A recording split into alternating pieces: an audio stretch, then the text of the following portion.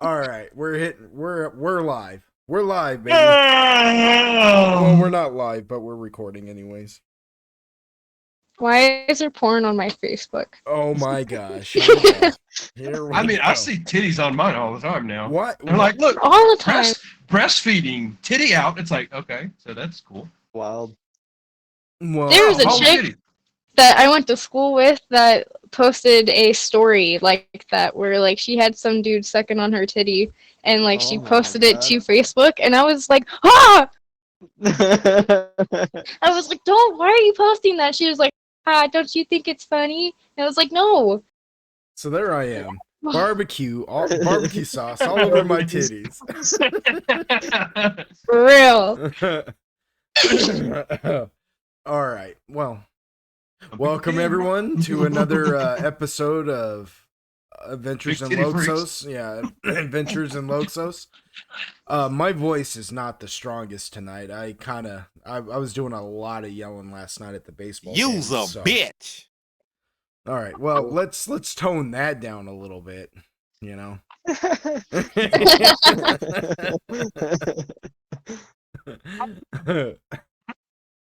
That was actually good timing. Holy fuck. But yeah, I did a lot of shouting at the baseball game last night, so Oh, is that what we're calling that now? well, it was a baseball game. We were just talking about Facebook. I posted And it's all sucking. yeah, well, I don't get any of that on my Facebook. I don't So know. you're a follower. I don't know where you guys go on your Facebook, but All the fun places. I usually just pick fights. So with that said though, yeah. Welcome to another session of Adventures in Loxos. And yeah, let's do we do the intro first or do I introduce you guys first? I can't remember. This motherfucker. Ah, screw it. Let's just do the intro right now. Quick intro.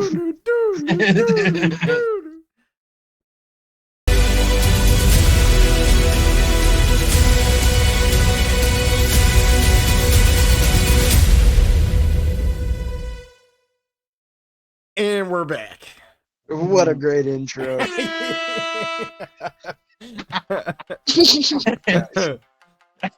So now I'm going to introduce everybody who's playing. Oh my god. Beginning with well, let's look at the load order in the conversation chat thing. Oh, okay. Starting at the very top, we got AGTX the Dragons.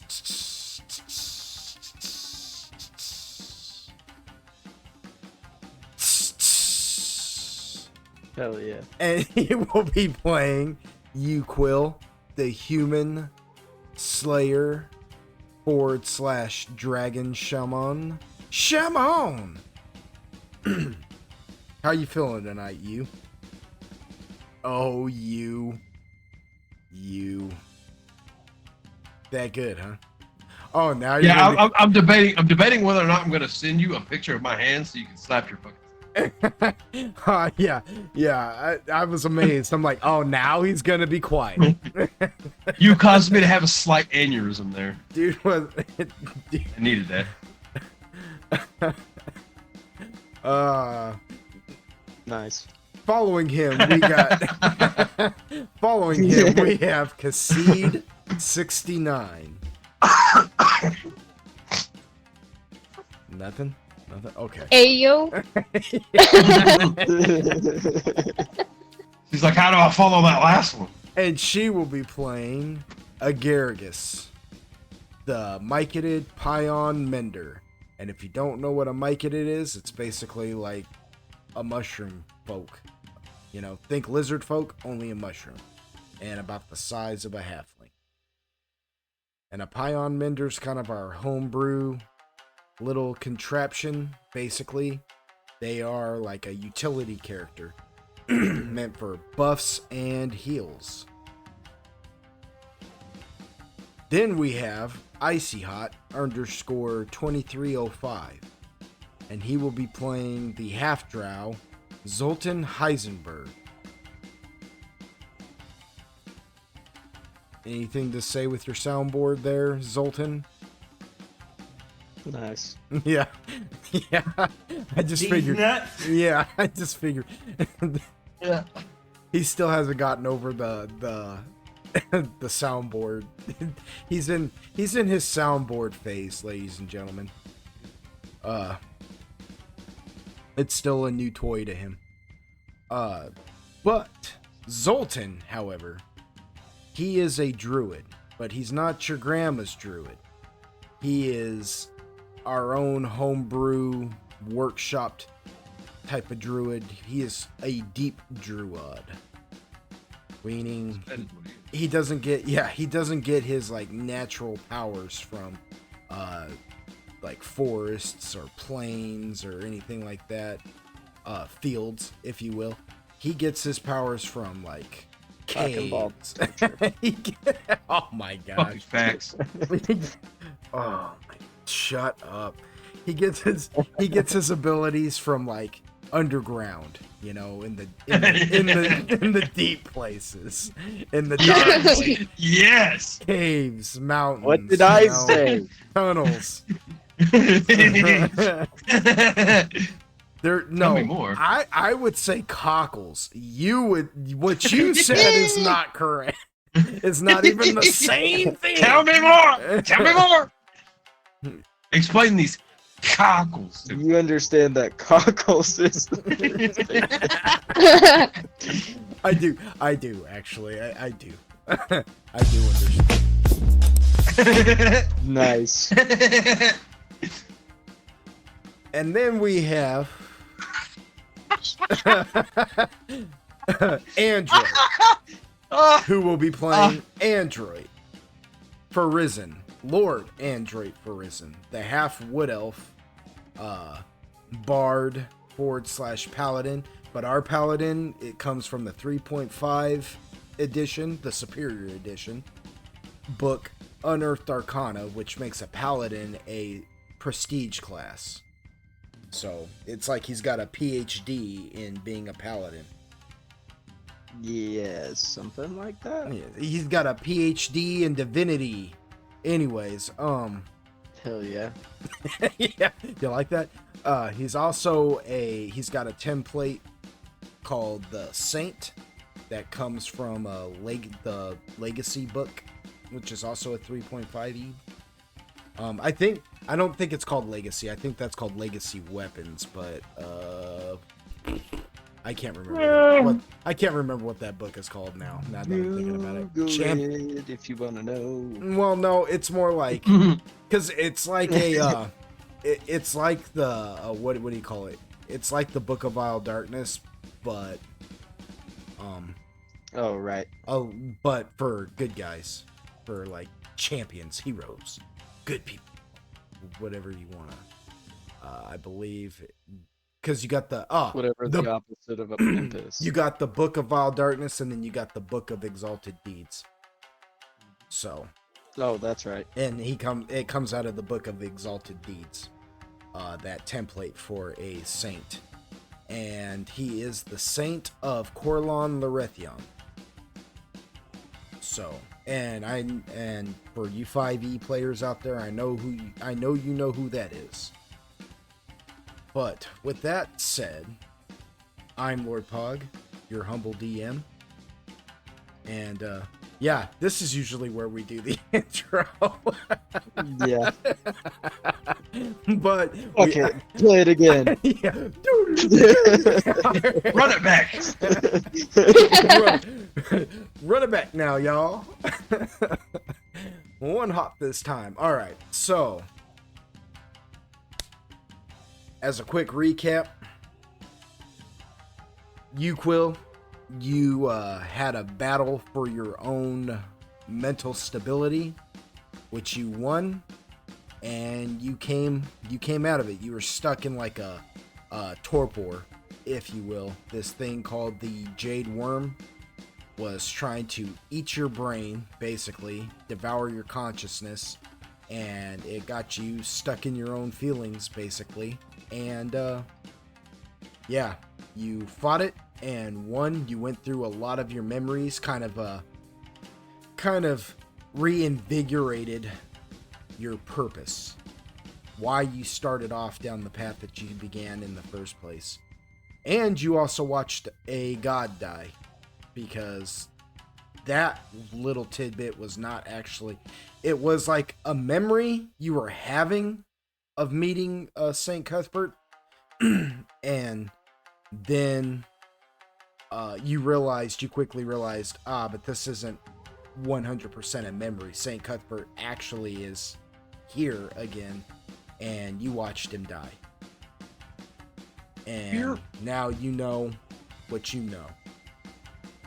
Here. But you won. You came up out of it, and that's that. Excuse me, I'm sorry. For the rest of the party, you guys went down to the farm to meet with the distributor of the fire wine. While there, you learned a nifty little song that Right. Android, you tried to copy it. You tried to like play it back, and you did okay. You did okay. You just kind of messed up a little bit. And Zoltan, you tried to play it back, and you just whiffed it hard. I don't know if you remember that, but I remember that. It was pretty brutal.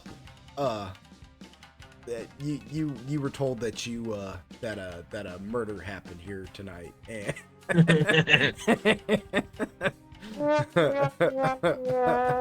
yeah. And Agaragis actually, oddly enough, did the best out of all of you. They actually picked up on the song really well and impressed Kung Aoki. That was the dragoon's name, which for newer listeners out there, a dragoon is like a dragonborn, only different.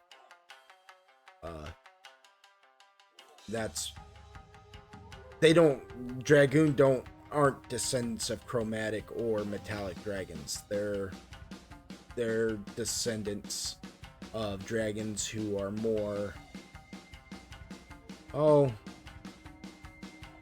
they're just more. We'll just say that.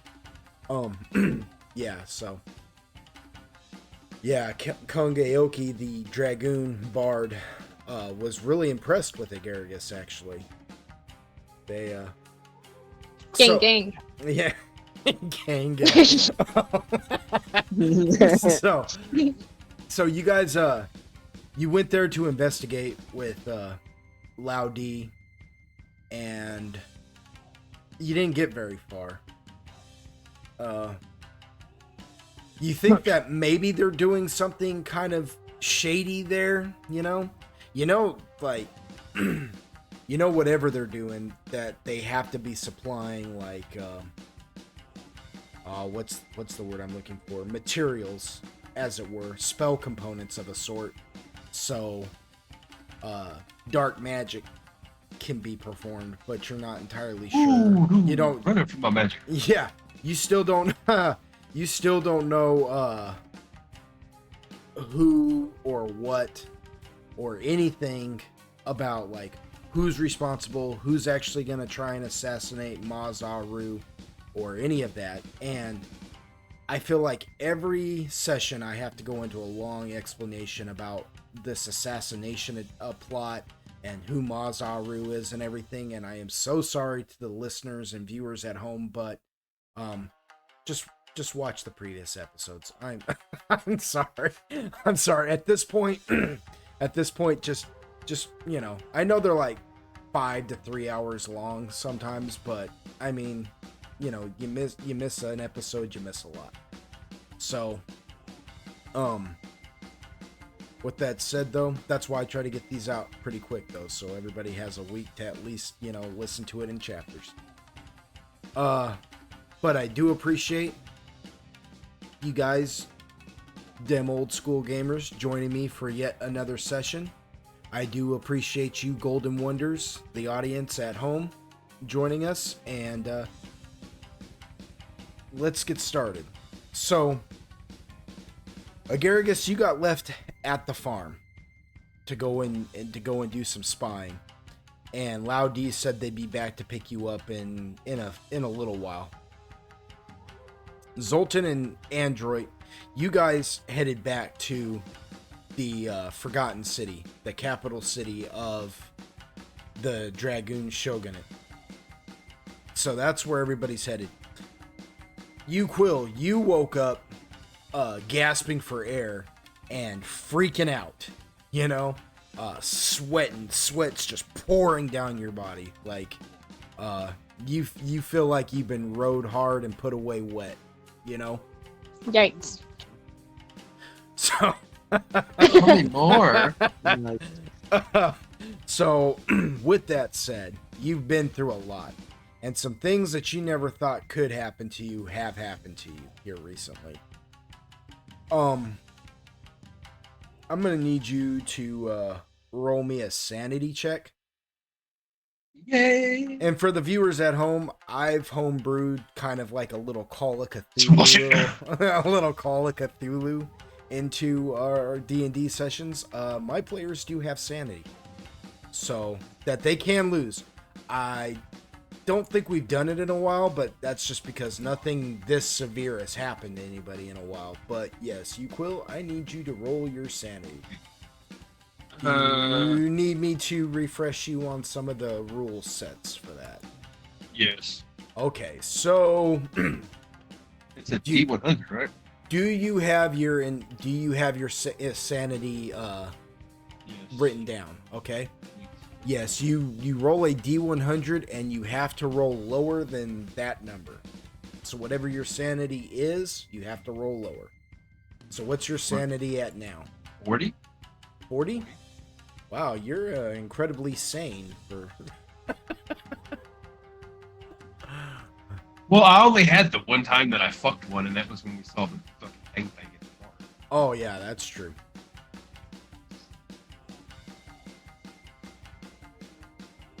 Well, there you go. So you managed to hold on to your sanity, which is kind of a bummer because it would have been fun to just kind of, you know, explain how that works right now. But I'll just have to start hitting y'all with more mind-bending stuff.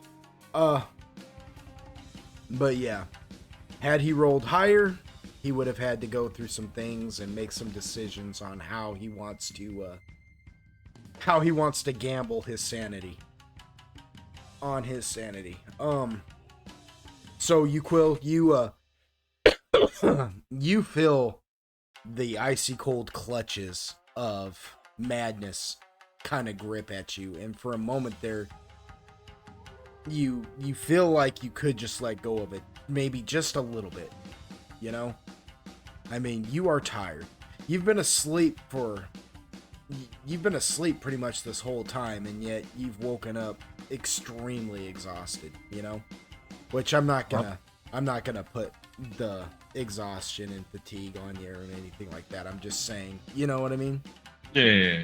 It's like when you go to sleep and then you dream about work, and so you wake up tired when you have to get up and go to work because it feels like you've been working even in your sleep.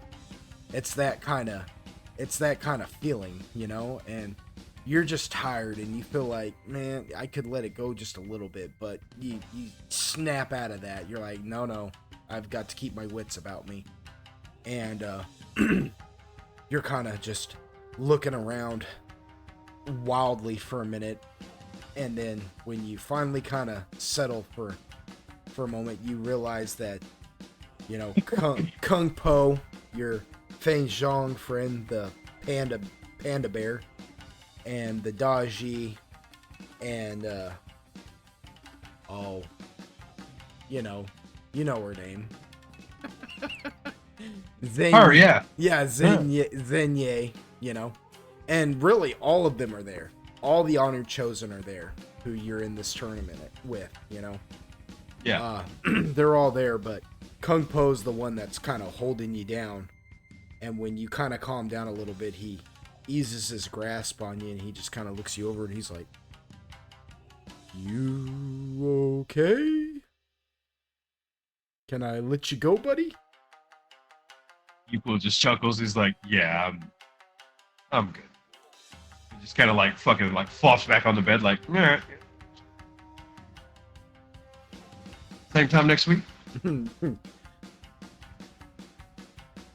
So as you, yeah, so as you sit up, that, you know, Kung Po, he backs up a little bit. There's some dragoon guards standing there, and you see one dragoon that you haven't seen before standing there as well. He is one of the more the bronze, kind of brawnish scaled dragoon. You know, the ones that like their scales kind of shimmer bronze and then dark brown and then kind of gold from time to time.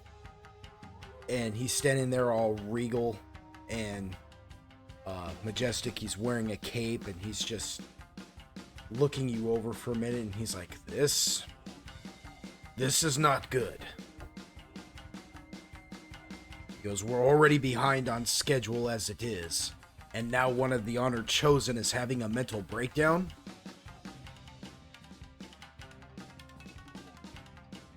Zane, Yeah, not exactly what I'd call it. Sure, we'll go with that. yeah. Zanye agrees. She says, "This was no mental breakdown. This was an assassination attempt. He had a jade worm implanted in him." When she says that, the dragoon looks at you, Yuquil, and he says, "A jade worm? Surely you have made great enemies in the short time you've been here, foreigner." I mean, I do what I can. He says, "Clearly, maybe you do too much." Evidently, I don't do enough. He says, "Well, now we have the problem of who shall you face today. Clearly, you're not entirely in working condition." Guess who? He looks you over and he goes, "Says me." I don't. My mama ain't raised no bitch. He says, "Will any of you face him honorably?" And he looks at the honor chosen. Kind of sit there for a minute, and finally Zanye, she steps forward and she says, "I'll face him." Fucking ain't right. She just kind of nods at you. He says, "Very well then." He says, "Then let's get on with today's show." And he storms out, just kind of mumbling to himself. He says something in, like, you know, dragoon. It's draconic, but it's not. You know what I mean? Yeah. But you do catch something, maybe like an F sounding word, and then foreigners as he storms out. Zanye looks at you, Yuquil, and she says, "Are you sure you're okay to compete?" Never better. It's just a flesh wound. I'm looking at his. Nice. Yeah. She bows to you and she says, "Well, good luck to you then." And then she stops. Okay. And as soon as, like, nobody's really paying attention, she turns around and looks at you and she says, "If you tell anybody I kissed you, I will break both of your legs." As long as I get one afterwards. He's going in the horde. She just storms off. Yep, that's keeper. Agargus, you are hanging out. You know, you watch as they fly away, and they left you by a bush. You know, so that you may remain concealed, so the others may not see you. You know, and for all intents and purposes, you are far enough away from the farm in general, the non-Chang farm, that you don't stick out like a sore thumb. You are quite small and everything, but as far away as you are, you can hear some kind of commotion going on up there now. I mean, it is loud enough that it is echoing to you, but it at this distance it does sound pretty garbled, I guess. You have a few options. You can try and make your way up to the farm so you can listen closely, or you can strain and try to hear from the distance you're at.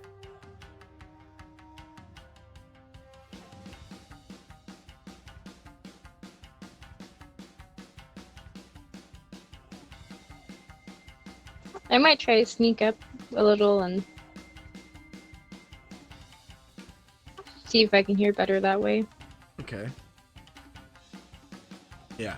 Another option is you can just totally disregard what they're saying altogether and be like, well, that doesn't seem like any of my business anyway. Oh, right. But I didn't figure Somebody fucking with you? Look at that. Yeah.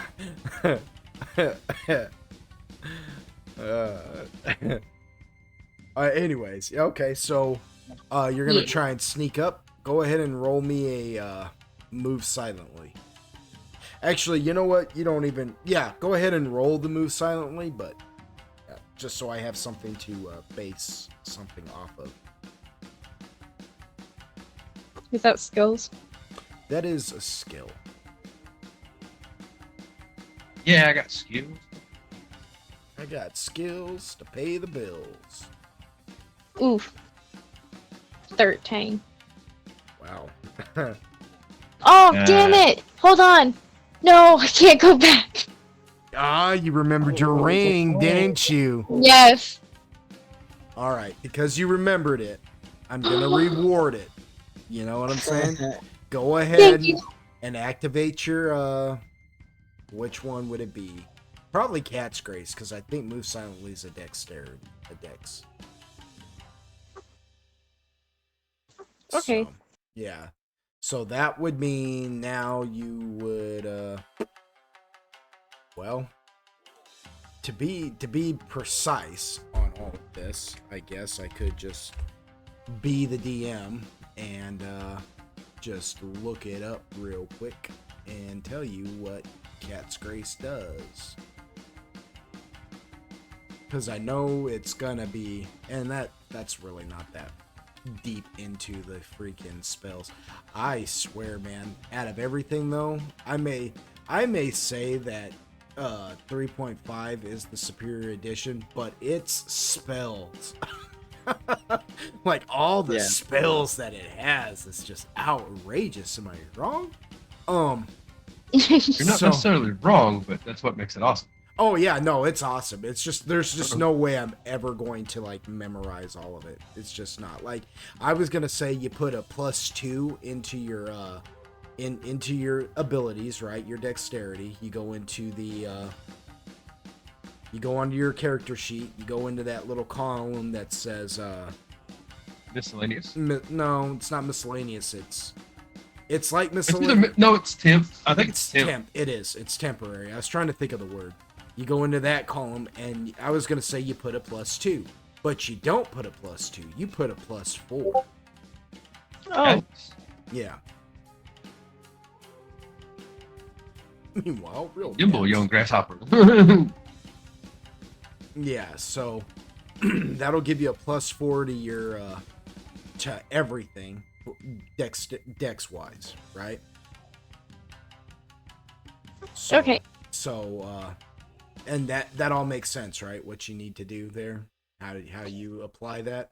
So when you roll it, it will add that +4, right?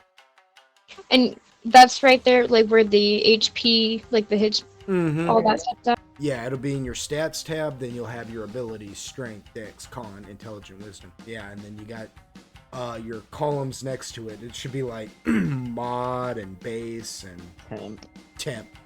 You would put it in the temp column, and then yeah. Before you roll that, Agargus, I'm gonna take you out of your comfort zone a little bit.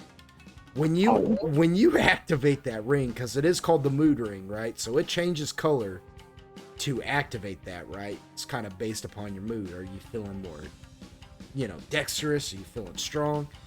How does that look? Describe that for us. Like every time Agargus activates a mood and the aura kind of, engulfs them. Like with you, Quill, it looks like he's going into Super Saiyan mode. How does that look for you? Like, how does that represent with Agargus? I'm gonna describe it kind of like almost like putting on a cloak. Like he does it very like swiftly, yet like transitions very quick.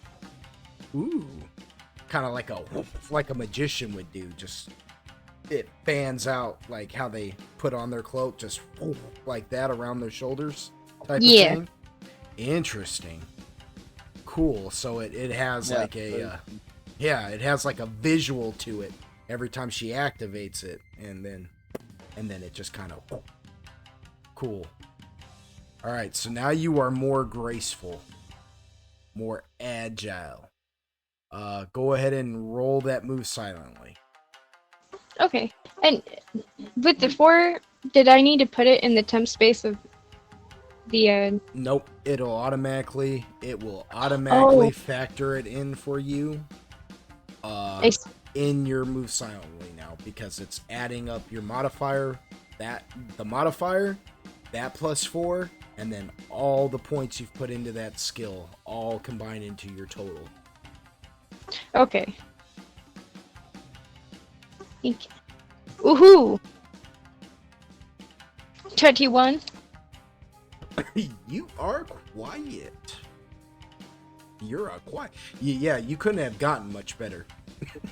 I mean, you were like one off from perfection. You went as low as you possibly could, and then almost went as high as you possibly could. So that's the game right there, telling you something. You know what I mean? Fortune favors the brave. Yeah. Yeah. Yeah. I like how you just pop that in there. Fortune favors the brave. I'm gonna go to the airport and just walk up to somebody, just like deadpan, and be like, "Don't get on the plane." All just straight faced and everything, just like I'm in like some kind of daze. I'm gonna be like, "Don't get on the plane," and then just walk off. Anyways, Wake up. Fortune favors the brave. Just walk off. Yeah. So, Agargus, you begin as agile as you possibly can. I mean, like, it does, because of your height and the way your body is shaped. Your legs are kind of squat, your arms are kind of stubby. You got little sausage fingers. Your feet look like little dinner rolls. You know what I mean? And then all of a sudden now it's almost like you're double jointed. Your arms feel way more nimble, maybe thinner even. So does your legs. Like everything. Oh my gosh, my knees actually bend. You know what I mean? Like you're just kind of like, I got elbows. And you get down and you just start crawling, and you just scurry up that up to that farm. One more time? Yeah. Scurry Through up the that hill. Scurry up that. Stop. Nice. So you up that hill, and as quietly as you can. I mean, you are like the wind. Like if anybody hears you, they just think it's the wind rustling through the grass. And as you get closer, you can hear the voices way more accurately, and they seem to be having an argument of some sort. go ahead and... Ooh, excuse me. Go ahead and roll me a listen. Man, my voice is gonna be cracking all freaking night. Then do I really want to roll listen? I mean, you know... Whoa. Do I really want to roll a listen? So, as you get closer, you can hear them arguing. It's... Kung Aoki and Z, the one who calls himself Z, because he's got that crazy long name Xiaozhu Nanzi, and Z and Kung are having an argument with one another. You know, just back and forth talking about, you know, well then how did they know? Why would they come here? You know, Z is saying, just real irritated. Earlier, they seemed both really laid back kind of guys. You know, real chill, just kind of like, yeah, you know. And now, there's a more serious tone to them. An attitude that you didn't even think they were capable of doing. They seem mature. This is really what it is, you know. Earlier, they seemed like a couple of immature boys, really, and now they both seem like full-fledged businessmen. And Kung Aoki, he's just like, I don't know. I mean, do I ever leave this farm? How am I supposed to know? And you hear Z say, well, they knew about our business somehow. He goes, by tachesis, if they figure out who we're working for, we're in some trouble. I mean, there's only a few possibilities. You don't think the underbelly sold us out, do you? Kung says, I don't know why they would. I mean, we've had a good arrangement so far. Says, then maybe it's the pagoda. And that's when he says, Lotion! And you hear heavy footsteps just... Yes, Nunzi? Go to the pagoda and, tell them what's happened here. Speak to the governor and just ask him. Tell him we've been doing what we're supposed to do, so if this was some kind of test, we passed. Lotion says, as you wish. And then Agaragis, you don't see it initially, but you hear some heavy wings just flap for a minute, just... And then you watch as the one known as Lotion Kurong comes flying up into the air, just flapping his wings. Go ahead and roll me a hide. No. I think hide is a dexterity thing too, so you still have a pretty good Yeah. Oof. 19. Oh, good heavens. Okay.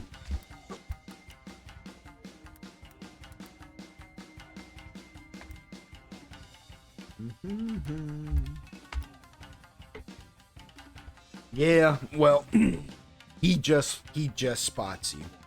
So you try to roll up out of the way as you watch him come flapping up into the air.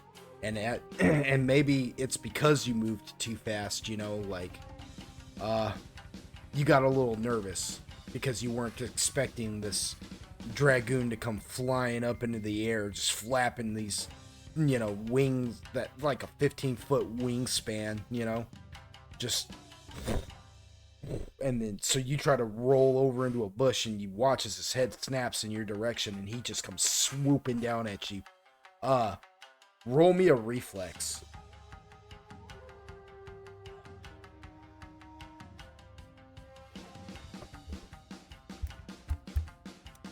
Is that in... That'll be in your stats. That'll be right underneath your abilities. So you have your strength, dex, con, all that, and then right under you'll have like fort, will, reflex. Yeah, 25. Yeah, that's not bad.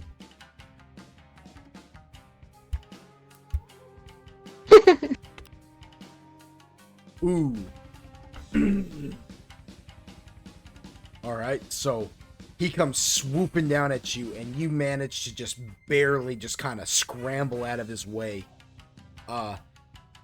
Describe for me how you evade this guy as he, Lotion, as he just comes swooping down at you. Like, he tries to snatch you up. How do you, you know, skedaddle?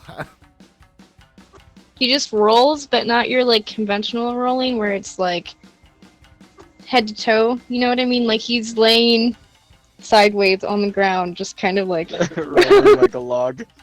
yeah. He log rolls. Like a combat roll, just whoop. So he tries to do that, and you just kind of log roll over and just right up against a wall of one of the buildings there as he and he comes at you with such force trying to snatch you up that he actually like shaves some of the grass, just gives it a buzz cut as he comes, you know, swooping back up as he barrel rolls himself. Just you watch as his wings fan around him like a whirlwind as he spins around. Go ahead and what do you want to do here? You have a few options open to you. Well, you have all the options in the world, but what would you like to do?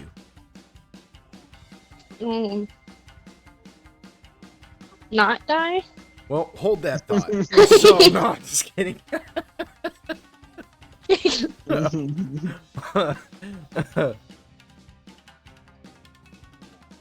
Well, how would you like to not die?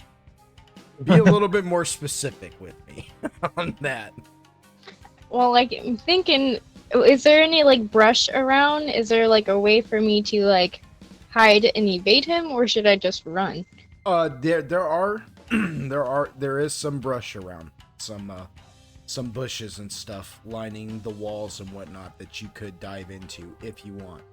You could also try and make a break for like one of the open doorways of one of the buildings that's just across the way from the building you're up against right now, and get to like an inside area, which would greatly hinder his flying. So it's really up to you if you want to try and run for it, or you could dive into a bush and kind of use it as a canopy. I might try one of the houses or one of the places near. I don't know if it's a house, but you know, a building. Go into doorway, but well, I guess it just depends how well I roll. I was gonna say I don't know, but can I see if there's people in it first? You don't. I'll tell you what, roll me a spot, but you're gonna have to roll pretty high because it's gonna be a quick glance. You see what I'm saying? Because you're like, you've only got a few seconds here to just like glance in a doorway at the building that you're looking at. You know what I mean? Yeah. And then you're gonna have to just go for it, whether you spot somebody or not, you know, because he's reacting fast. He's barrel rolled it around. He's, you know, his wings and everything. He's coming down, you know. Does a 17 do? So you don't see anything immediately as you just kind of, you know, glance and try to like glance in one of the doorways, but he's on you now. So,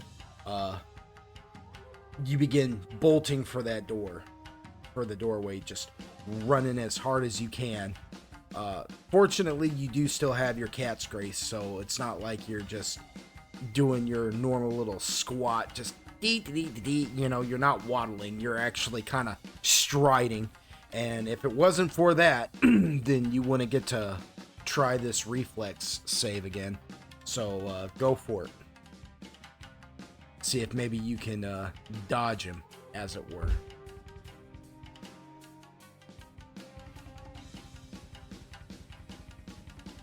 Mm. 17. Ooh. Oof. Can I bite him? Oh my gosh! No freaking way, dude. So you literally beat him by 1. Yes. Nice. You literally beat him by 1. Yeah, 1 point. Eat mod dust. Yeah, well, we both rolled 1s. So that Don't tell me. yeah, that tells me that your reflex is just 1 point. It was your reflex versus my attack. My attack is 1 calorie, not coke enough. So Whoa. yeah, so he tries to snatch at you again, and you just kind of eat. How do you dodge it this time? Because he's trying to swoop down on you from behind now, just like whoop, to kind of lift you up like a baby. Just Can I like almost like duck or like dodge in a way that like goes behind him? you won the roll, so you're allowed to do as much D&D as you like. You describe to me. You describe to me what you want to do, and if it's too crazy, I'll make you roll something else just to see if it comes out as cool as possible. But either way, you're not getting snatched. Okay, yeah. He's gonna kind of like duck and then roll kind of back, almost as if behind him, Mm-hmm. and then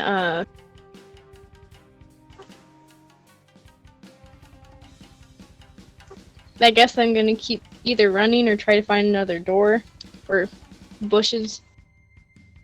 Okay, so you kind of just do like a backwards tumble. So when he tries to snatch at you, you just kind of roll underneath of his belly and end up behind him. Yeah. If I understand that. Okay, so yeah, you pull that off. I'm not even gonna make you roll the tumble because that was just too good of a reflex versus versus his attack. So you just kind of roll up underneath of him, and you, as you're backwards tumbling behind him, you just see, you can see his complete like underbelly, his undercarriage, all of it, and you even see the look on his face of confusion. I am confusion. Why is this not our Kansas? He's I'm just, not gonna explain. yeah.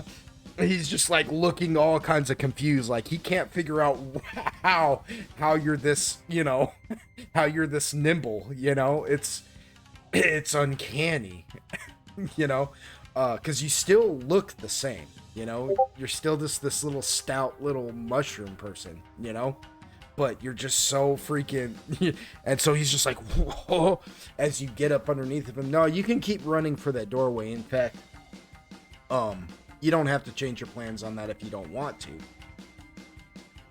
Right? Is this a trick? No, I'm just asking. Okay. I'm just asking. Well, it's not really so much of a trick. It just depends on whether or not I'm going to need you to roll something again. Are you still just going to break for that same doorway, or are you going to actually like just try to change it up on him and try to like dodge into a bush or go for another door? Probably go for. I don't know if I'm as close as I was to that one because I don't necessarily want to run back into his line of sight. Mm-hmm. Although I know that he can probably turn around pretty quickly, but yeah. So where are you gonna go? Is there another door?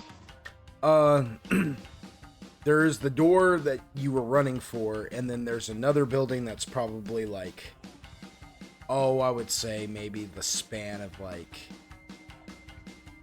maybe 5 foot, 10 foot away from the other building. The walls will leave a gap just enough that they make like faux alleyways in between in between them, you know? So, instead of running forward now, you would need to go catty corner for the next doorway. And you do watch as when he does fly over you like that, he goes swooping up as graceful as an eagle, and he actually takes his wings and tucks them in and backflips in the air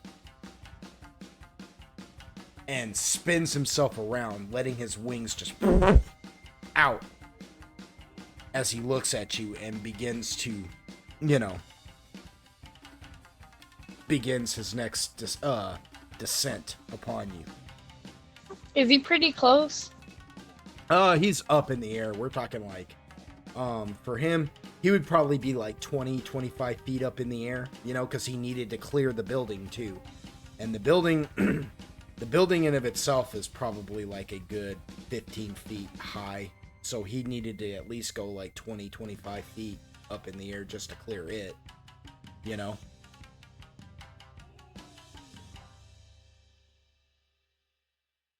These are like barns, if you will.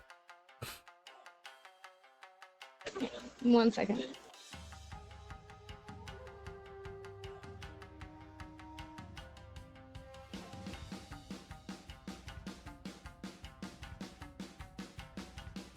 I'm reading some of my stuff. Just FYI. Oh yeah.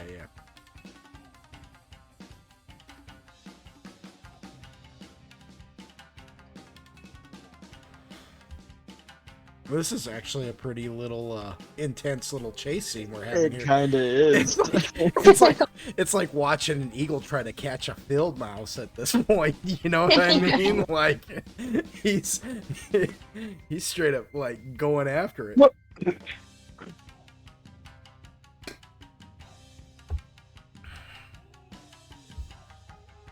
Garrigus is using all of it. Kinda has to. Yeah. Yeah.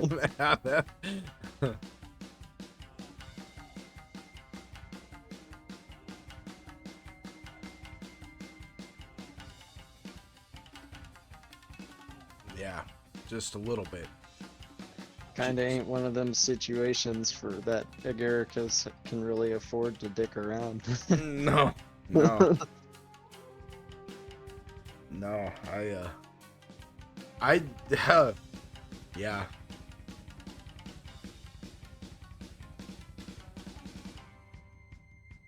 Now, how is it that Agaricus is always getting in these little, like, scuffles where somebody's, like, trying to catch them and they're, like, doing their best to, like, avoid being just grabbed altogether? Aha! This happened in the underworld, too, when the, you know? You found me!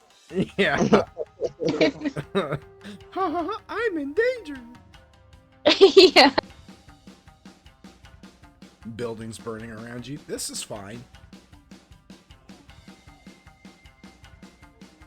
Slippery little snaky snack. Snack. Snake charmer. A snake. Fine as hell. Stop.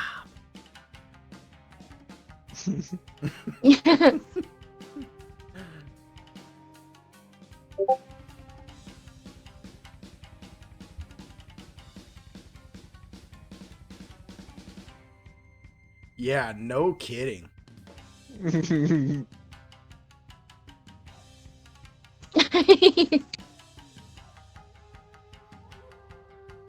So what are you looking at, Agaricus, just out of curiosity?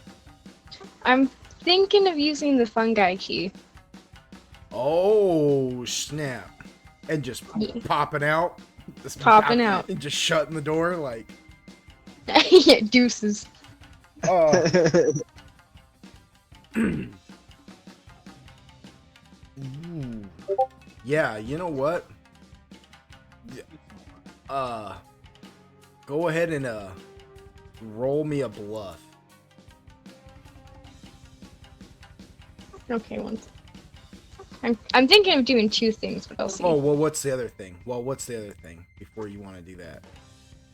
Okay, so I was thinking of like as he's coming down near me, Mm-hmm. go into my little pocket dimension.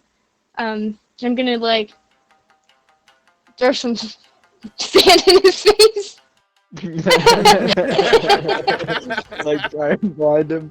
blind him, and then like use my little sneeze thing on him, and then like bloop into my little pocket dimension. Nice. Yeah, okay. Go ahead. Is that what you want to do? Yeah. Okay. I guess for the sand, go ahead and roll me.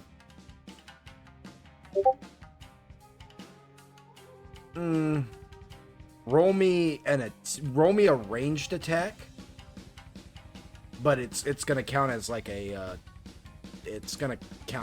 touch attack basically, and It, it and is he's that in gonna. skill? No, that's just an attack. It just Oh. Ranged and melee are at the bottom of your stats tab. You'll have like your Oh. fortitude, all that. Just scroll down till you see a little section that says ranged. Yeah. My bad. No, it's fine. Ooh, 39. Holy crap! Yowza. Dang. Yeah. Oh. Wow. Mushroom go hard. Yeah. Yeah, you beat him by 2 points. Hell He- yeah. Yeah, he rolled a reflex on that, and he's very dexterous, as you can see.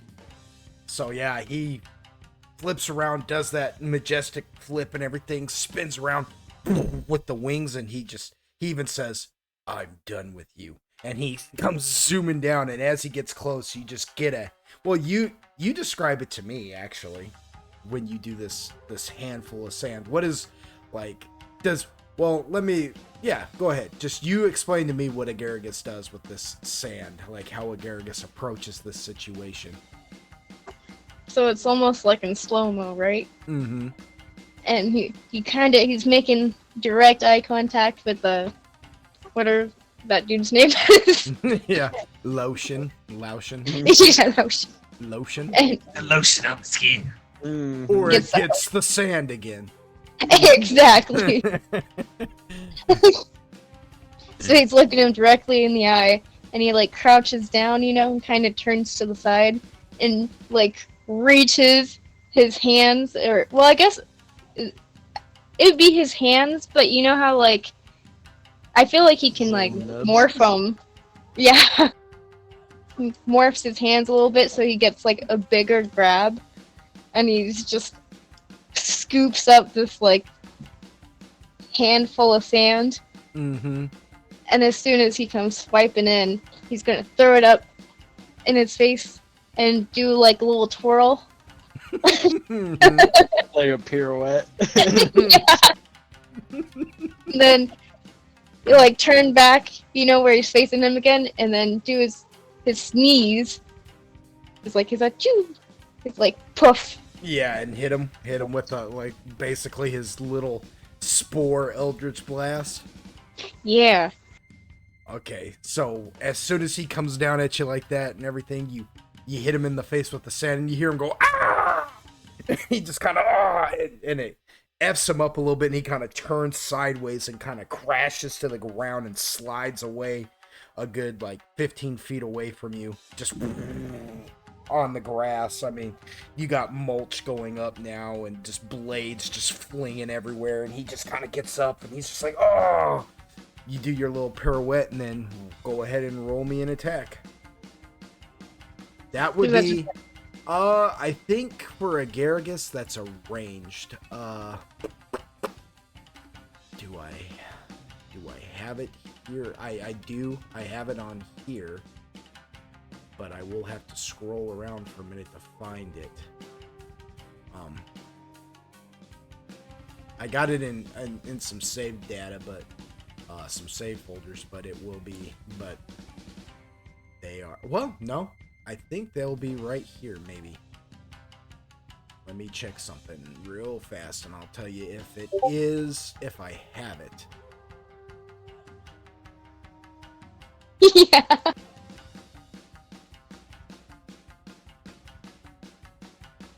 Okay, yeah. Let's see. Is it? Where are you at? Do.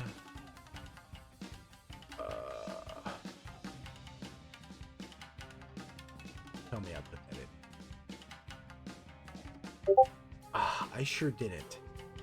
I sure did not. Okay. So the closest place I'm gonna have it is here on Discord, but it'd be in our chat. It'd be in mine and Android's chat, because that's where I had originally sent it to him. Let's see if I can find it real quick.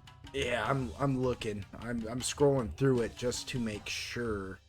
But we got off one night on the freaking whole like listening to all the mashups. And now I'm scrolling through all the whatever podcasts and the Pat God stuff, and now I'm going through all of the Persona 5 playlists that we had on here. And, you know, it's occurring to me that you and I get on when we start trading things back and forth with one another. Yeah. Yeah.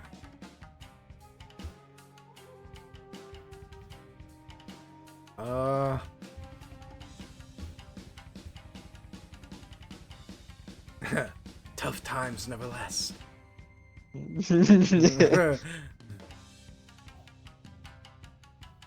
Oh, true value.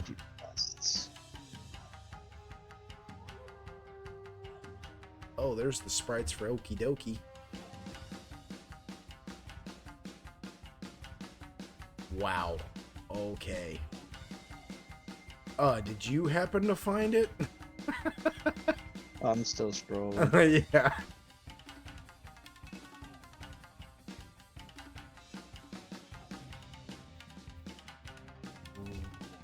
I hope I didn't accidentally pass it. I don't think I did. Kind of what I was thinking.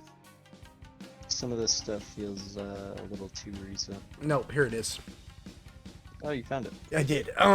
Let's see. Yep, it's a ranged touch attack. All that work just for something that I pretty much knew. Okay, Nice. I'm gonna save that image. We'll just put it on my desktop somewhere. Okay, yeah. Go ahead and roll a ranged attack. A ranged touch attack.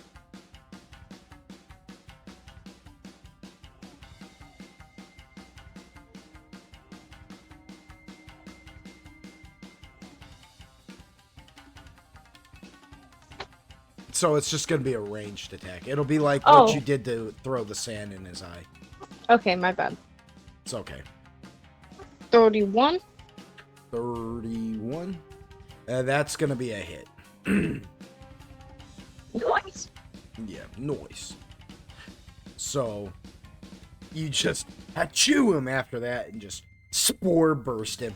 And while he's like, you know, while he's trying to get up and get the sand out of his eyes, all of a sudden he just gets hit by these spores, just hitting him like, you know, 1,000 fists. Just he's like, oh, what is this? And he, because he wasn't quite to his feet properly yet, he goes barreling over again. Go ahead and roll your damage for that, which is going to be humana All of the damage? 96 plus your dexterity modifier. So what is your dexterity sitting at right now with that with that +4? Like, what does it say? You'll see at the column that says mod. Yeah. What is that number? 4. 4. So it's going to Yeah. be 96 plus 4. Okay. 4? I said 4, you freaking piece of shit on the ground.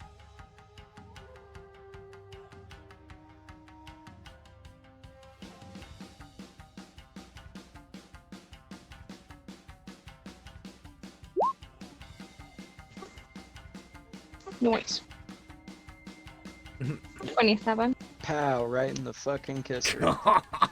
So he takes 27 points of damage, and he's like, you know, his nose gets bloody a little bit, and he's like, what are you doing?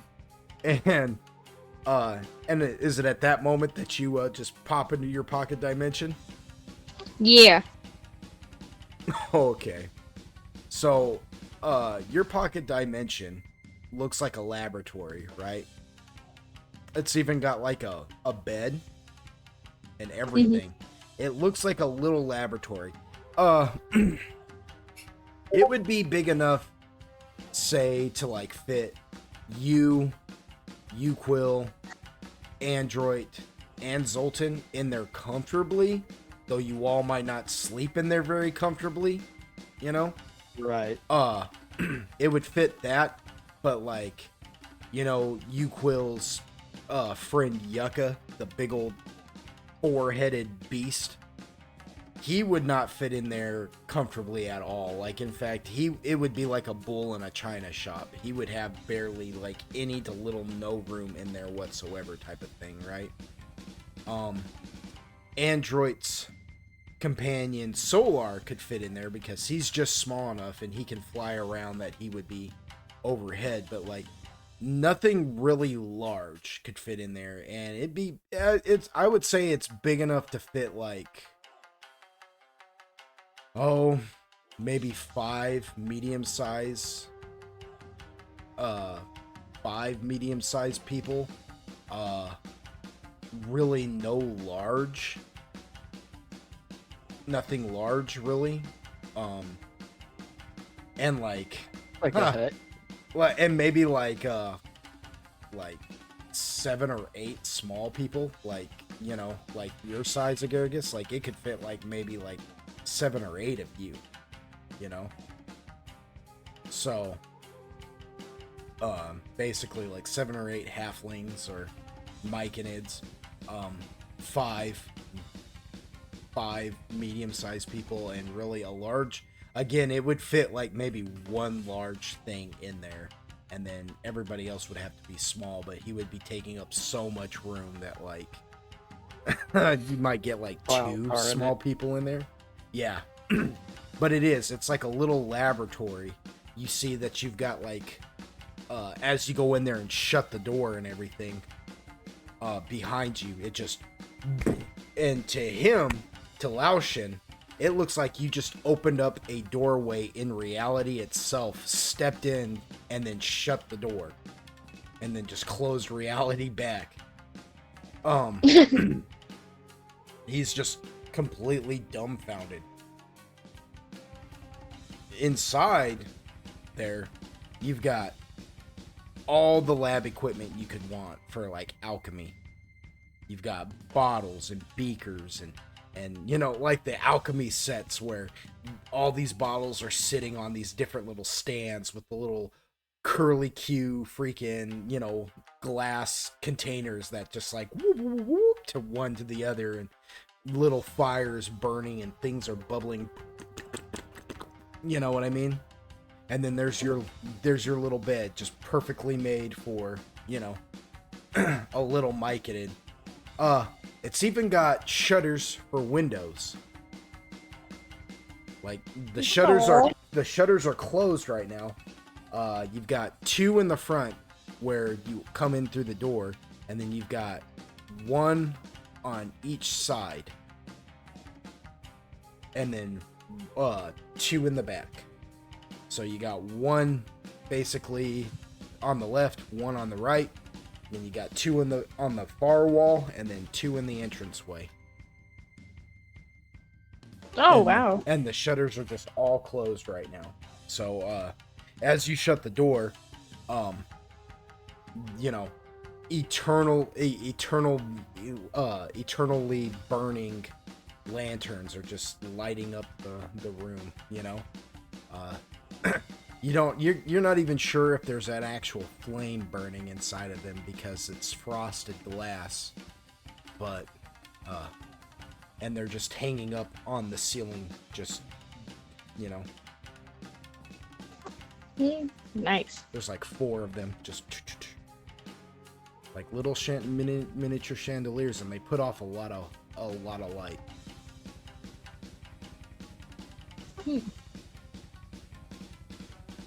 Okay. Can you like open the shutters? Yeah. Alright, bet. Which shutter would you like to open? Oof. Uh,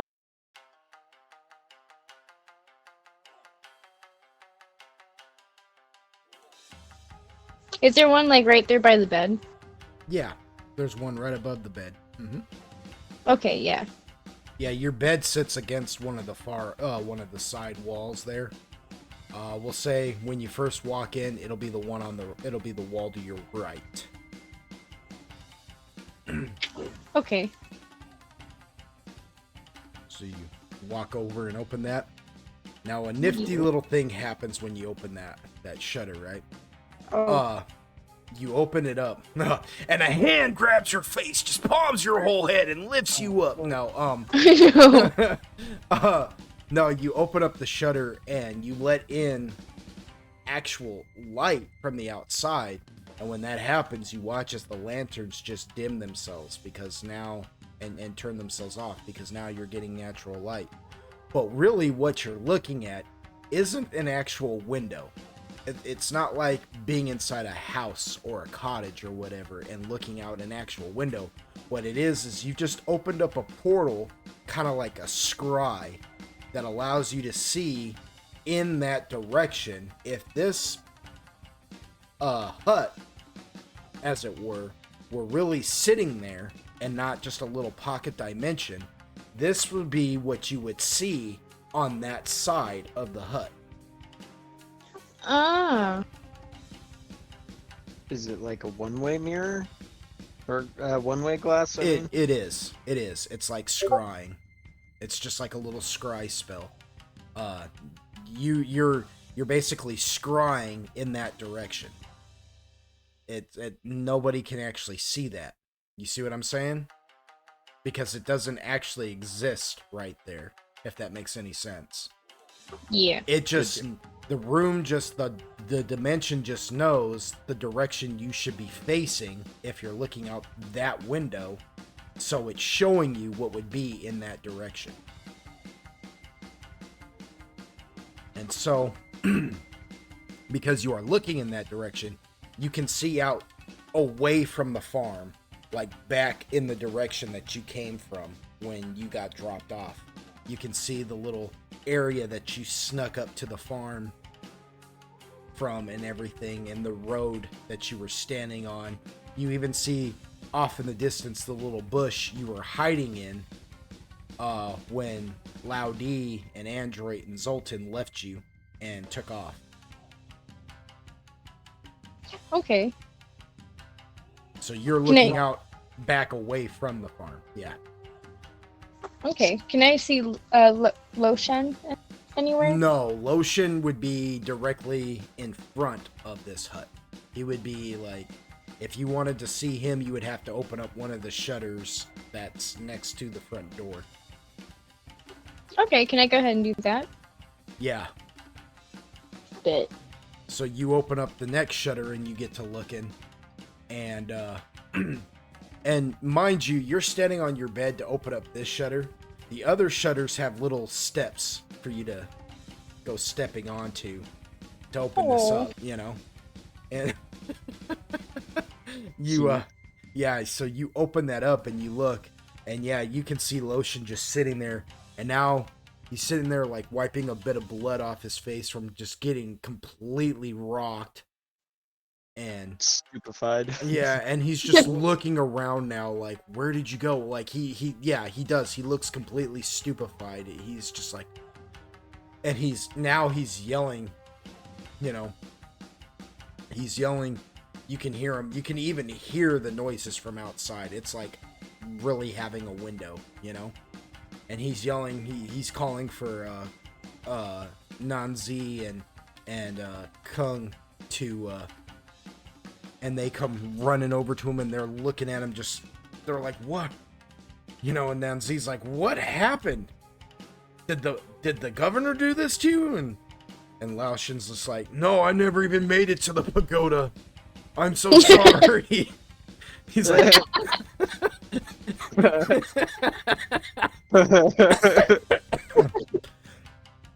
those coughs that I'm naturally doing are Lao Shin's actually doing too. He's just like, he's like, I never even made it. He goes, as I was leaving, I saw that we had a little visitor. One of the things, the little thing that was with those visitors earlier, the little fungus. It was still here. It was sneaking up to the farm. I tried to catch it, but I don't know. I don't think that. Yeah, he's like, I don't think that thing's a pet. He's like, it was swift. I swear, I am so sorry, my lord. I tried to catch it, it kept evading me, and then the little freak threw sand in my eyes. and then I'm pretty sure it blew its nose on me, but it felt like it had punched me 100 times when it did. And about that time, Kung Aoki kind of laughs. He's like, yeah, and then he's just like, shut up. Shut your mouth. He's like, well, where is it now? And he goes, I'm pretty sure I just watched it use Dimension Door to get out of here. He's like, I don't know where it's at. It could be anywhere. Nanzi's like, oh, for Takesis' sake. He goes, we are so dead, you guys. We are so dead. He goes, it's gotta be an underbelly assassin. It's just gotta be. He's like, I swear to you now. It's like it he goes, he's not happy with us. And Kung Aoki's like, you don't know that it's actually an assassin. We don't know that it's actually an assassin at all. He's like, oh no. The underbelly sent this thing. We're in some trouble now. He's just kind of he really does seem extremely nervous now. He's like, Boss Kappa is he's done with us. I'm telling you now.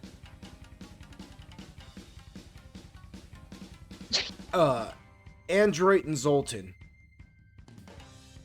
you guys make it back to the Forgotten City with Lao D, and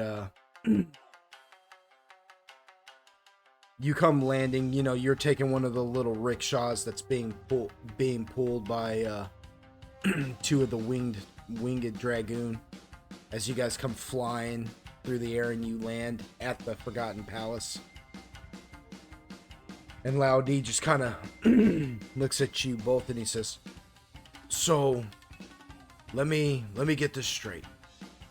The plan is now that we go and speak to this crone woman that Zoltan knows. Am I correct? And he looks at you, Zoltan. He says, this crone woman, you have somewhat of a familiarity with her at this point.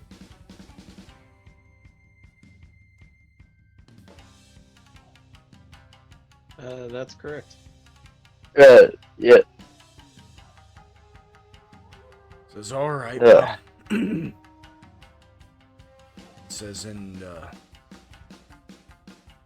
well, so what's the plan exactly? Just forgive me if I sound like I'm being a bit of a worrywart, but she told you, Zoltan, if I'm not mistaken, that the next time you tried to use her services, she was gonna want something in return. Yeah, that's what she said. Did she make it sound as though that she would accept monetary compensation, or do you believe that she would be more requesting a service. It seemed more as a service. Fuck me to tears.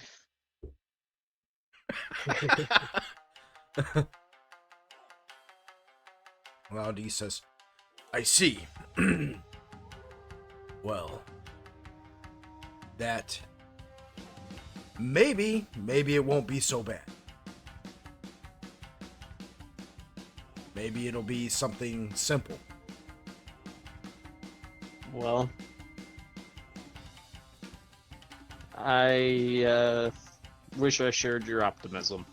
He says it's more like a hopeful optimism. Well, suppose let's get it over with, see what she wants. At this point, a little dragoon girl comes running up to the rickshaw, going, Papa! Papa! And she's got similar coloration as Laudi does, you know. She's one of the darker scaled dragoon, you know, whose scales shift from the... The one we saw before? Huh? Didn't we see one of his before? Like his daughter? Yeah, exactly. So Same one? you recognize her, yeah. She's the one that got the full Monty from Quill. Yeah, you. When he fought in the arena. You're like. To clarify it, Laudi was like, Laudi was like, from here on out, do you mind wearing something, you know, A loincloth. just something. Yeah. So you recognize her, you know, his daughter, and he's just like, you know, he's like, oh man, I can't remember her name now.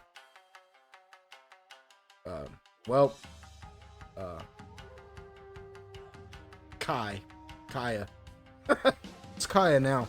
Nice. Yeah. She comes running up. She's like, Papa. He's like, Kaya. He's like, well, you know better than to bother me when I'm on official business. She's like, but, and he goes, no buts. He's like, go play.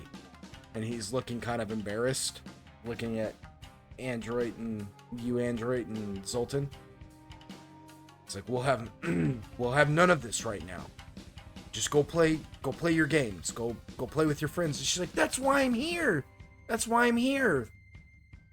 The group, they're in trouble. The debt collectors. What? He's like, the debt collectors? And she's like, well, no, we're not in trouble, not anymore. The girl helped us. The little monster girl. She saved our lives. He looks at you and he's like, oh, he looks at her and goes, oh, you guys and your imaginations. It's like, I'm really sorry about this, everyone. Android's like, well, hold on. And he's like, if I may, and he kind of bows to Laudi a little bit, and he turns to Kaya, and he's like, you know, puts his hand out about Elsa's height, and he's like, about this tall, blonde? She goes, yeah. Got my fucking Bard's charm in her hair? You didn't know that she had the Bard's charm in her hair. You didn't know that. Well, fair enough. Yeah. I've seen her. But fair enough. Yeah, but fair enough.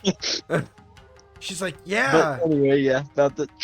She goes, yeah. She told me to come find. She told me to come find her big brother. Android kind of looks at Laudi and he's like, Elsa? She's like, yeah, Elsa. Monster Girl. That's what we call her. Oh. Well, that's kind of fitting.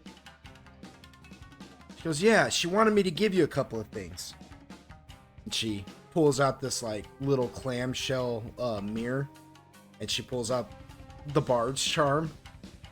She says she won't be needing it anymore. Well, I'll be damned.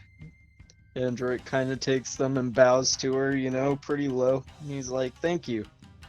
And he's like, what do you mean she won't be needing them? Where is she? Is she Well- okay?" She says, "Oh yeah, she's fine. We were attacked." And at this point, Loud D's like, "You mean this all really happened? This wasn't a game?" She's like, "Mm-mm." She goes, "We were doing her a favor and looking into some things for her, and we came across some Kuatoa. They were chopping heads off of their pets and sapping them their juices or something. It was gross. And they caught us and were going to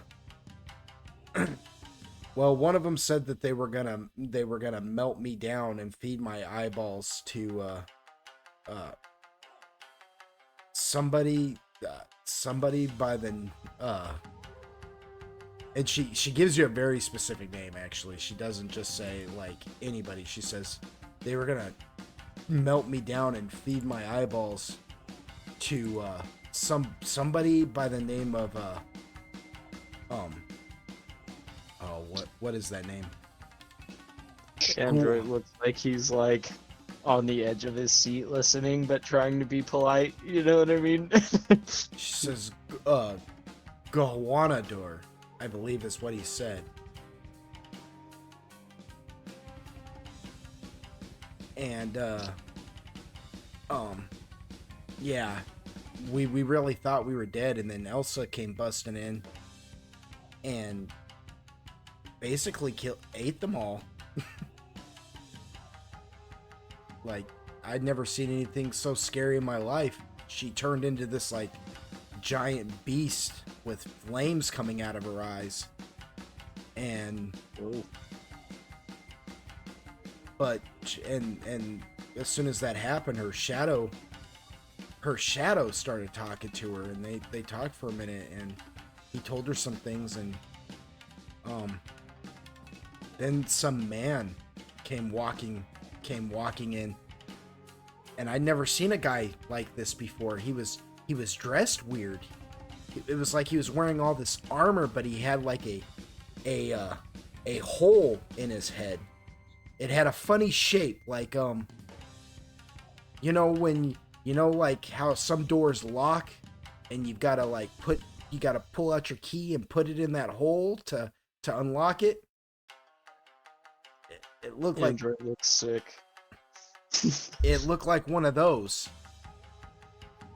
But it was big. It was like he had one eye, and that one eye was that hole. And he talked to her for a minute, and she realized she had to go with him. And so she gave me her hairpiece. She pulled that out of her hair, and she points at the bard's term, and then she pulled this mirror out of her pocket and gave it to me, and she told me not to open it. She said, "Don't open it. Make sure my big brother gets it. He'll know what to do with it." And then she took off, and she's just gone. Yeah, Android looks like he looks green. He checks his shadow. Go ahead and roll me a check spot.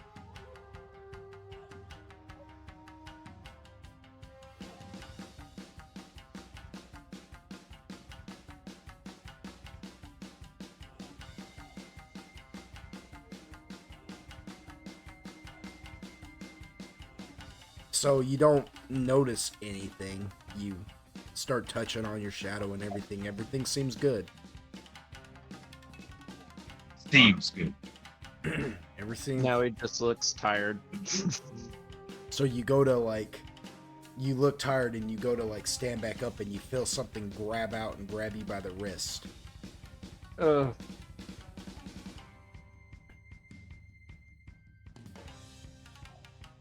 Yeah. It's at that moment you hear a voice say, "It's just me. It's just me, Paisano. We're good." We're good. What the fuck? He says, it's just me, Biggs. Sorta. Sorta Biggs.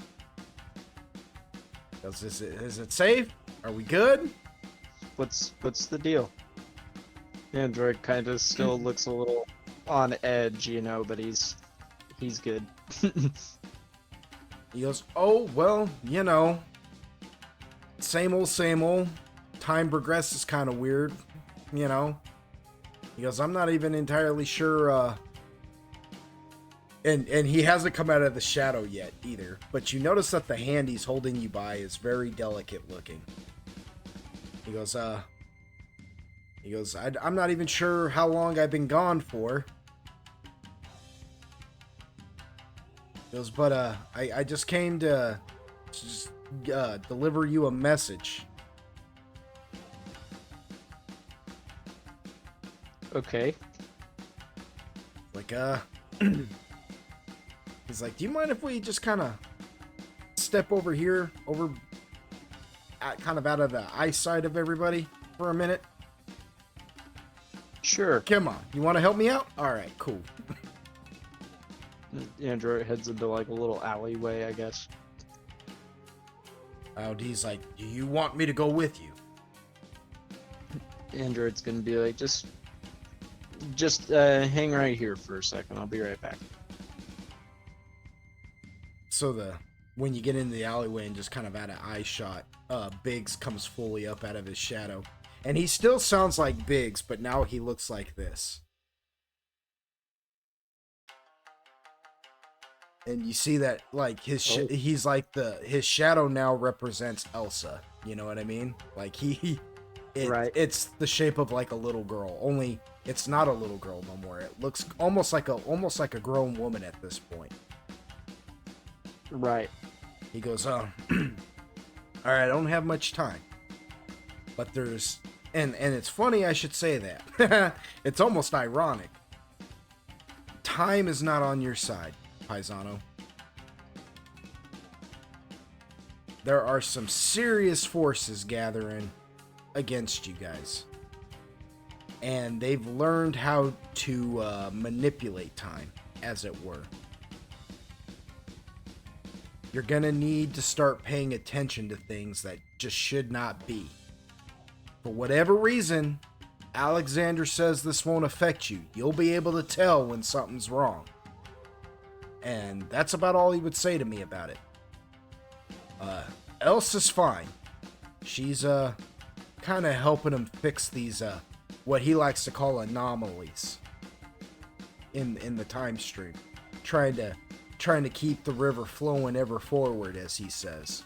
You know, too many people are trying to dam it up, is what he says. Alexander says he knows you. He brought you to his area, the eternal clockwork or something.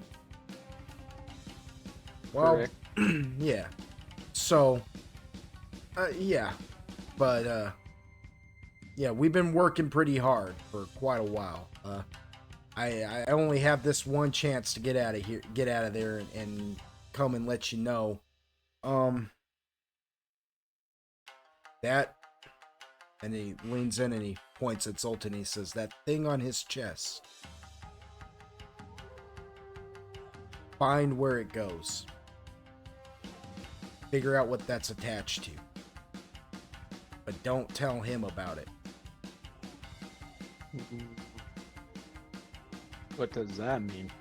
It means that if he figures it out, it's gonna take him. I don't know. That's all Alexander would tell me. Where He it can't- go? Yeah. If he figures out the source to it, it's gonna corrupt him. Says right now, it's in sleep mode. Don't let it wake up.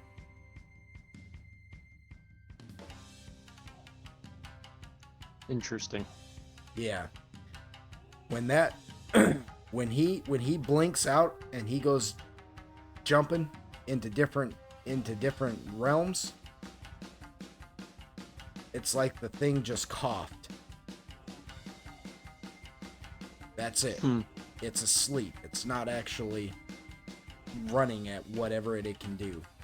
But Alexander won't say no more than that. He says that if you all know, that'll change too much.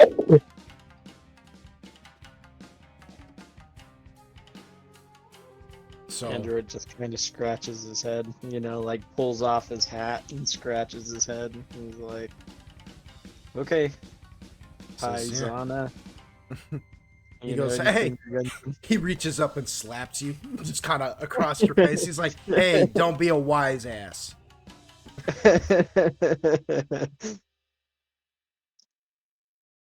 He's like, oh yeah, he goes, oh yeah, one more thing, and Alexander said not to say nothing, but Elsa said, yeah, let him know. Watch out for Ek. No, fuck. And the second he says that, he back into your shadow and it's just gone. He says, you just hear him one last time. He says, me personally, I wouldn't keep this from Zoltan. I'd at least let him know that he's in some kind of danger. But that's just me.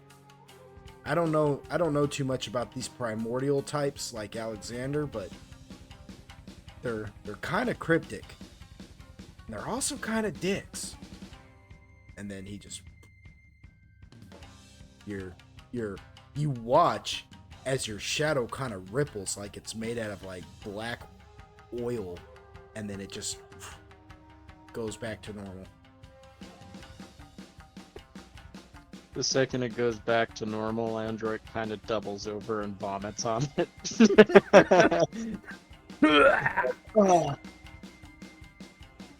He kind of like straightens up and wipes his mouth and is like, oh fuck me. Okay. And then he heads back to Loudy. He's like, I'm gonna chew on that one for a minute.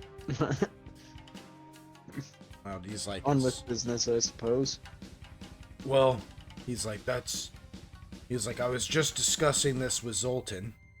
And he looks at you, Zoltan, and what you and him were discussing, Zoltan, is the idea that maybe you all ought to bypass going to the Crone for now and possibly go to this place where all these Koatoa are lying dead. For two reasons. One, to investigate, and two, to hide the bodies. Because, again, nobody can die at the Jingzhou. And he explains that to you, Zoltan. What is Zoltan's thoughts on the matter? I agree with it. Better to save the crone for last. So he so Android, when you return and he explains that, he's like, and Zoltan agrees with me that we should do our best to cover up this massacre that happened. Kaya says that it didn't even happen inside the city, so that's good.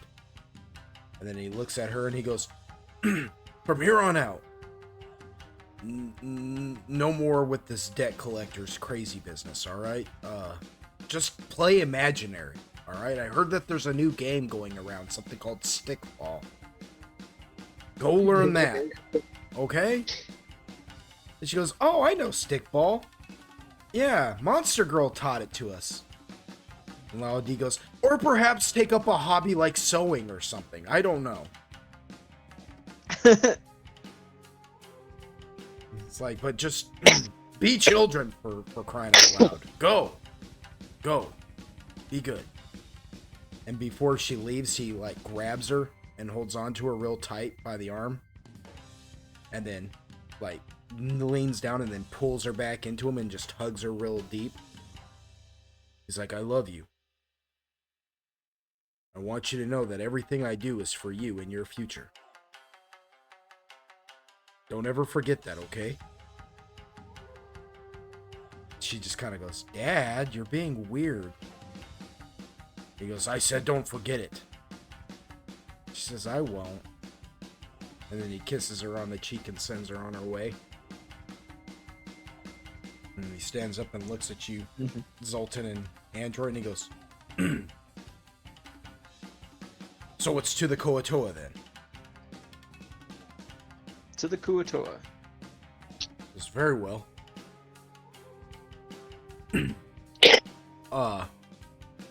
You Quill.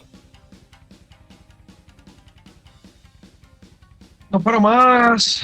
All the other they saved your fight for the last, right?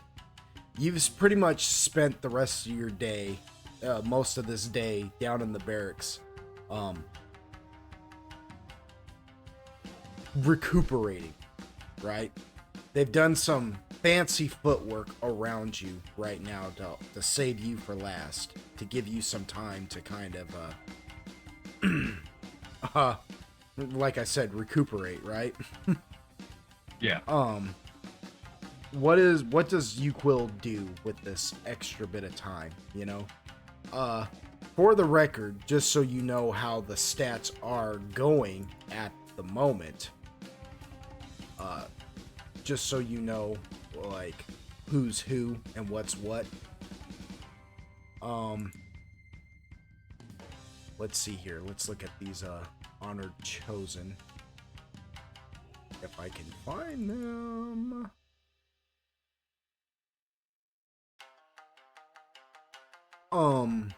So Kung Po went up against the Daji, right? And he won, right? The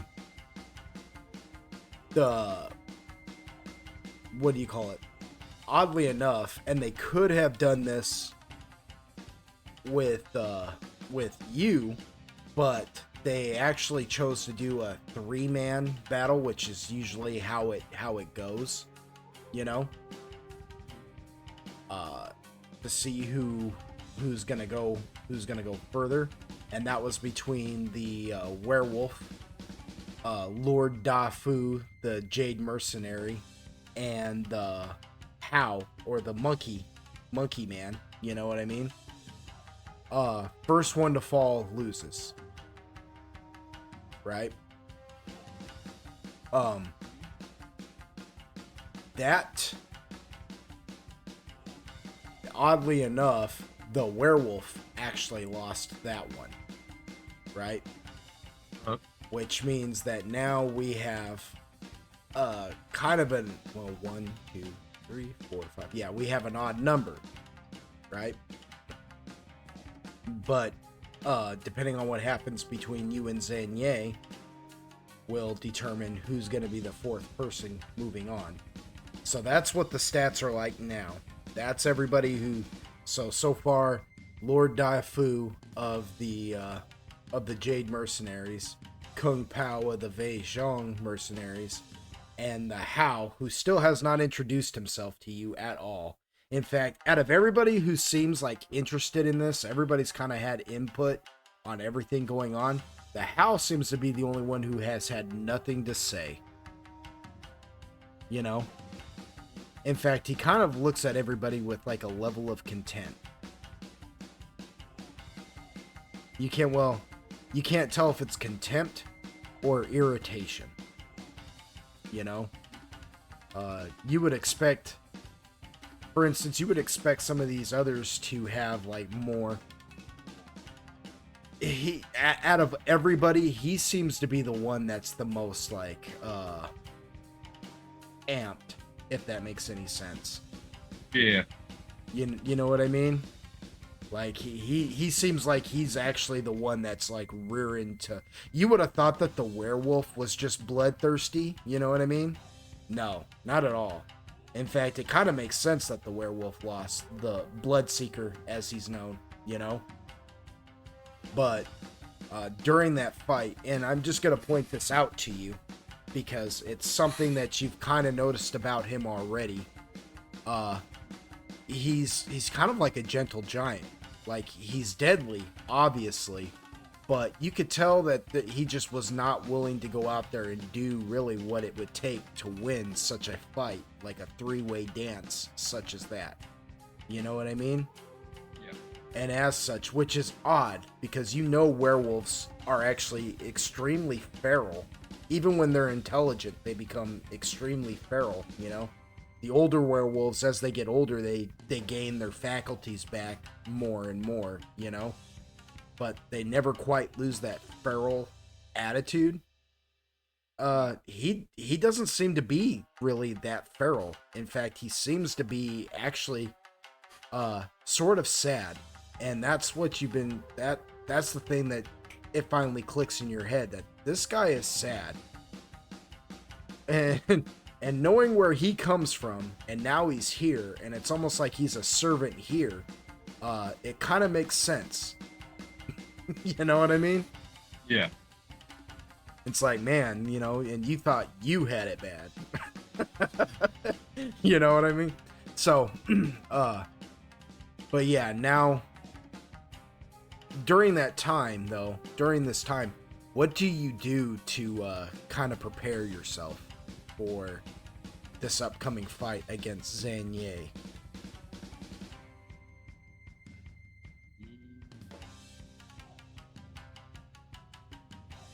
I don't know. I see you cool being you will. Fucking taking a moment, having him a good old drink because he hasn't had one in ages. And this definitely is drink worthy. You know, not exactly getting sauce, but you know. Yeah, taking the edge off. Yeah. Yeah. Just kind of, you know, try not to let the moment become more than it needs to be. You know? Yeah. He's not exactly an emotional creature, so to say he's not shook is not quite right, but it's also like he's doing everything in his power to make sure he doesn't overhype himself or fucking take it so fucking seriously that he loses what makes him good at what he does in the first place. It's kind of like that nonchalant attitude is almost like his calling card, so to speak. So as you you're trying to focus and not let yourself, like you said, you're not going to say that he's not completely shook, but he's not allowing himself to break as a result of it. Right? Yeah. And Making sure it doesn't like completely fucking turn him away, actually get away from what he normally is. Like, he's composed, but he's always that like that fine edge between cocky arrogance and determination. Right. Yeah, and as you do that, you can feel the dragon in you kind of just stir, you know? You know, just kind of snort a little bit. Not snicker, not scoff, just snort, you know, as you focus. And allowing you to become in tune with your inner self, you know? Yeah. I guess in a strange way, you know, that which Zanye was talking about, like her lifestyle and the way those people are, you know, you can't help but have some of that just kind of come to your mind a little bit, you know? Because this is, in a weird sort of way, this is her wheelhouse, right? Meditation and focus. Yeah. Right? I'm not going to say like you 100% adopt it. I'm just pointing out, you know, the similarities, as it were, you know? Yeah. And as you sit there and drink and, you know, at one point, Kung Po actually walks over to you and he hands you a plate of food and he says, "You should really eat something, man." You know? He goes, I swear you were like 5 pounds heavier just yesterday. Equal just chuckles and takes the plate and he's like, good looking out. kind of like nibbles on it. You know what I mean? Mm-hmm. He goes, he's like, don't let her grapple you. Yuko snickers. He's like, but that sounds fun. He goes, yeah, it'll be fun until she's snapping your arm off and shoving it up your backside. Ah, He goes, no, I'm not playing, bro. He goes, I've seen what them Golden Lotus Monastery monks do. He goes, yeah. He goes, a buddy of mine, Fu? Yeah, man. He insulted one of them one time and they grabbed him by just his thumb and flipped him like 5 times. Fu was like heavier than I am. Poor Fu. He ain't heavier than I am no more. hell no. He goes, well, good luck to you. Thanks a lot, man. So, pretty soon, the announcer, you know, he calls out. He's like, no, wow. This is the first time in the past 2 Jingzus that a representative of the Cao Zhu shogunate of Wang Xiaogu will not be in the finals, as Bloodseeker Rong has been eliminated. Oh my goodness, ladies and gentlemen. Oh my goodness. By Takesis Scales herself. This is anybody's contest now. That brings a chuckle from Yuko. He's like, oh, I sure hate to be Bloodseeker when he has to explain to Tenkai Saozu that he failed.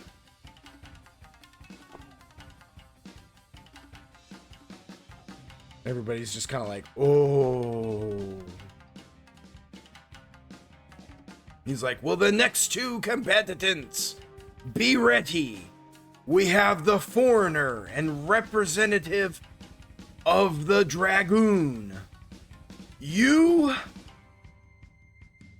Quill? You Quill. And the representative of the Golden Lotus Monastery, Zanye, approach the dugout.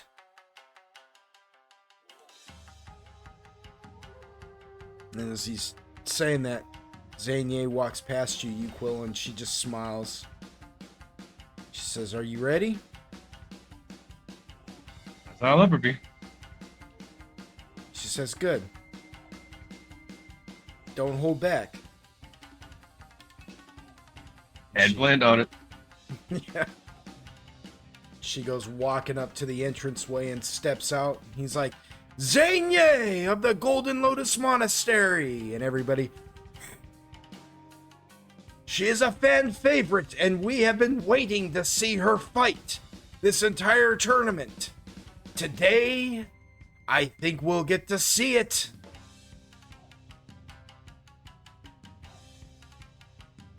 Well, Yuquil, what do you do?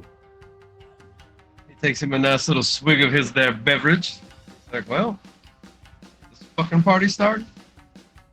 He walks out and just for show alone, you know, he's gonna dismiss it quickly. He's gonna go out. He's gonna do what? I'm sorry, you faded out. He takes a swig of it, of the drink he has. Mm-hmm.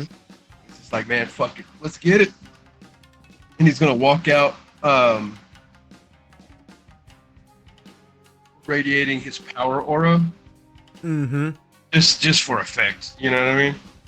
Yeah. Just for the visuals. Yeah, just for the people. Yeah. He walks out and does the Randy Orton. Nice. You hear a lot of the women go, oh, you know, oh. you know, and and like all the like, you know, macho manly men, they're just like, yeah. One person says, I hear voices in my head too. There you go. If you know, you know.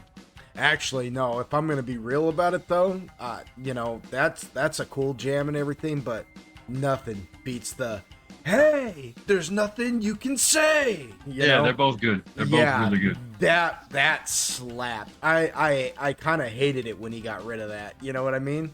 Like Yeah. I wish he'd do like a Stone Cold rendition. You know, when Stone Cold did the sometimes I drink a little beer. I wish they would get somebody to remake that just heavier. You know?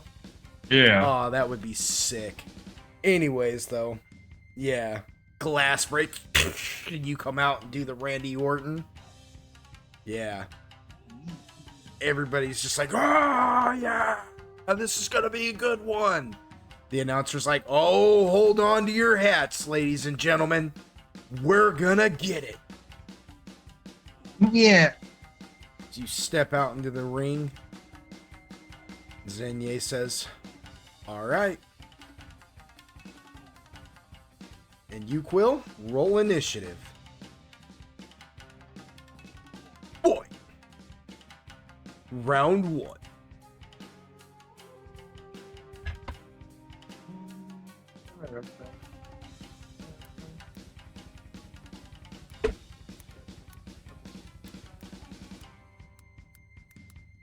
Need my token. Oh, you do need your token, don't you?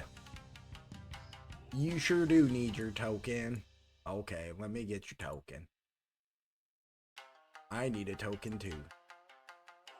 What'd I do with it?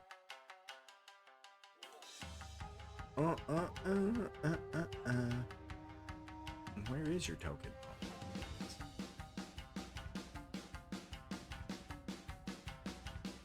Well, okay, let's do it like this.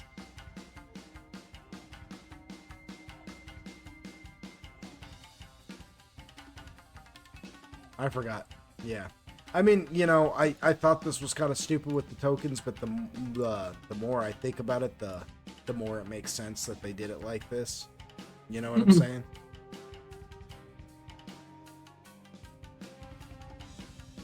All right. Okay. Well. Here we go. Okay, so you rolled a 16.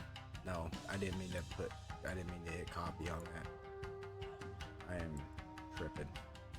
You rolled a 16 and she rolled a 25. So she's agile. Oh, she's agile. But you knew that. You were going up against a monk. You knew she was going to be quick. So she looks at you for a moment. And she gets down into this stance. Like, you watch as her arms, like, fan out. You know what I mean? They kind of whirlwind through the air for a minute, and then she quickly slaps. She bends down, letting her front leg stretch out in front of her, just sitting on the heel of her foot as she bends low with the other leg crouching down and slaps both of her hands on the ground, just pow, pow, pow. And then just one hand is up back behind her head, palm out, while the other hand is outstretched in front of her like her leading foot with her palm out to you. Yeah, oh yeah. You know what it is. He says. She looks at you and she says, yeah. She says, let's begin. And then she approaches you and tries to kick you. She like leans up and balancing on her one leg, she reaches the other leg up, bending the knee all the way up to her chest as she snap kicks out at you, as both of her hands are just one arm is across her chest while the other one's bowed over the top of her head, and she just whap, snap kicks at you.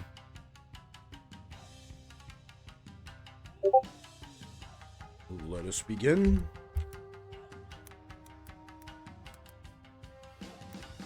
What is your AC again, by the way? 30? 30? Okay, that's what I thought. Okay. So what? That's cheap. I'm not. That's what I have on the token. That's what I thought it was. No, you remember we had determined it was 28. There was a miscalculation on something. Oh, okay. 28. I'm gonna have I was like, yeah. Last time I remember we had talked about it, and I was like, yeah. Some reason it's different. It might have been a buff or something that did it more than likely. from Android. Yeah, or somebody somewhere Yeah. along the way. Yep. Are you aching? Yep. For some bacon. Okay, so she did hit. So she just whap, slap kicks you right across the jaw. Doing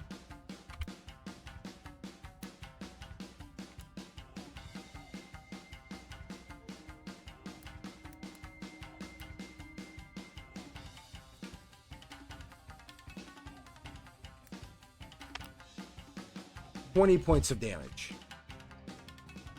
That is subdual damage, though, right? Because it's not real, you know what I mean?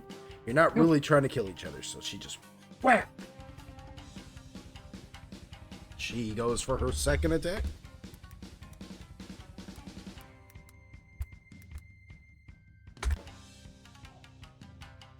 And hits.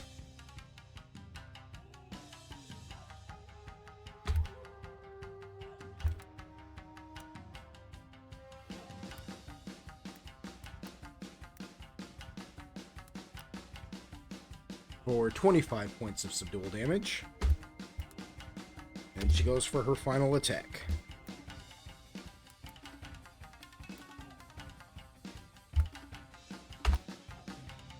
And that's a miss.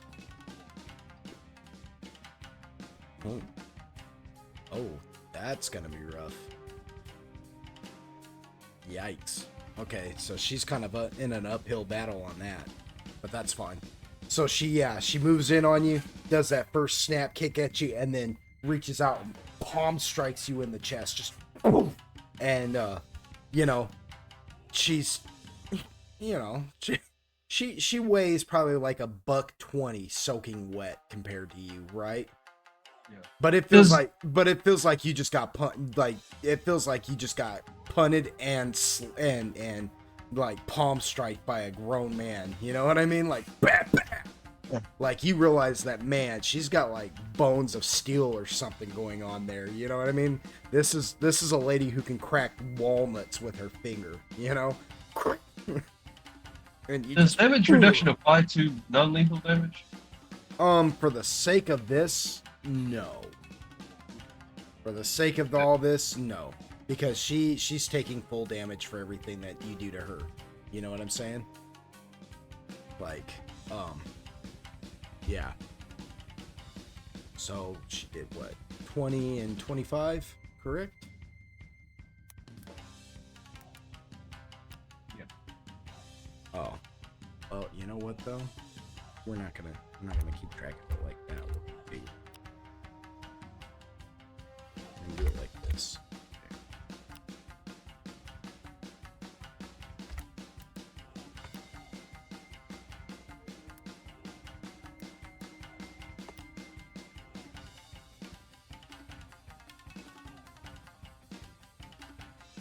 And your health is the 176, right? 178. 178? Okay. Sounds good. I don't know how I got your token so screwed up. Well, I think it's because I've had so many buffs and shit over time, and or had other stuff. Remember, I've changed equipment more than once. Yeah. Okay. Alrighty. It is now your turn. Yeah, I was gonna say, it'd be impressive how hard she can hit if it didn't hurt so much. If it wasn't happening to you, you'd almost be impressed.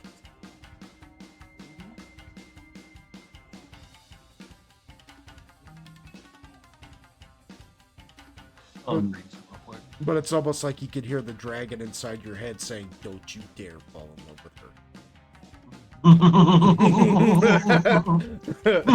her." Focus.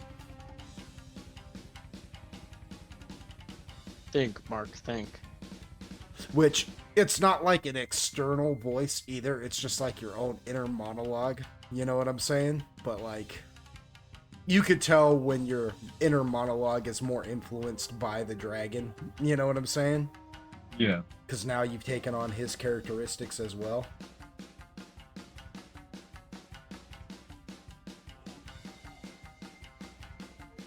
Think, Mark, think. What will you have? What then? I'll have you, Dad.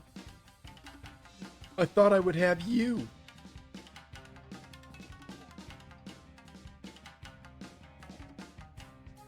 I don't know why you gotta take it that far. Because as a father myself, my own inner dragon had to say, "Don't you dare.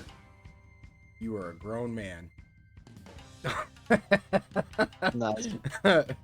You start don't you start Right, with in none the of club. these waterworks. Yeah. 36 hits. Yeah. Yeah, 36 hits. I'm sorry. I didn't see it didn't notify me that you had rolled. And it's your hit dice, right, for the unarmed damage? Yes.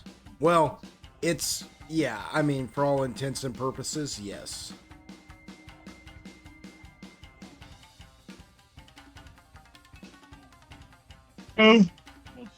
Still add my strength though, right? Yeah. Oh.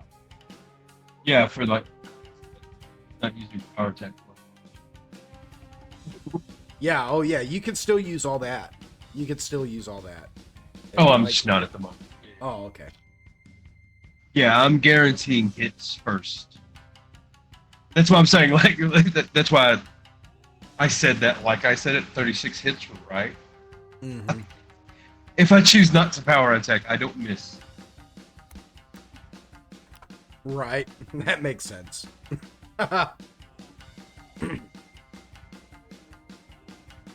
Okay. 13.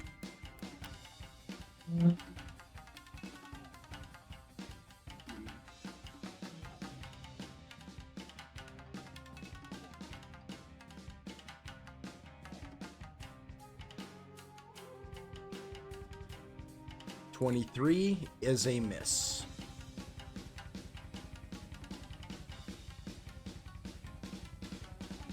But you just missed. That was Motherfucker. See how low I can roll. yeah. How low can you roll? How low can you roll? Very disrespectful. Can you roll? Man, I'm telling you, the dice is making this interesting for you. Trying to.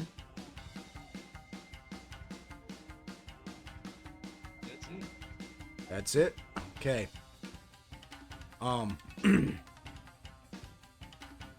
So she's gonna go. So you did catch her with that one shot you caught her with. How did you approach that? Are you boxing? What are you doing? You know what I mean? Yeah, I'm swinging for her face. You did what? Swinging at her face. So you just come in and just kind of gave her like a freaking rope-a-dope and boom, right across her cheek. Yeah. She's just like, oh. Yeah. And then you start trying to like body shot probably her. would. Yeah, you come in just kind of bobbing and weaving and start trying to shoot at her and yeah, and she's just moving around like trying to keep you off of her as you get her. You don't kick me in my fucking face. And yeah, Nobody makes me bleed my own blood. nobody. Yeah, for all intents and purposes too, because this is just you and her and everything. We're not gonna worry about you guys being in the same squares, you know, the whole fight. Like, she's like ducking back now as you're like moving into her, and like she gets backed up against one of the stone pillars, you know, like you got her against the ropes, and you come in and on that last shot and try to like hit her, and she just kind of ducks out of your way as you punch the wall, and you just kind of boom, like. As you hit it, it doesn't do any damage to you. This is all just flavor text, but you punch it so hard that it like explodes some of the raw. And she just kind of looks at that and then looks at you like, really? Will just spits a little bit out of the, blood from his lip out on the ground. He just shrugs. He's like Kendrick said, you wanted to go there, we go there. Yeah. She kind of looks at you and kind of bounces left and right, kind of loosens up a little bit, and she's like, okay then. And she gets into this stance, you know, like crouches low and lets both of her hands like turn into like, you know, pointers at you. She's basically going into snake, as it were. She's like, okay then, and then comes at you just pa-pa.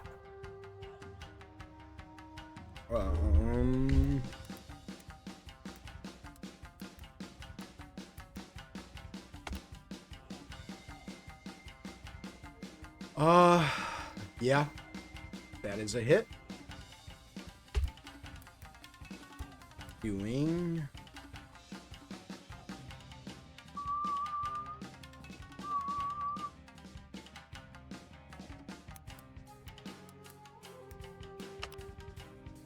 25 points of damage.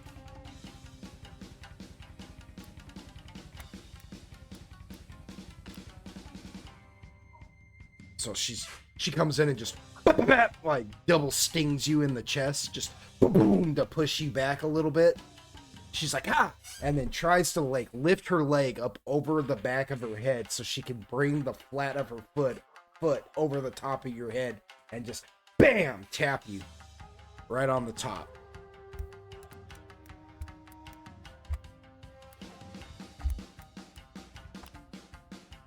But she rolls a fat 19. And so when she does that, she gets a little overzealous and gets off balance, and her leg goes wide, and she misses, just completely goes over your head. It's like the top of your head is like in the little dip, the little weenus of the backside of her knee. You know what I'm saying? She's like, oh, and it flings her foot back, and she's like, oh. And she backs up and tries to like Spartan kick out at you, snap kick out at you to try and catch you with the third attack as a recovery.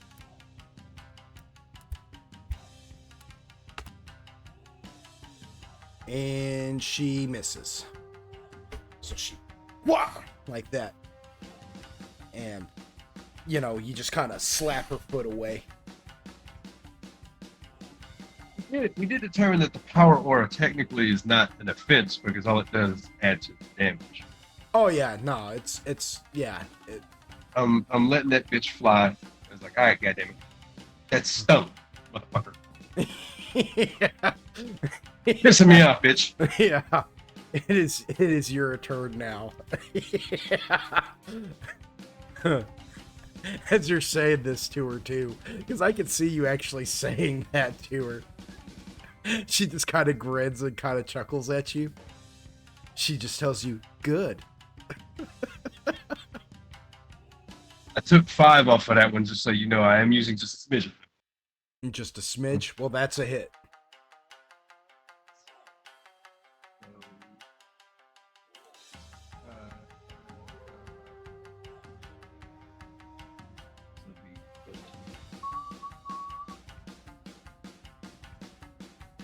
$20 points of damage.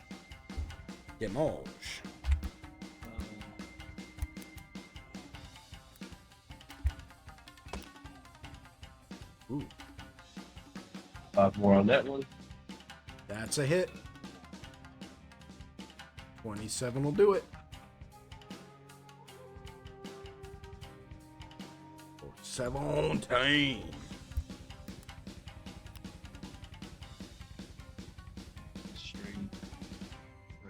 Oh, that'll hit as well.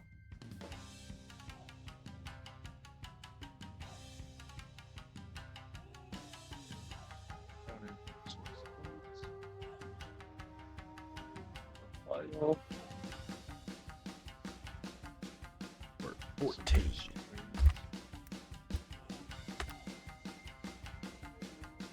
27 will hit. Ah! Fat finger keys. Huh? Fat finger and keys. Oh. Trying to type it, I'm like fucking hitting every other key to the ones I want. Oh, yeah. You're nailing him. Yeah, after she fucking like tries to fucking flop kick me and shit. Bro, I do my like my Mike Tyson and goddamn Ip Man looking. I bob and weave in and I just fucking hit her with the right cross, gut punch, throw an elbow, and then gut punch. Oh, man. You know what I see this in my mind? I see this as like Jun Kazama versus Brian Fury right now. Nice. Don't you? Like, is that not the image you're getting in your head looking at this fight? Yeah, she's just taking it. Like you said, you hit her with the elbow and then gut punch and all that. And she's just, like on that last gut punch too. She kind of whimpers a little bit, like not weak, not like she's gonna cry. It's just a natural sound. She's just like, ooh, and she just kind of bounces back for a minute. She's like, ooh, and then looks at you. She's like, oh,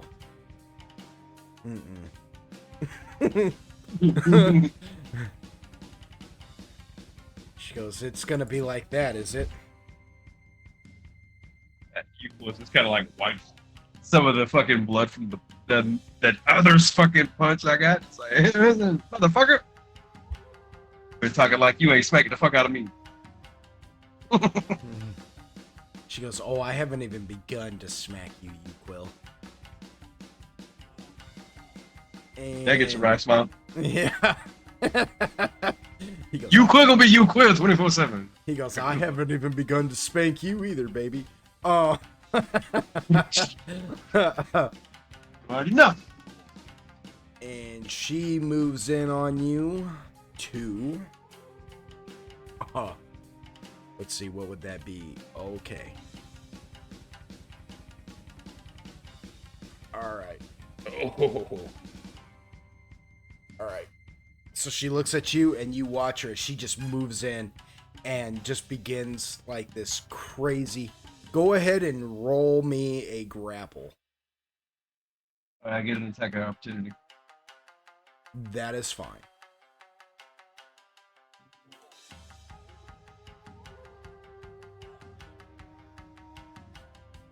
Does that break the grapple instantly if you hit? I'm reading to see.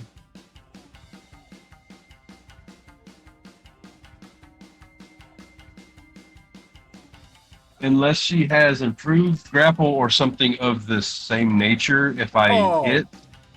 Oh, well, yeah, she's got... I figured as much, but Yeah, I want my free shot. Oh, yeah, take your free shot. Yeah, I was gonna say, she's got improved grapple. Like, this is exactly what Poe was about to tell you about. I was telling you, don't let her get a hold of you, right?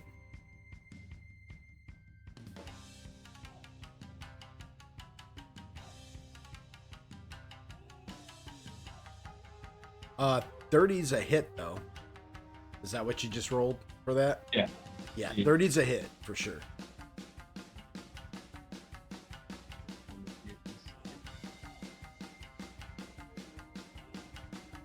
Say, it'd be funny if you just took her down on this. You did it, but it would have been funny had you. I'd have been like, oh my gosh. She's like, I got bam! She's just out. I'd have been like, well done, dude. But no, she moves in and you deck her. And she's like, oh, and But I mean, she's undeterred. In fact, that punch you gave her, she's trying to grab your arm now. So let's go ahead and roll those opposing grapples.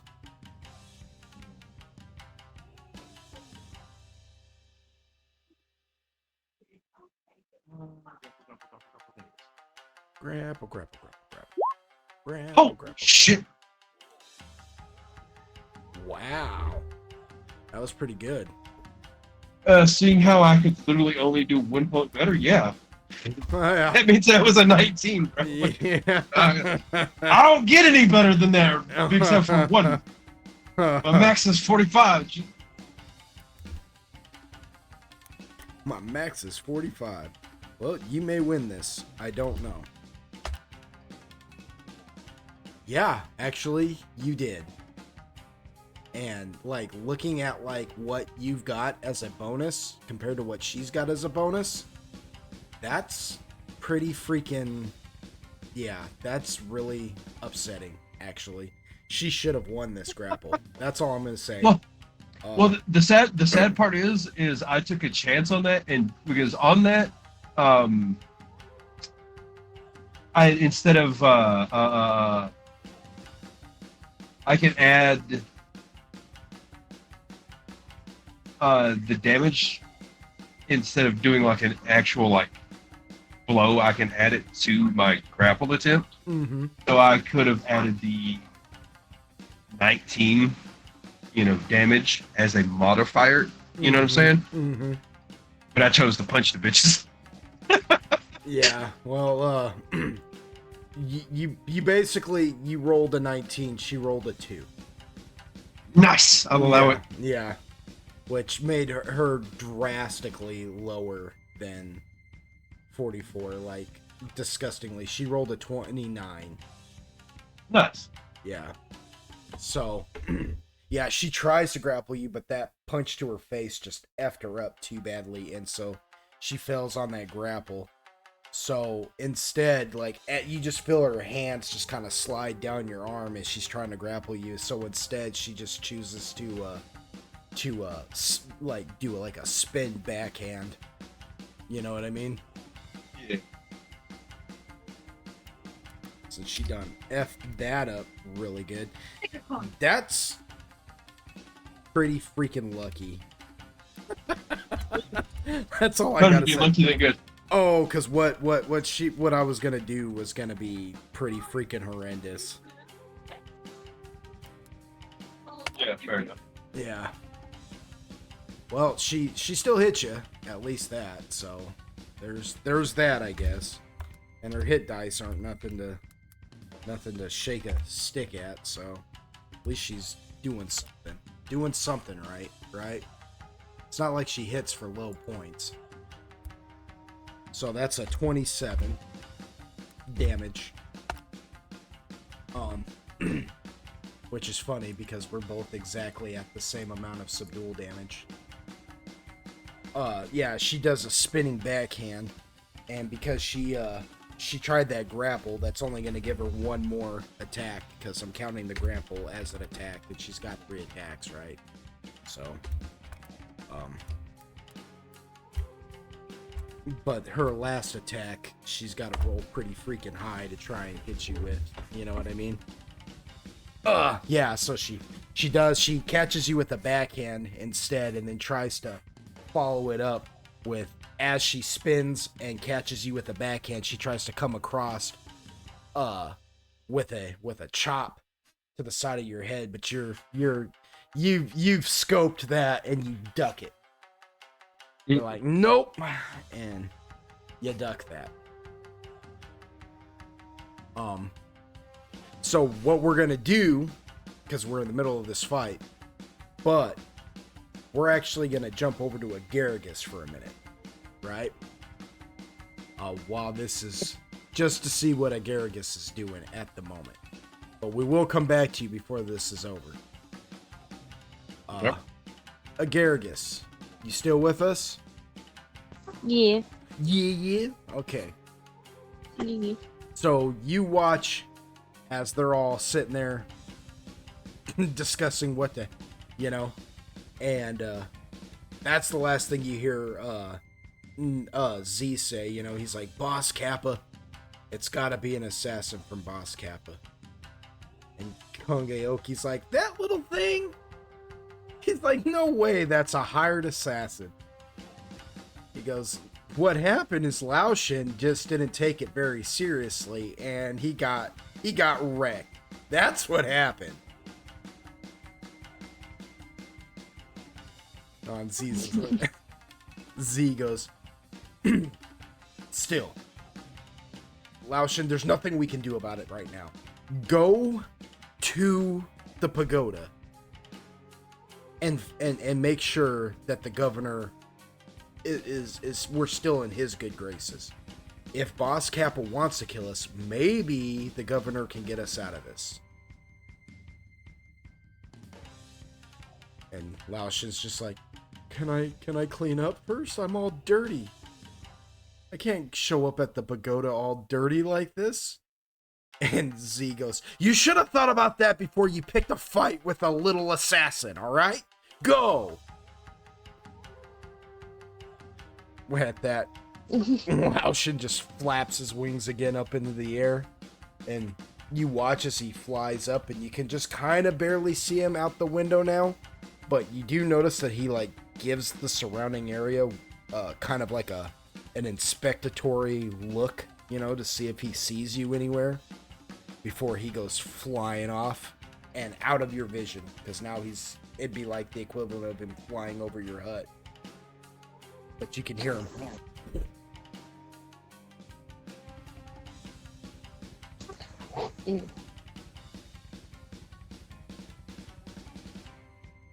Z's now just standing there with Kongeoki. He's like, this isn't good. Aoki's just like, he goes, he got beat up by the little instrument player, man. Like, how does that happen? He's like, it isn't funny, Kung. He goes, you know how I know you're a sissy? And Z goes, enough with the sissy right now, alright? I'm not even in the mood. He goes, because you think that little mushrooms are assassins. That's how I know you're a sissy. He's like, I said enough! And he like storms off, and Kung's just like, he goes, what am I gonna do with these guys? He's like, I ought to just go back on the road. And before he walks off, he stops for a minute. And kind of, you watch Agaragis as he's like walking away, but then he just stops and straightens up and kind of sniffs the air.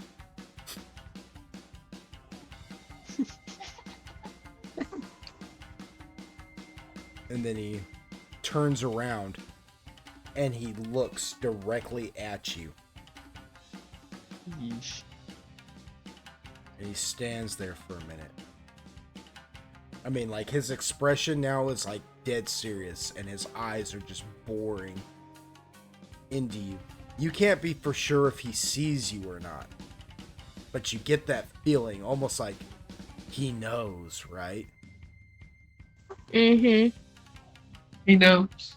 Yeah. She knows. Yeah, and he's just sitting there just like staring in your direction, and then eventually he like slowly takes his guitar off his back,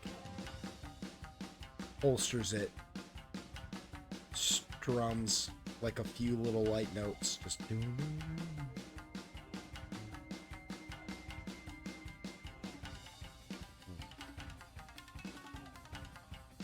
well, boom. Laoshin got punked by a little mushroom. Laoshin got punked by a little mushroom. Now we have a mole problem. And he just starts humming a little ditty as he goes walking off. And pretty soon you're just left alone. Just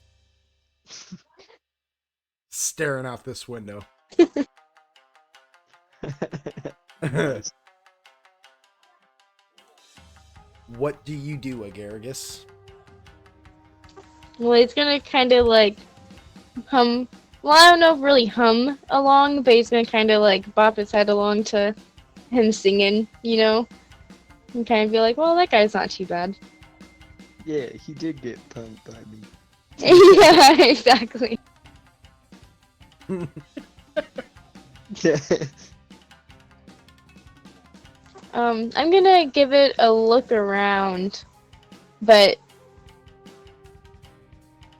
Agaricus might end up taking a nap in his little pocket dimension. He's supposed to be spying on these guys and he just takes a nap. Oh my god. Nice. Oh no, I'm not criticizing. I dig it. No, I know, I know. This feels exactly like Agaragis right now.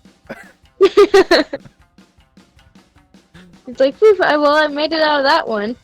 That Did needs, what I was supposed to." that needs to be a catchphrase. That's so Agaragis. Mhm. It's like the time I was supposed to mow this yard with these really tall weeds, and they were like so tall they were over my head. But it was like, I don't know. I wasn't feeling it. I was kind of over it, so I just mowed a freaking circle in the middle of all of it, and then freaking put a belt around the throttle so it would stay running, so it sounded like I was busy, and pushed it out a little ways from me, and then just took my jacket off and turned it into a pillow and took a nap out there in the middle of the Oh my god. Nice. That's so Agaragis. Yeah. Well, I did it. That was in my early 20s. Yeah. Yeah, yeah. It's just so Agaragis. Yeah, no, you did it. You escaped. I mean, you did what you did. So, is that what you do then? You decide to take a nap? Yeah.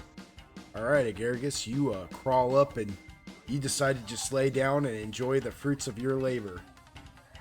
Completely forgetting about your spy mission.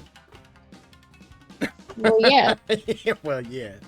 Because that's Agaragis. Da-na-na.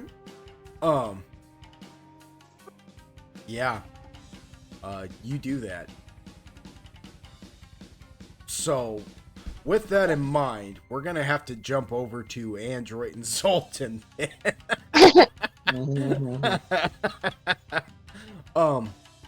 You guys follow the directions that Kaya gave Lao D, and it takes you guys down to the docks of the Forgotten City.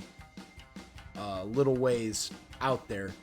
You notice that, you know, you're staring out into the ocean. You're looking at one of the coasts of Loxos, and there is a mountainous area to the, I want to say it's to the west, if I'm not mistaken. Yeah, there is a mountainous area to the west, and you follow that all the way over to a little area that I will ping for you on the Roll20, so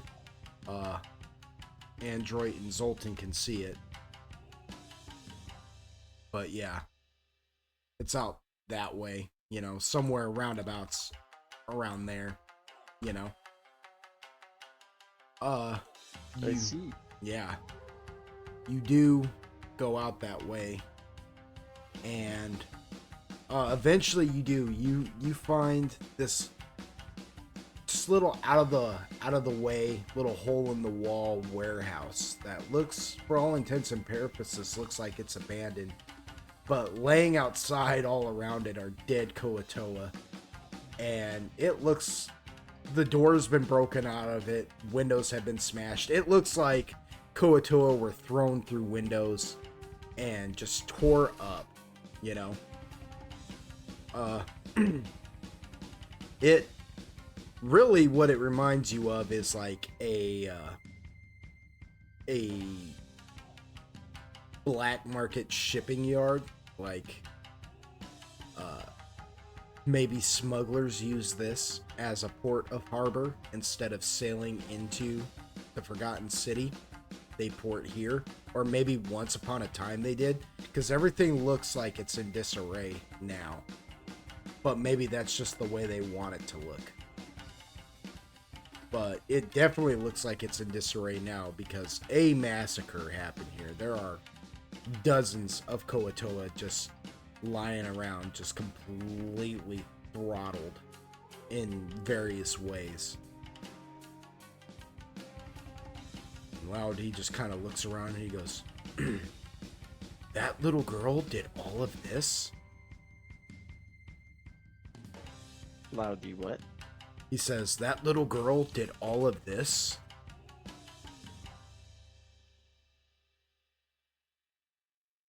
Did you catch it that time, or did I cut out again? But did he die? Did who die? What? Did I die? Yeah, I think so. I didn't hear you say anything past and then Loudy. I can hear you now though. Yeah, but I wonder if my freaking Discord's acting up again. No, it's got all the settings that we set up that one day.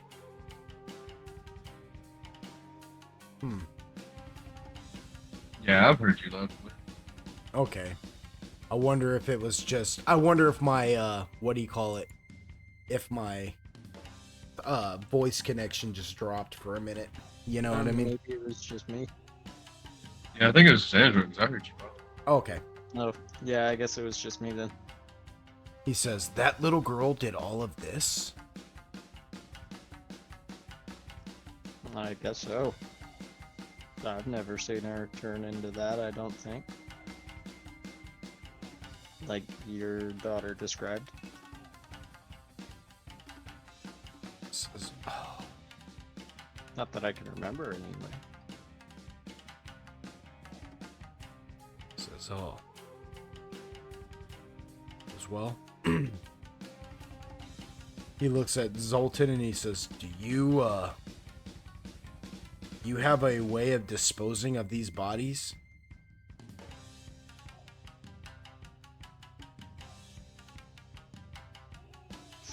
Let me look real quick. Hold up. We gotta be patient. The Roll20 likes to be really slow sometimes. If all else fails, we could just stuff them in my bag of holding.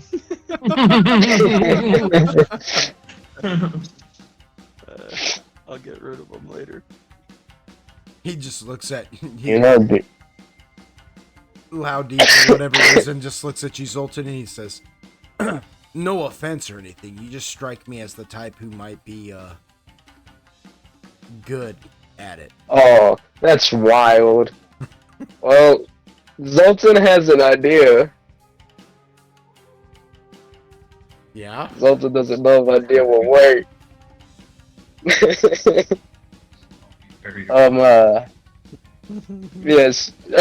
Be very. Is the building we're beside perchance stone?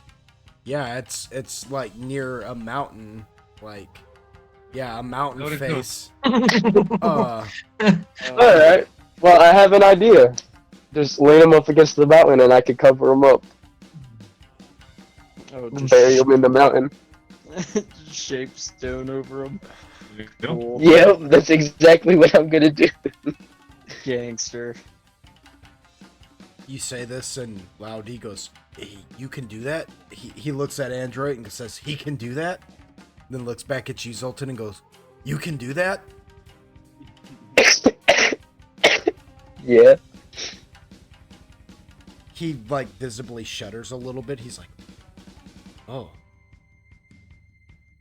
Okay, I suppose we can, start dragging bodies out here and just laying them up against the mountain face. He says, he kind of shakes his head and he goes, I can't imagine that's good karma.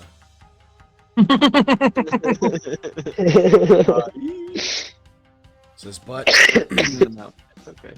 says nothing about what we're doing has good karma to it, I don't think. Sure. Dirty deeds. Done by cheap. He says, Yeah. Indeed. Indeed. And the Jingzhou must be preserved. If anybody sees this, that's the end of this year's. And then we're gonna have to figure out who did it, and Elsa's not even here to face execution for it. Which means the burden of it will fall directly upon your party.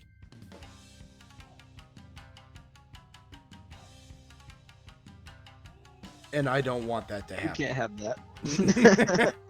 Says, no, I don't imagine you guys will go quietly, especially not if you can literally cause the mountain itself to swallow the dead. No, yeah, that's I'm done. pretty accurate. No. We can't have that. So No. Says, well, before we start moving the dead, let's investigate. Shall we? very well. Alright. Says, all right. He looks at you, Zoltan. He goes, since you're friends with the mountain, how about you investigate the outside? Android, you and I will check. In fact, how about you investigate the inside, and I will check the dock. Okie dokie. Says, all right. And you all split up to do your investigations. Go ahead and roll me a search. The both of ya.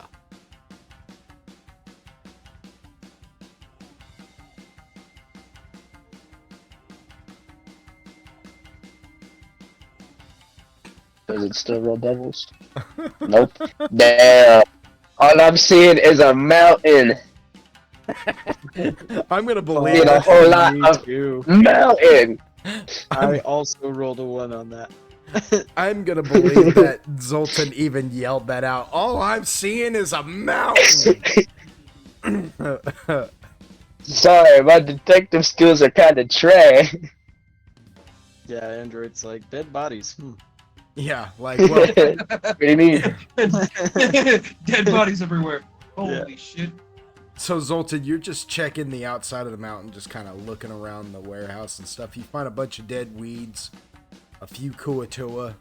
Some have pooped themselves, so that's not Nice. good. Oh. But like you said, all I'm seeing is a mountain, you know? Android, inside the warehouse, you see that it is a double. Well, the warehouse itself is pretty big. It's made out of wood, and it is a rickety structure to say the least. It does have an upstairs loft that used to have windows in it, but those windows don't exist anymore, and a stairwell leading up. But around you, you do see cages of what looks like at once upon a time they were farming kuatua nightmares. The little dog beast kuatua, you know? Yeah. The ones that Bull Krogi was talking about. That's how you get that poison, right? Yeah, being acid. kind of invasive. Yeah. But you don't find anything that sticks out to you per se, other than the obvious that perhaps you have found where they were farming that substance from, you know? That's obvious. Now, you refresh my memory, but this is the same stuff that we found in like the little capsules, the little crush Mhm. capsules. Yeah, this is the Okay. stuff that they were using to, you know, end themselves with. You know what I mean? Interesting. However, so that's pretty obvious that's what was happening here. But something that would be unobvious, or who might have actually, other than the Kuatoa that are dead here, you know what I mean? Who might have actually been in charge? Was it a actual Kuatoa operation? Was there somebody bigger behind it? You don't know, right? Because that search was trash. Like, that is a hot mess. What you guys just did was a hot mess. Yeah, pretty dog shit. Yeah. Yeah, I showed up and y'all like, man, we tired. We ain't trying to do this shit. Yeah. Um. Loudy. So a whole lot of bullshit. Some more bullshit. Yeah. Loudy. Returns. Kind of looking at something on his fingers, and he's like rubbing around on his his index and middle finger, and he's rubbing it with his thumb as if he's got some kind of substance on him, you know? And he's smelling it. And he comes walking up as you all return back to in front of the warehouse, the little meeting spot after looking. And Oh well. he looks at you, Zoltan, and he's just like, yes, I know. You didn't find anything. I heard you loud and clear. All you see is a mouth. He looks at you, Android, and he says, Awesome dead guy. how about you? Android's like, well, I've confirmed that there's definitely some sort of operation going on here, but I don't know. I didn't find much either. I suspect this could perhaps be where they're sourcing their capsules, at least. How much involvement comes from the Kuatoa, though, I'm uncertain whether or not they're the brains behind the operation or they're just supplying their nightmares so that they may be harvested, I suppose is the right word. I'm uncertain. So, Lots of dead people. so nothing that connects Bull Krogi directly to it. Correct. He's like, huh. He goes, well, those ducks are pretty dilapidated. At least they want them to look like they are, but something that struck me odd was for such dilapidated docks, the pillars that hold the slats, the planks, while the planks have gone through much weather damage, at least what appears to be weather damage, he goes, if I want something to look antique, all I have to do is pull out a weapon and chop it. So those are fresh slices that have been taking place over there. And the pillars that are holding it are...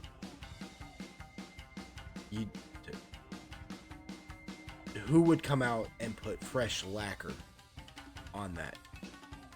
And he holds out his fingers and he shows you. He says, so somebody's been maintaining that dock.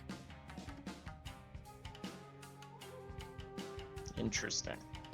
He says, indeed. Indeed. In fact, there are a few crates over there that I haven't had a chance to look through. If you two want to accompany me, we can perhaps look together. Let's bust them up. Says, very well then. Go ahead and roll me another set of searches.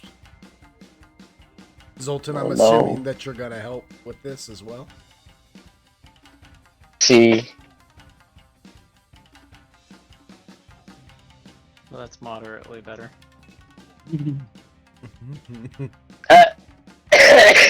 Not good result. So Zoltan, I'm still not seeing a whole lot. so Rip, you start busting crates open. I'm and stuff. legally blind. Yeah, there is, oddly enough, there is quite a few crates just hanging out, you know, just on this dock, right? There's just crates, you know, enough that most of the crates, Zoltan, that you look through have nothing of interest in it, you know, like old tin dishware that has been rusted over time, moth-eaten dresses and clothes and things like that. You know, you don't find anything that interesting.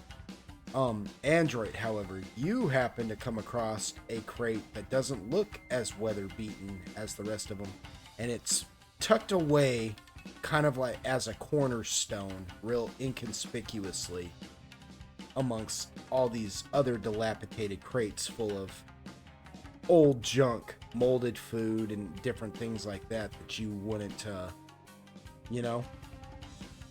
Yeah. that you wouldn't need. But as you're, who left?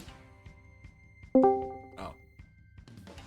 But as you're, looking through it, you notice that this crate is actually much larger than it lets on to be. It's longer, right? All these crates stacked on it, but belisle its actual length and width, And this crate is in good condition. It's actually stained and well maintained. And as you find it, what do? I'm gonna call Loudy and Zoltan over, and I'm gonna open it up. Loudy comes walking over and he looks at that crate and he says, "That is what we call a dead drop. Smugglers use it. They don't ever move the crate. That crate stays there, and whatever it is they're smuggling, if it'll fit, they tuck it away in there, restack the crates on it to hide it, and then whoever is meant to come and get it will come later on and go through the process of uncovering it and take the items out."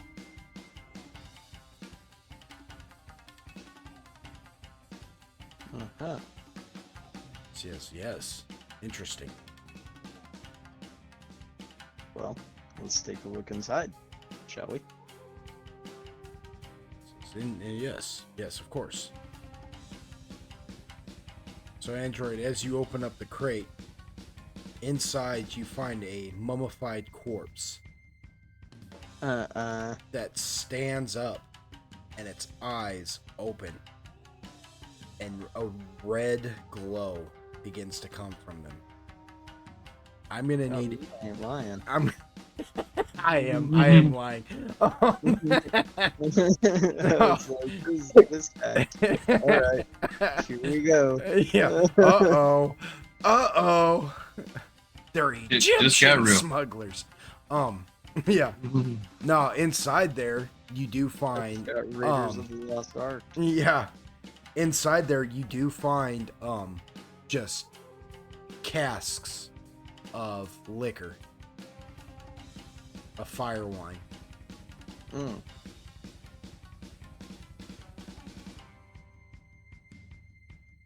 At least it's bottles of it. You know what I mean? It's the bottles. I'm gonna start pulling them out and checking underneath of them. Okay. Go ahead and roll me a search.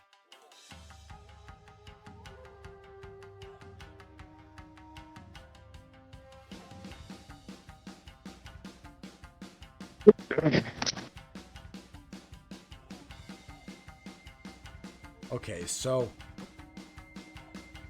you pull them out and you kind of look through some of the roughage that they use to pack this stuff in. It's that brown straw like stuff, to Right. keep moisture out.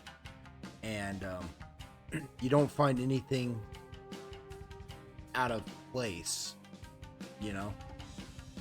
it seems like what we have here is just a crate full of probably 24 or so bottles of fire wine. But something you do notice as you are pulling the bottles out, that they are strangely light Interesting. for something that should be holding liquid. Well, I'm going to open one, I suppose. A gin pops out! No. You open one, and the smell instantly hits your nostrils. And had you not been at the farm earlier, it may not register what it is instantly, but you now know what that smell is because at the farm, you looked at their operations. It's not full of actually fire wine. What it's full of is the mash that they were talking about, that they were selling. What little you were able to gather, they mentioned something about the mash is used as a spell component. I am going to take all 24 bottles and put them in my. Yay! So as Don't put your cap up on. so as you're doing that, Laudi's like, it's just bottles of mash. They're not selling. This isn't a dead drop for fire wine. This is a dead drop for the spell components. Absolutely. And you know who will appreciate spell components? He just gives Laudi a look. He's like, probably an old crone. Laudi goes, you sure you're not a detective? Where you come from? I'm a man of business, and what I have just uncovered is what I would call a bargaining chip. This is very good. I need Zoltan and Android, as you guys are loading up these bottles into the bag of holding, I need you guys to roll a listen. Okay. No, someone's creeping.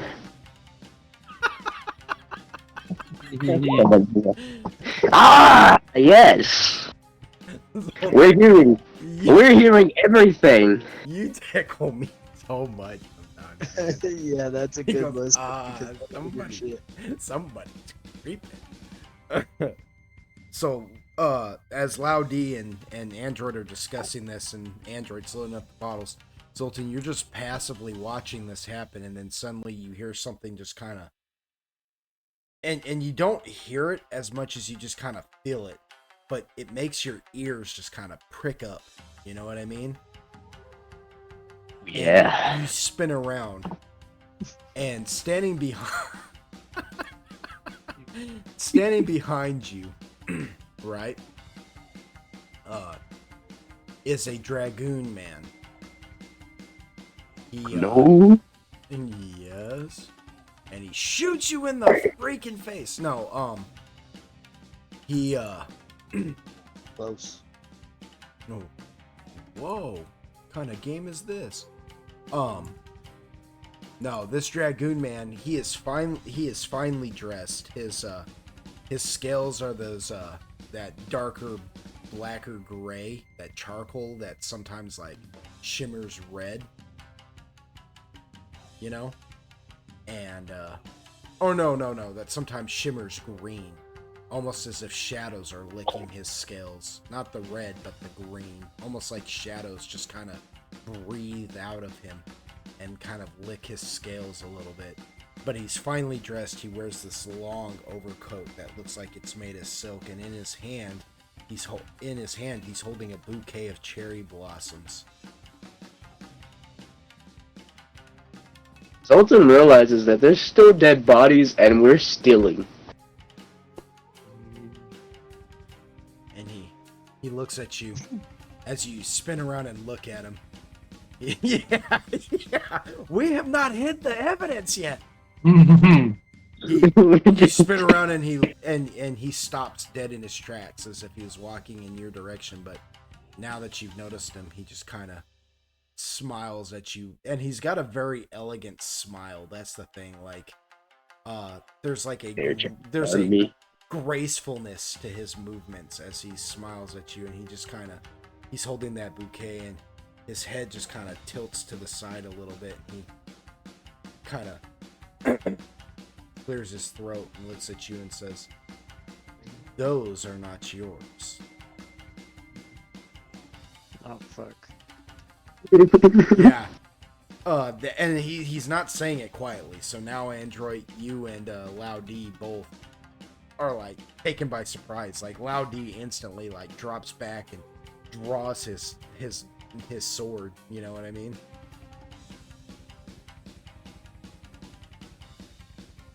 Android just kind of stops and turns and looks at him.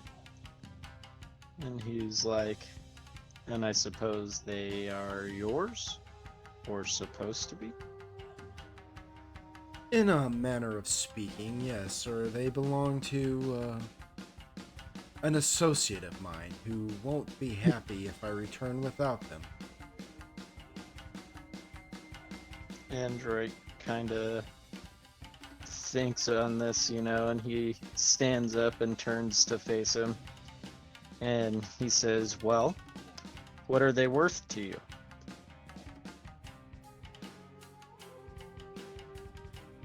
The better question you should be asking yourself is, what does it benefit a man to gain the possession of somebody else's property and lose his soul? Or, to simplify things for you, what are your souls worth?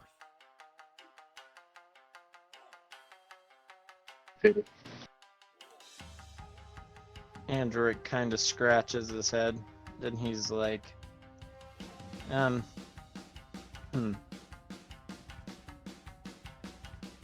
I don't know if you're threatening me, but I wasn't threatening you. I just, if you want these, I'll give them to you, but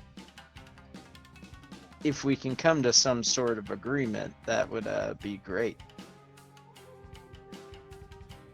Says, well, my job isn't to bargain over that which already belongs to my benefactor.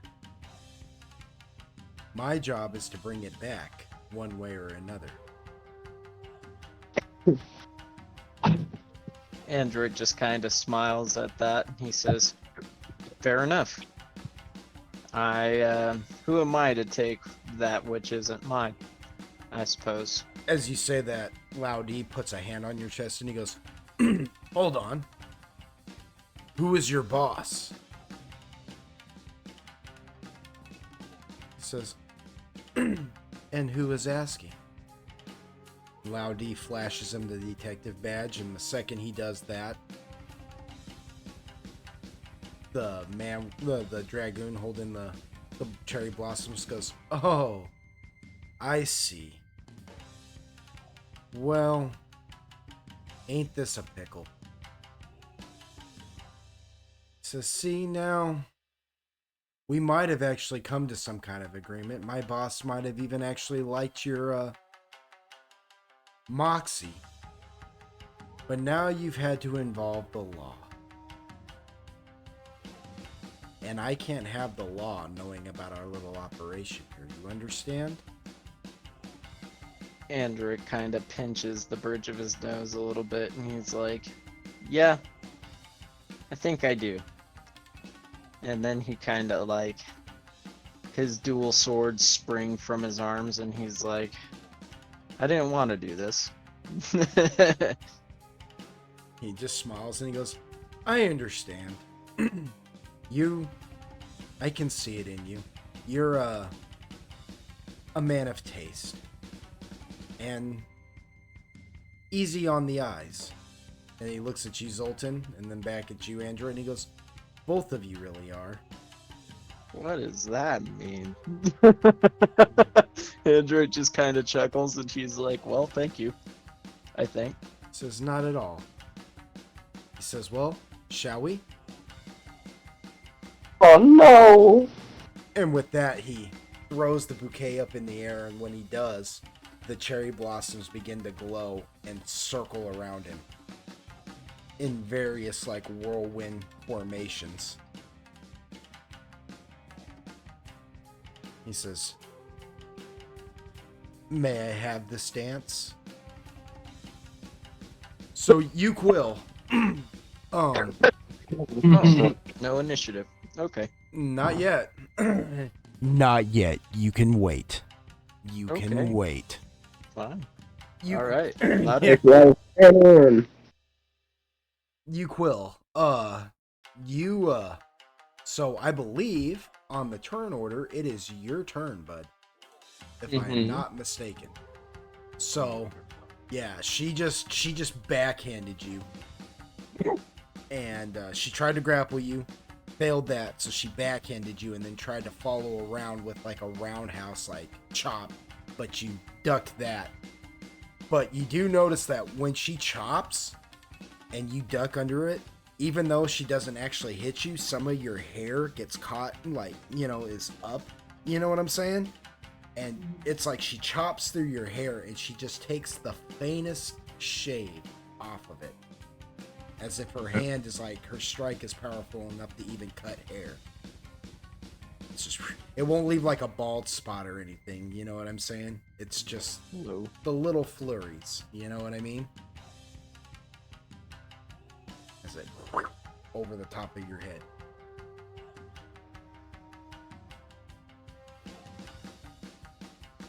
I don't think a 23 make contact on it. 23 will not make a contact. No.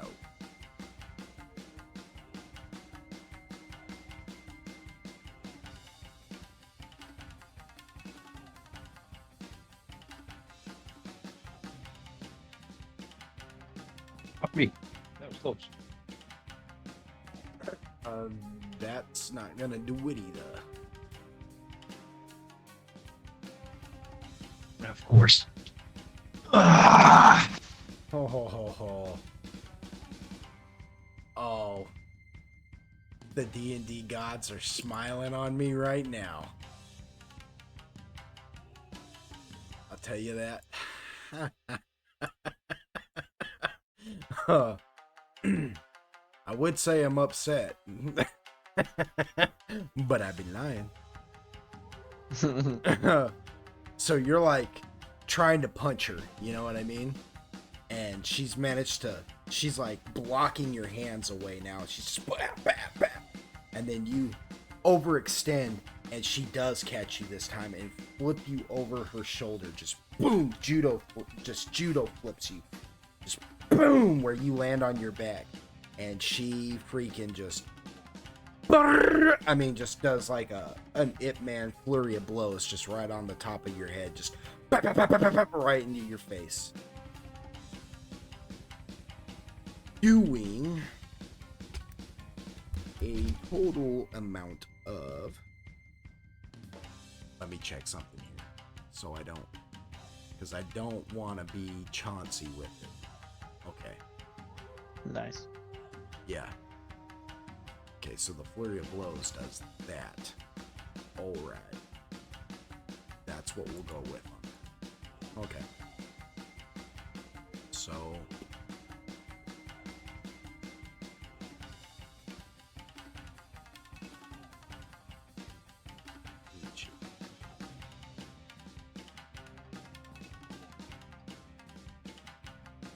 that's still gonna be pretty meaty though.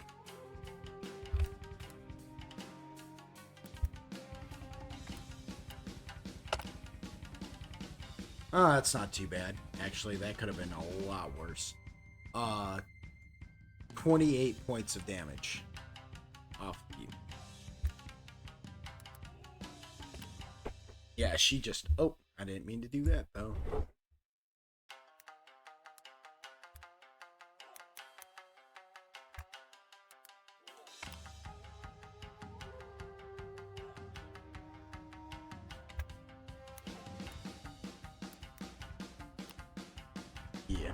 Yeah, she just, I mean, just starts hammering into your face. Just, I mean, those strikes are like so fast, you just don't even, you know what I mean? Like, it ain't until she's done hitting you that you even register the fact that you just got punched squarely in the face like 4 times, and then all of a sudden the pain. You know what I mean? That's how fast she does it. It's just like that, and then she freaking puts you in an arm, like, and then holds onto your arm and just boom, puts you in an arm bar, right? Like, she's got you like basically in like a Kimura clutch, not even in really an arm bar, just, you know. And she whispers down at you and she says, why are you really here? tell me, why have you and your friends come? Why do the Dragoon believe in you so much?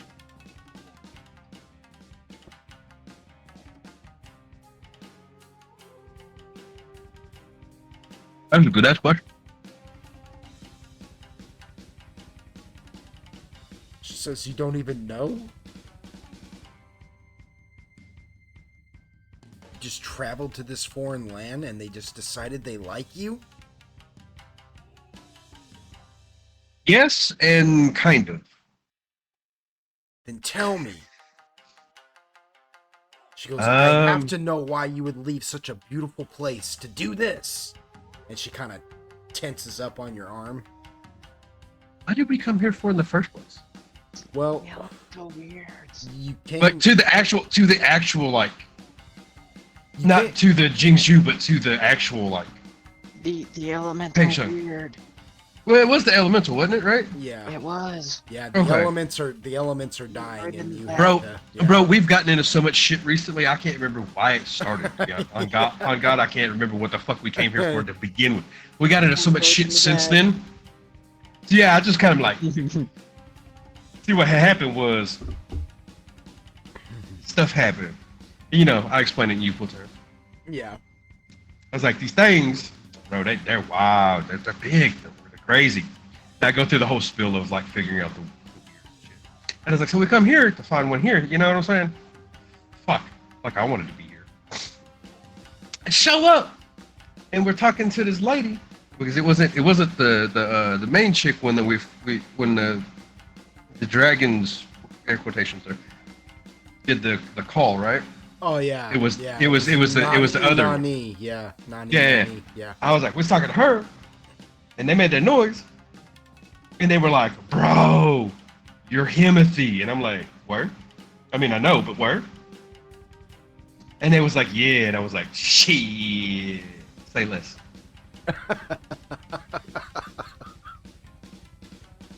So And next thing I know is I got people being like, you him. And I'm like, I sure am. I don't even know who him is, but I am him. And that's kind of where we're at. So you explained to her how, like, basically in Quill terms, the elements are dying, and you're the chosen one of these people, and Yep. and all that. She says, so none of this was about power, really? You're actually just trying to save everybody? Quill kind of scratches, you know, like with his free hand, like he's beyond even that. He's like, I mean, it started with the power thing, you know. That's why that's why I like whatever. Like I had some other shit happen, and then I met up with, you know, he thinks he's like, you haven't met my party, have you? No. Met up with them, got into some shit. Android's a cool cat. He does a lot of cool shit.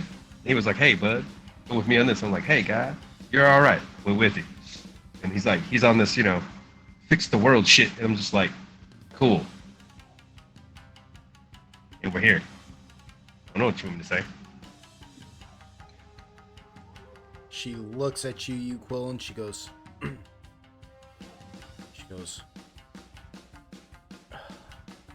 sighs deeply, and she says, I believe you. I don't know why, but I think I believe in you, or at least what your group is trying to do here.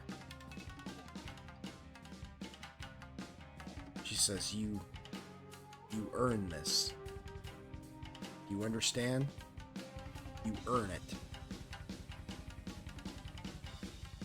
And as soon as she says that, you watch as her feet kind of bounce, and she very convincingly makes it look like you have just flipped her with your arm that she's got a hold of, and she slings herself as hard as she can into a stone pillar and just plants herself and crumbles to the floor, just completely incapacitated.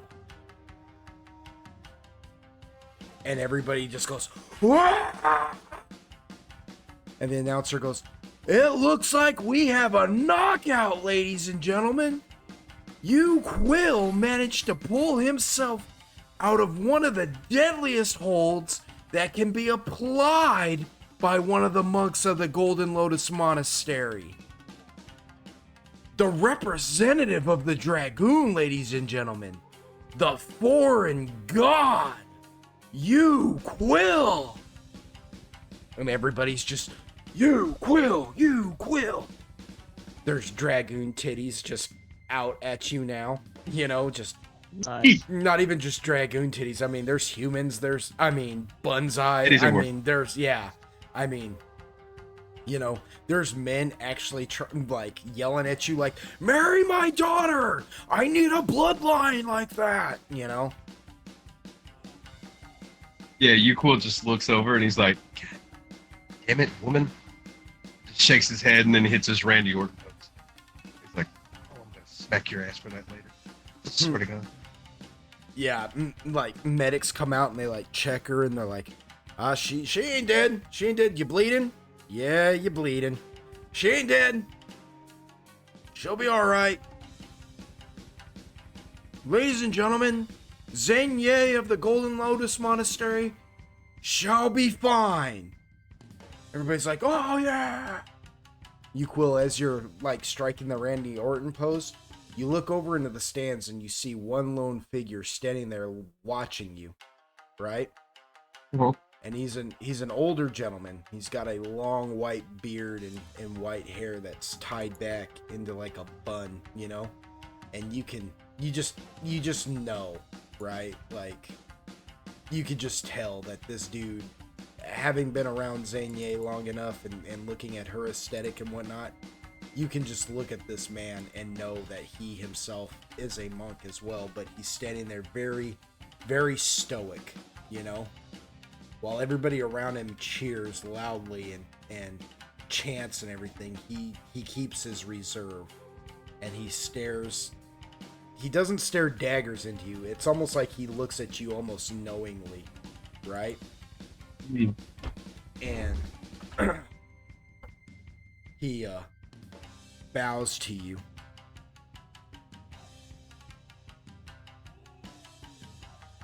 And then turns around and almost just disappears into the crowd. Like, you should be able to follow him, but you can't. You know what I'm saying? Like, and he doesn't move very swiftly either. It's just almost like he just absorbs himself into the crowd as he goes. I got you. As you go back down into the barracks, Kung Po's like, whoa! He goes, no wonder you weren't worried about the hold. You didn't tell me you could do that. Yuquil just shakes his head. He does what? He says what? You faded just- out again, man. I'm sorry. He just shakes his head and he's like, no. Like, he doesn't say anything else besides that. Just no. Just Like, now. he's not happy about it. Kung Po's Yuquil's like, not happy that she threw. So he's not gonna like sell her out, but he's just like, yeah, like he'll pander to the crowd and stuff like that. You know what I mean? He's part of it. yeah. But he's a fighter. He wants to win his way. Right. I'm gonna have to turn you up, I think, because I don't know what it is, but you're fading in and out. I don't know if it's just me or if it's, you know what I mean? But I caught pretty much what you said. You said that he was just like, no, you know, like, he's not gonna really take credit for it. He'll pander to the crowd, but when it comes down to this, he's gonna be pretty humble about it. Yeah, he's not happy that he won that way. Like, he's not about that life. He wins fair and square. He doesn't win at all. Right. Kung Po, Kung Po, you've come to know as kind of a simple dude. You know what I mean? Yeah. But even he can Oh. kind of see it on your face, and he's like, why so glum, chum? He just shakes his head. He's like, it's neither here nor there. He's like, what's next? You know, he's like, whatever. He goes, oh, we're down to the final four. He I goes, suppose so. we're down to the final two tests. The time for fighting's over. it's on to the real nitty gritty. We're gonna go meet the ancestors. Oh, joy. He goes, oh yeah. He goes, he goes, yeah. He goes, and then whatever their final test is, he goes, you know, it's mind, body, and soul. So we've just got through the body portion of it. Now it's time for the soul. You know? Yeah, something like that. So they didn't tell you what this entailed, did they? They gave me the very Cliff Notes version. Says, well, this is my first year. But, from what I understand, they're gonna look in each of us and rip us apart. If we can survive that, then we go on to the mind portion. And apparently nobody can remember what that is. Oh, joy. Yeah. He goes, Fair enough. I'm excited though. They're gonna come get us in you know, in the next little bit or so. So, yeah, I'm gonna eat me a whole chicken.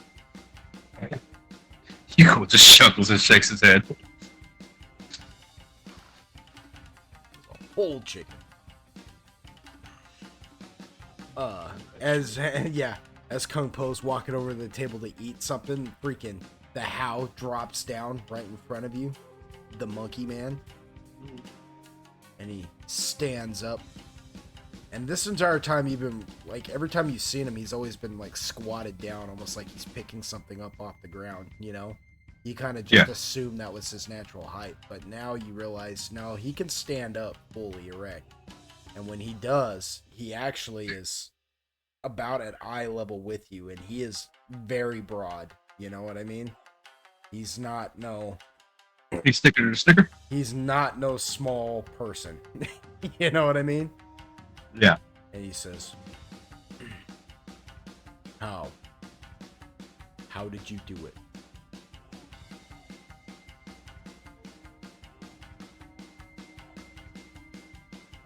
I know. Equal just says some things are better left unknown. You know, he's like not dismissive, but again, it kind of giving the feign like he doesn't want to talk about it, not because it's like some guarded secret. You know what I mean? It's more of like a disdain type thing, you know? It's like, he goes, right. I smell crap. Mm. And then he turns around and just doesn't even wait for you to answer. He just walks off.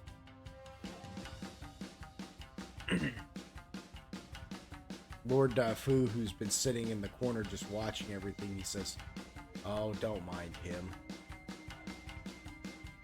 Equal chuckles is like, least of my problems today. Least of my problems. Says, in my opinion, he's accusing you of cheating. In my opinion, if you found a way to cheat out there and get away with it, then I commend you.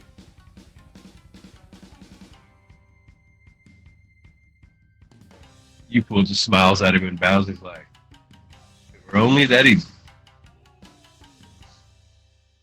Says, yes, well,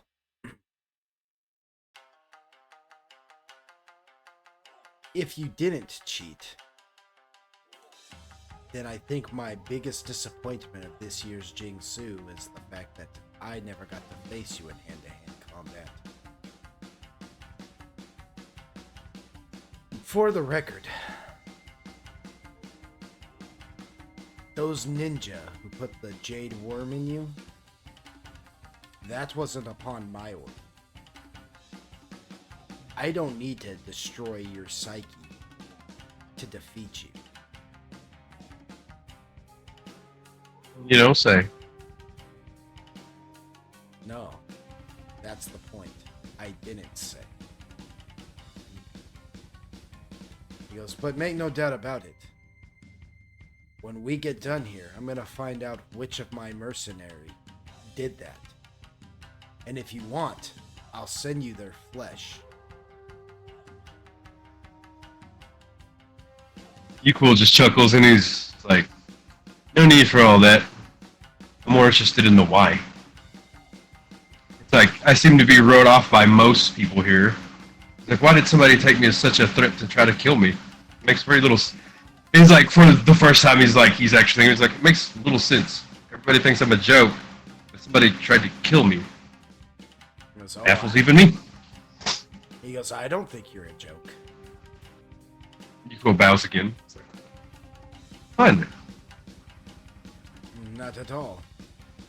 Because this is the first year that the Dragoon have ever entered the Jingzhou. Oh, they host it. They supply the muscle. They supply all the benefits. But none of them have ever tried to compete. And you know what the prize is, don't you? At least the one prize that everybody seems to covet the most, which could be or couldn't be a waste. What's that? The Ancients will grant you one of their breath weapons. Cool. That's the word on the street, I think. The Shogun? Equal kind of stickers. He says yes. The Shogun, Tenkai Sasu, he's won this 3 times. Whoa. He's got 3 out of the 4 breath weapons. That's why his shogunate is the strongest. Fair enough. It says the Dragoon can't breathe breath weapons. Only their ancient ancestors can. You think one of them would want to enter, but none of them ever have. So why did they choose you, a foreigner, to represent them this year? Unless there was something they're not telling everyone about you. Oh, I take you very seriously, you Quill. I'll be watching you with great interest. And with that, he sits up out of the corner and stands up and looks at you through his mask, and you can just see his like cold black eyes just looking at you like dead in yours. He says, well, shall we eat before the next competition? Might as well. I'm kind of famished after the events. Yes, indeed.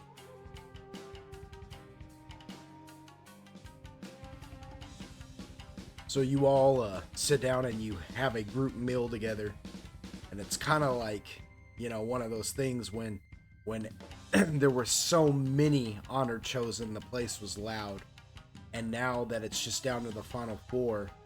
Other than Kung Po, who is just, despite the vibe, he is just his own vibe, right? He's just his own kind of guy. So while everybody else is just kind of sitting there eating quiet, you know, maybe, would it be safe to say that maybe you're having this meal kind of solemnly because you're thinking about Zanye's, shall we say, sacrifice for your cause? To an extent, like, but he's probably getting a chuckle out of fucking homeboy just destroying his food, because that's bringing him back to what he knows more than anything. Right. Just debauchery at its fucking finest has been his life. So it's like, it's almost like being at home. Yeah. And that's exactly what Kung Po does, man. I mean, like, he wasn't kidding when he said he was going to destroy a whole chicken. It's not even them little game hens either. They bring out, like, they brought out 2, like, birds. 2 whole birds, right? And the reason why they brought out 2 is because they knew that you, Lord Daifu, and the Hao, who still hasn't introduced himself, by the way, and I don't know why I keep bringing that up. I think I just keep bringing that up is because I keep mentioning him by his race and not, his name, but, whatever, semantics. Because they know that you 3 will share that, right? Kung Pao, however, just reaches over and grabs that whole bird, the other whole bird, and just begins ripping it apart. And the whole time he's just telling jokes. You know what I mean? He's like, and so the madam asks the little boy, she says, little boy, why would you do this? You've got your whole life ahead of you. So why would you go and see Misty only to get yourself a disease? And the little boy, you know what he tells her? He says, because when I'm done here, I'm gonna go see my dad's girlfriend. She's gonna go see my dad. My dad is gonna go see my mom. And my mom is gonna go see the tax collector. And he's the one that killed my frog. And then he shows her the frog on the end of the stick again. And he just he chuckles so hard he accidentally like slaps the cup up against the wall. He's like, and it breaks. He's like, oh dang. He goes, that wasn't the good china, was it? Starts eating some more. Yeah, Yuko's just chuckling. He's like, he looks over at the monkey dude. He's like, whole fucking chicken. Yeah, even the Hao, despite himself, just can't help but kind of and laugh a little and just shake his head. It's like fucking amazing. He's like freaking Feng Zhang. Like they're just. Dude, yeah, Yuko's not like a stranger to different races, but still, like, he's human, like, he's seen shit, but it still baffles him to watch, the more animalistic of the ones just fucking go ham and just like, he wasn't bullshitting. I thought he was kind of bullshit. I thought a whole goddamn chicken. I thought he was playing. Like, look over at Ninja Boy. Look over at Ninja Boy's like, I just thought he was playing. I seen a werewolf one time, right in front of me, fucking just destroy a whole cow. But he was all werewolfed out. It's like crack, bro. This fool, he's just hungry. Whole fucking chicken. You're like saying this to Lord Daifu, and Lord Daifu's just listening to you like intently, and then he like drops his fork on the table, like on his plate, and then he just kind of goes, huh, he's the one that killed my frog, huh, and then just kind of pops his head back and kind of chuckles. He's like, oh, yeah, I get it. He got the venereal disease because so he could transfer it to the.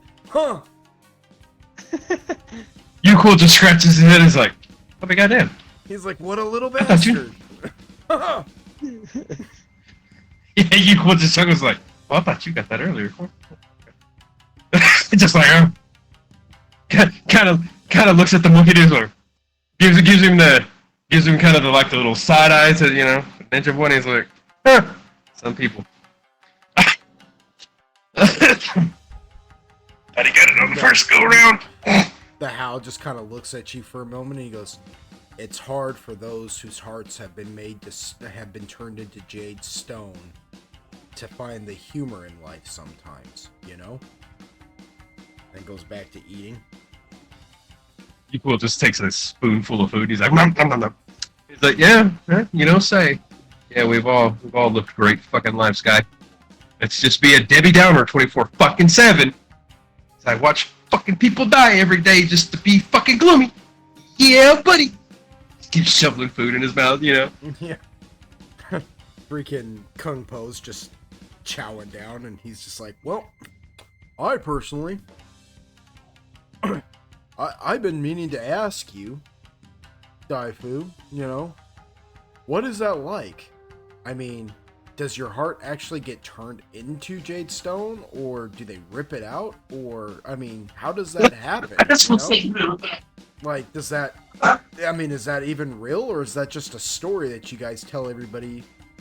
So it makes you look like extra. Like how does that even work? And Lord Daifu just looks and he says, painfully, and then goes back to eating his food.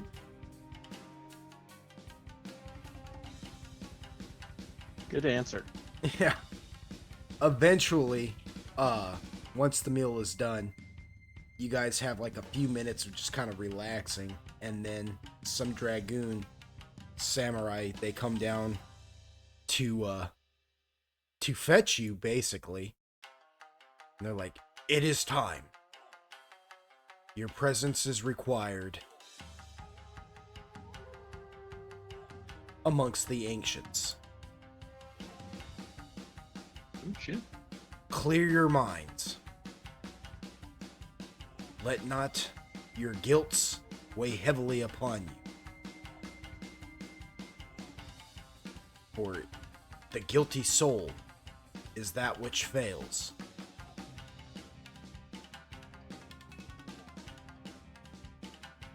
Let your conscience be that of a feather.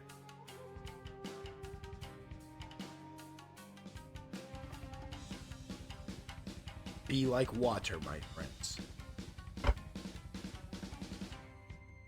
And then they turn and Seriously? they motion for you to leave. They say goodbye to these barracks, for you will not return to them again. So ends this chapter of the Honored Jingzhu.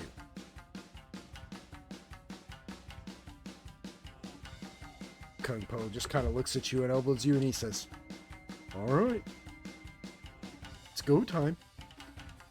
Says, clear your minds. What does that even mean? And the house says, oh, you won't have any trouble with this if that's all that's required. Nice. Yuko just laughs. He's like, you ain't wrong. Don't sweat it, big man. Just be you. You be alright. Says, what did he mean by that? What did he mean by that? I know he's insulting me, but I just don't get it.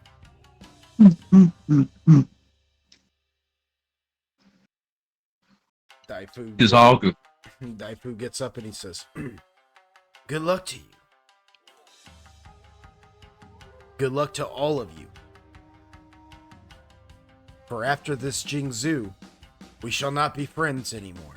We shall return to being enemies. You question. Well, let me ask you one question before we go. Just out of curiosity. Yes. The little jade worm. Am I the first person that didn't die by it? Says no. I know. He says there have been many who have been attacked by the jade worm who have survived. It's just few and far between. There once was a story of a man who was infected by the jade worm, and his tenacity was so great that they honored him. They made him he eventually became a great leader of a sorts.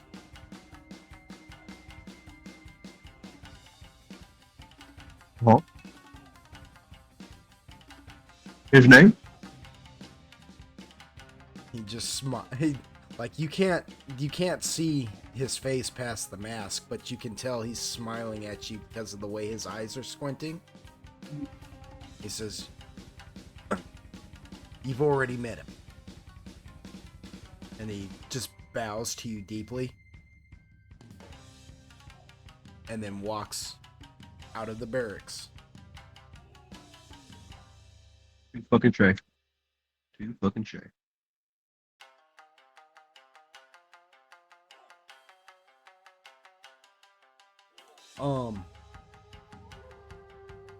Yeah. Android and Zoltan, are you guys still with me? Yep. I would go back to Agaragis, but with what Agaragis is doing, it's gonna be a minute before we can even catch up to them now. Garrett is quite literally napping now. Yeah, I kind of figured that's why Hey, spray bottle. Agaragis decided to nap in game. I'm not gonna fall for that trick too many times, though. Yeah, kind of a smart move. Yeah. I knew what the deal was, anyways, but that's not gonna happen too many times. But I let it slide spray this bottle. time. Yeah, I allowed it this time because it can make sense narratively, anyways. It's very Agaragis to to forget about their mission and just fall asleep. Be like, whoa, I did really good out there, huh? And then lay down on the bed and be like, I'm gonna have me a nice nap now as a reward. And forget that they're supposed to be spying on these fools. Yeah, well, Zoltan and Android, though. Why don't you guys go ahead and roll me initiatives?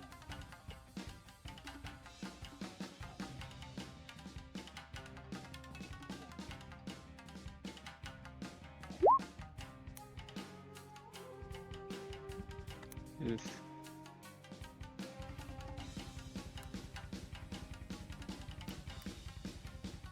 Not awful, but not awesome. Initiatives.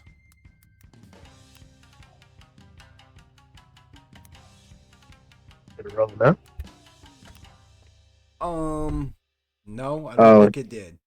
Okay, so on the roll 20, you'll see your token. That's Yeah, just click your token and hit initiative. I'll ping you. see if it does it now. Oh, Lord have mercy. Oof. That's alright, we're a glass cannon. It's fine if we go last. See, I wasn't wrong. I said that the other day. I said... That's not how that worked. I need you to understand it. I said Zoltan's is a glass cannon. Yeah. I said that just... Glass cannons need to go first. Yeah, they really do, though. Yeah, They after really, people go. you really don't want to go last. But... Which you are. You are going to go last. It's fine. You wanna know why? Because I'm a glass cannon. Because I'm gonna send a comment. I'm gonna drop a comment. What's rough is this fool is going first. Damn it, Android. I have faith in you. Actually, I should roll for Loud D2 because he's technically going to be in this fight. Oh, what a I kind of forgot about it for a second. Oh, I should put Loud in this fight. Turn your click up, dog. can I summon Ruckus real quick? Hit him with a ring. No. Oh, that's upsetting.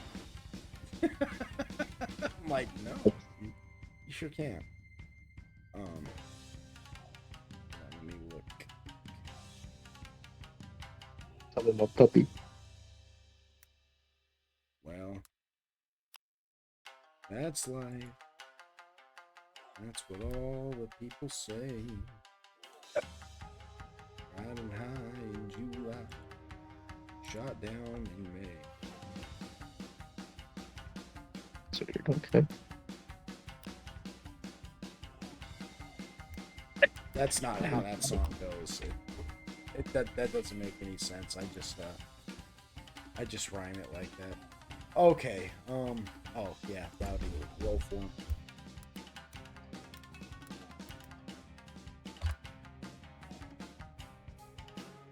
Tower. Would Storm Tower be in player's handbook or Would what? I'm trying to see which which book Storm Tower would be in. Stone or storm? Thorn. Thorn? Thorn. Yeah. Like a stormy day.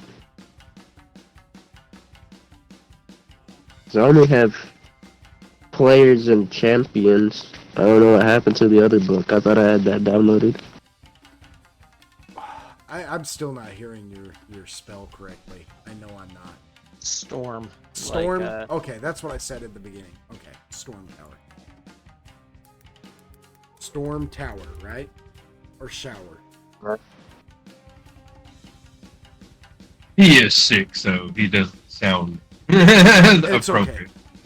It's Storm Tower, right? Though. Well, It's not in play.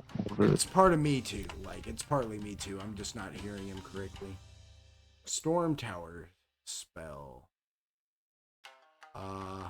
It's a druid spell. Spell compendium is what it comes out of. But a storm tower absorbs any electricity damage dealt to those within it. Magic missiles cannot be cast into, out of, or within a storm tower. The storm tower is composed of windstorm strength winds. Ooh. Making ranged attacks impossible within it.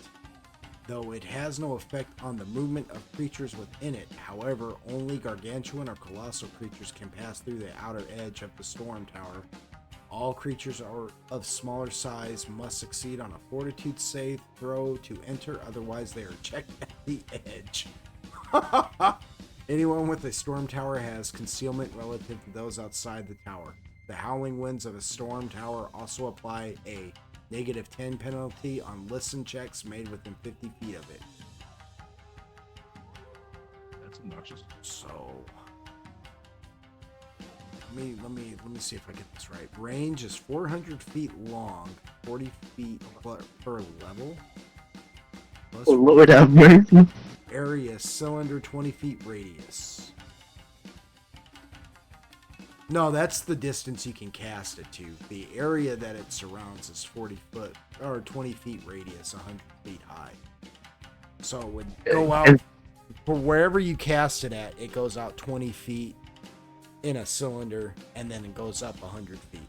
Duration 1 round plus level. Saving throw. Okay. Negates. Fortitude save negates. Spell resistance, yes. Absorbs any electric damage magic missiles cannot be cast into, out of, within a storm tower. Well, that's a bit of a pain in the butt. Are you kidding me? Yeah,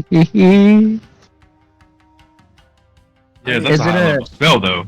Well, I mean, Yeah, ranged. Well, the thing is, it's the ranged attack and it's the magic missile thing. I don't know.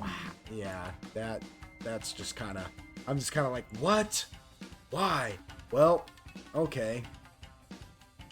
Assuming it's a concentration spell as well. Or can I just throw it down and it just be there? Well, to be casting it'll take you 1 round to cast it, so you have to begin casting it on your turn, and then your next turn you'll cast it. You see what I'm saying? So if you get hit within that time, you'll have to roll a concentration, right? Okay. But beyond that, you see what I'm saying? Yeah. It's not an instantaneous thing. But he gets to go first, and let's see, you all are standing there on the docks. Yeah. So let's see. Laudy and Android are standing side by side. Zoltan, you were standing just a little bit in front of them, but at that angle, I'd say, depending on how he wants to do this, which, to be honest, Android was friendly with him. Zoltan, you heard him, but you didn't really say anything to him. You weren't incredibly rude at all. The only one who really kind of got on his nerves really at the beginning was Laudy, but he knows he's got to take you all down. So how does he want to do this? I suppose what he's going to do is he's going to step probably about like 5, 10, 15 feet to the side. So now, because he's not actually on the docks per se. Like he's stepping away from the edge. Yeah, he's stepping to be cat corner to all 3 of you, so he can see all 3 of you directly, right? Right. But like, away from the edge of the dock, right? Yeah, like he's stepping to the side of it. Yeah, like he's still on the beach basically, while you Gotcha. guys are on the dock, and he's just kind of stepping. So now he'll be like catty corner to you all, you know. And this way he can see all three of you. You guys are now like lined up perfectly, right? And and this isn't, you know, this is just being fair, like thinking about it fairly in my mind. Like, Loudy's the one that got on his nerves, but he knows he's got to get rid of you two as well because you guys are with law enforcement. So you all are a danger to him no matter what. You know what I'm saying? But he's not. But he's not gonna. Yeah, but he's not gonna just. But what he's doing is he isn't just focusing one of you, right? And those cherry blossoms that are floating around him, you know, like a whirlwind. He holds out his hand. This is what I was talking about, though. He holds out his hand, and three of them, in three different directions, just shoot out at you guys, like a magic missile. Gross. Yeah, doing.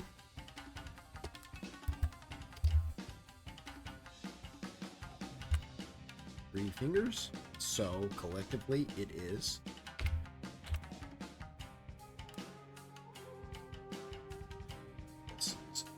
he is a what? Check something here.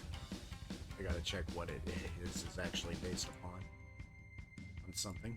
You're like gross. Gross. I don't like it. No, I don't like it at all. Yo. I can do a little Chauncey real quick.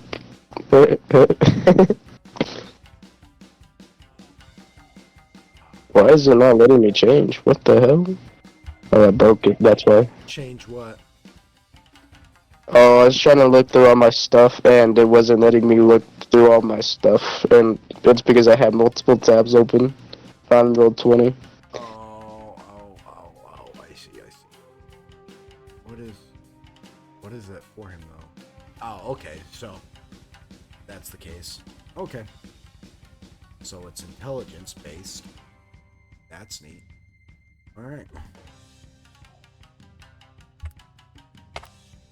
So that's going to do 13 points of damage to you guys. Each. That's not too bad. No, it's not. I can live with that. Does he do? Yeah. This is preliminary. Yeah, how do I do this? What? You just minus 13 from 127. You should be at like 114. Oh, well, it says my HP max is 71. Well, it's 127. I don't know why. Yeah. I don't know. I should be at what? You said 114? You should be at 114, yes. Android, I think, would be at 99. Loudy has been hit. Yeah. Y'all don't need to worry about his health. Unless he goes down. Whoa.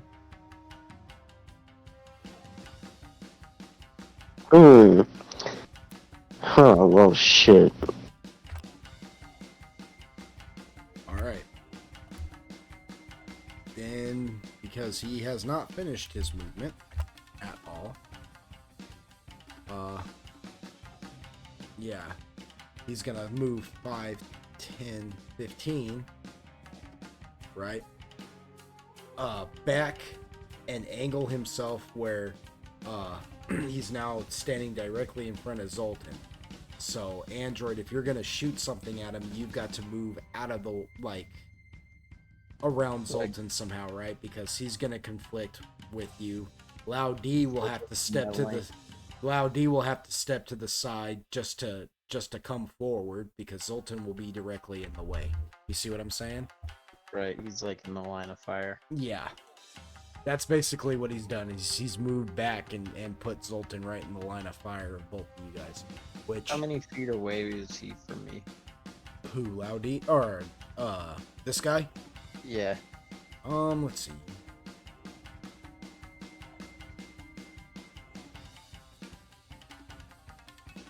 He'd be probably about like 35 feet away from you.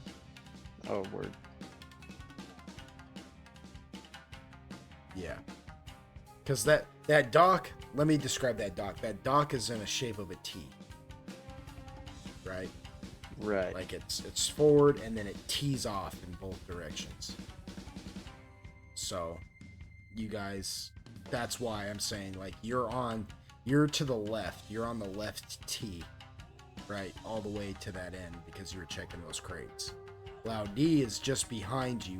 So he's just behind Zoltan.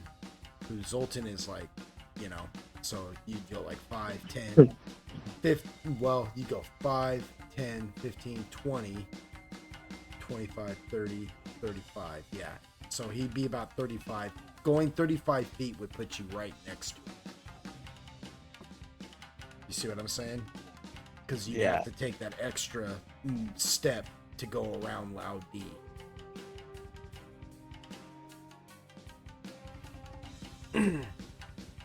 It is kind of a funky little formation you guys found yourselves in, you know? At the moment, he's got the advantage as far as formations go. Even though you guys got him like 3-1.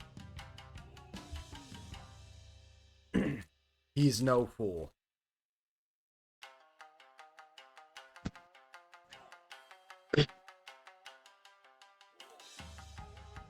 But it is your turn, Android. Let me think a moment. He did his attack, and then he moved right back.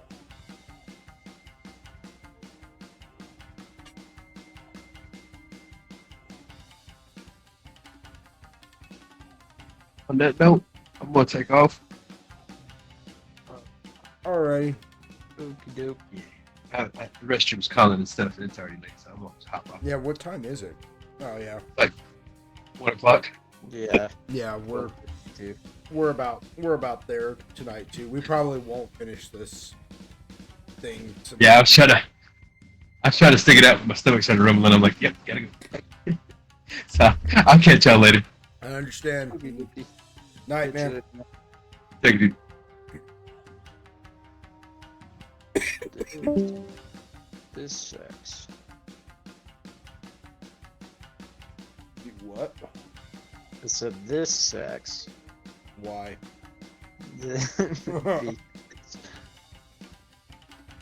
You Quill ain't here to cast punch. Let me think.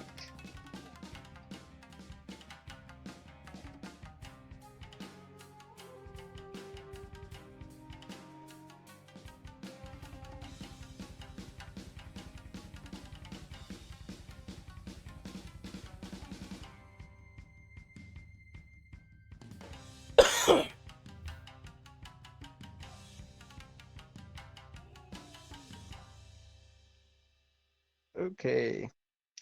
I think Android is actually going to take a step back and put his swords away Mm-hmm.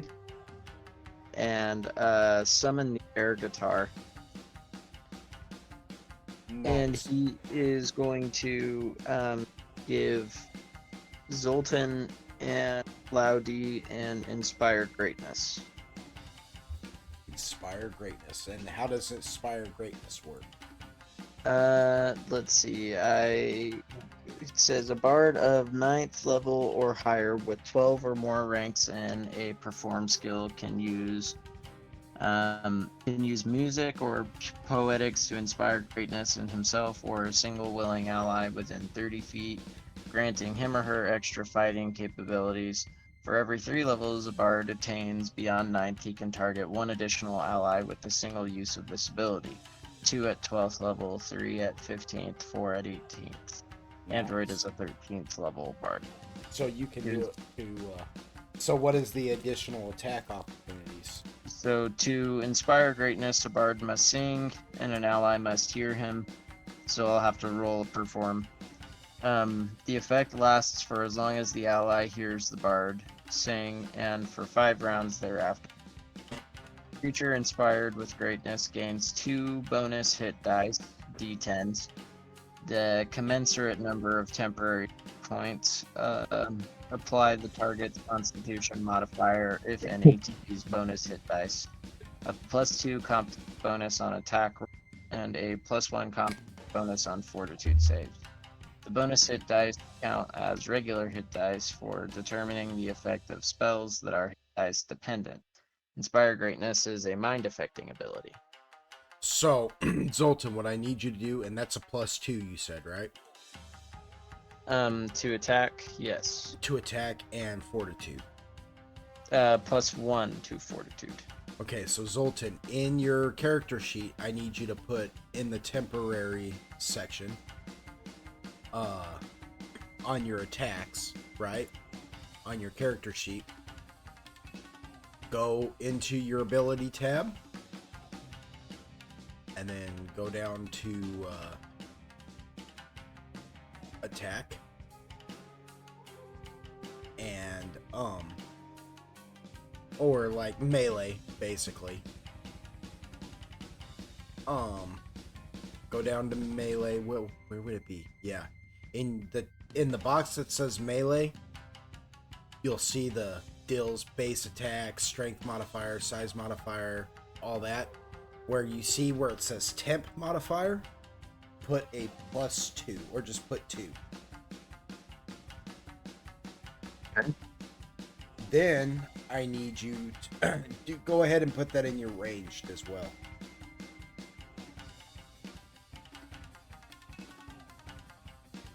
Then on your what is it? Your fortitude, in the temp section, put 1. Put a 1.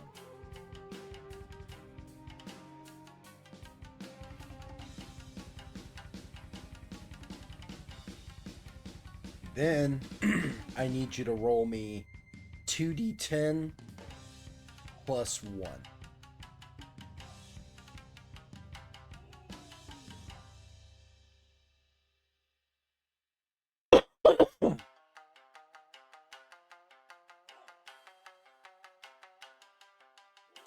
You said 2d10? 2d10 plus 1.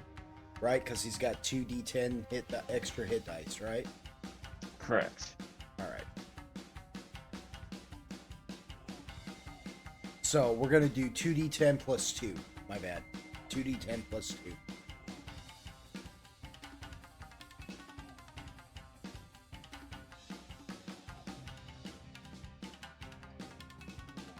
Okay, 17. So 17 plus, let's see, 17 plus 114 is going to be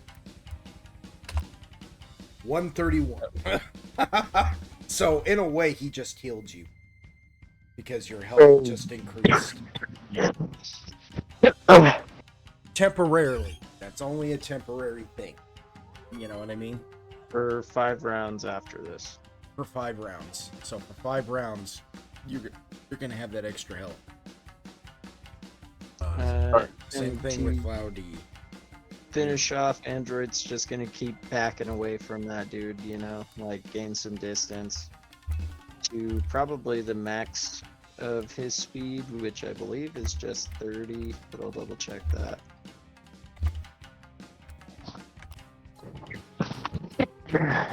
Yeah, 30 feet, so he'd probably be like 60, 65, whatever. Okay. So which direction? Like, describe to me the way that looks. So you backed away from him. Which direction? Because you're at the end of the dock where you are, except for the crates. Oh, I see.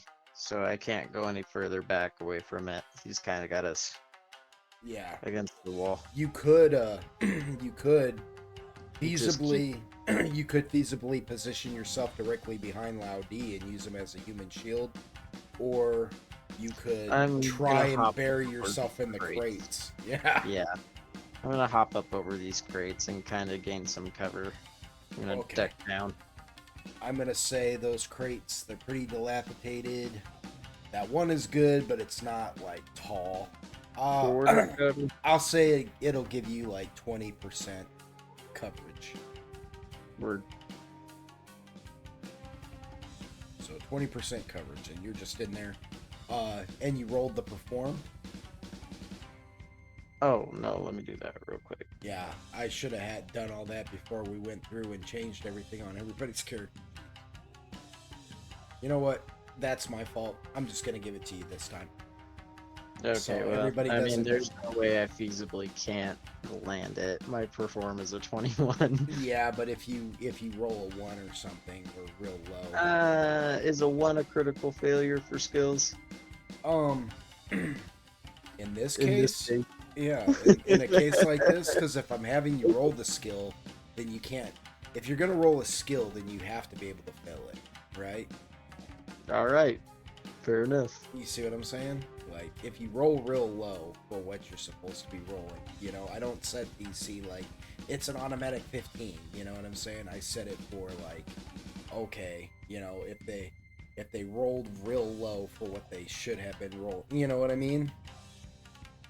Well, okay. Like, if you fair can enough. roll high, like, because your performance is a 21, right?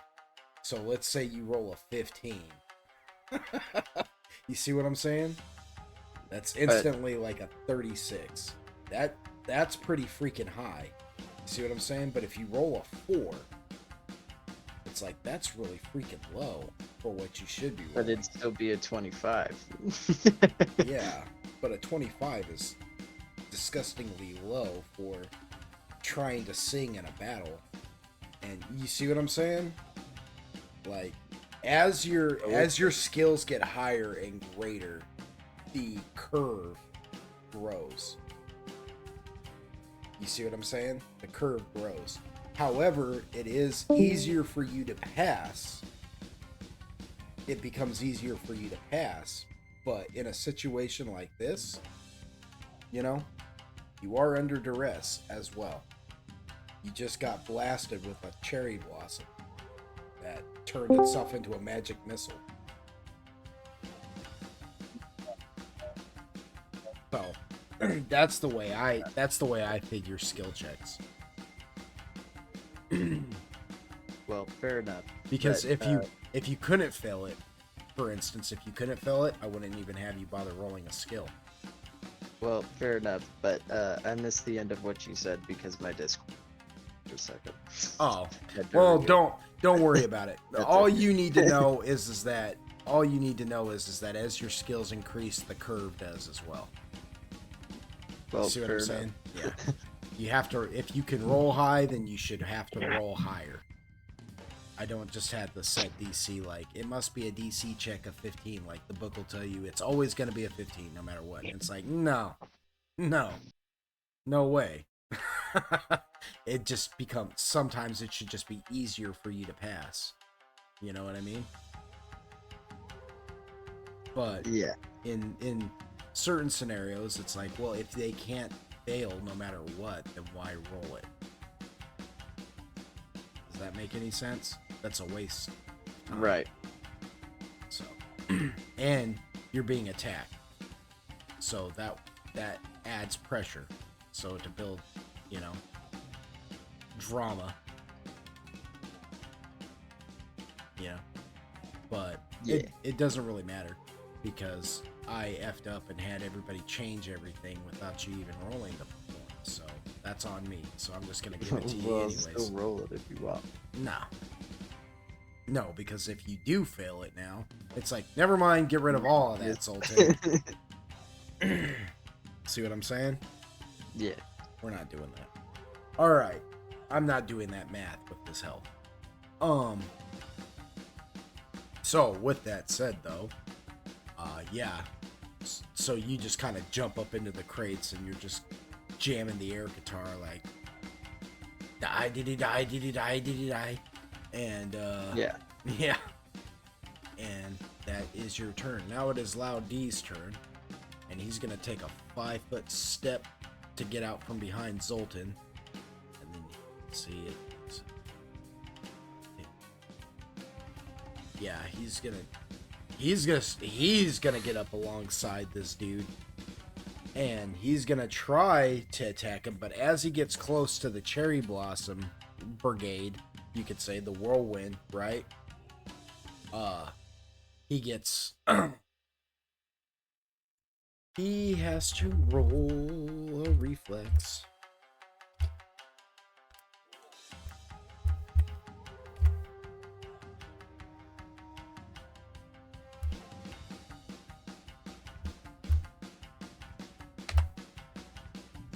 And he fails it. So he takes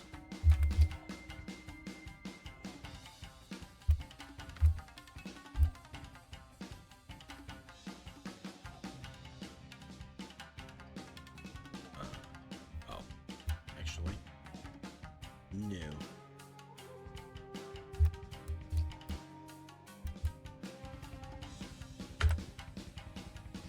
Oh, dang. Well, he lucked out on that. Okay.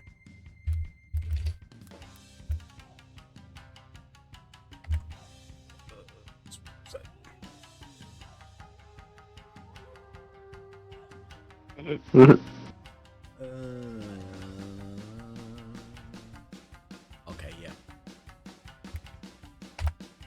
He takes. Oh, he still takes quite a bit of damage though, for just 1d4. He takes 10 points of damage. Cloudy does. Dang. Yeah, so you watch as he comes, which puts him. That just completely killed the extra hit dice you gave him, by the way. I mean, completely. It reset him back to like his starting health. He comes running up with his sword, ready to try and attack this guy, and he's not able to evade these cherry blossoms, and they instantly turn into magic missiles, and one of them catches him. One of them catches him right in his chest and pops him back 5 feet. And he's just like, oh. And he feels that, and he's like checking his like under armor a little bit, kind of patting it. He's like, oh, it's a barrier. We have to be careful.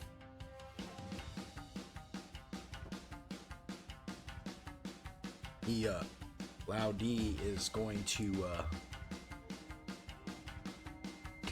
I'm gonna spend the rest of his turn. In fact, I'm not gonna have him go again. I'm gonna just instantly take a round for him to ponder something. And now it is Zoltan's turn.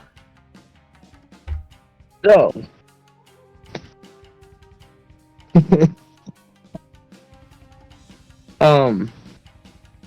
we're gonna go for a Hail Mary play. Just gonna go balls out already, huh? No, not that type of Hail Mary. We're not gonna go kaboom just yet. We're gonna try to do something. Could Zoltan, Zoltan wants to use Dispel Magic. Okay. Gangsta. Alright, let's see here.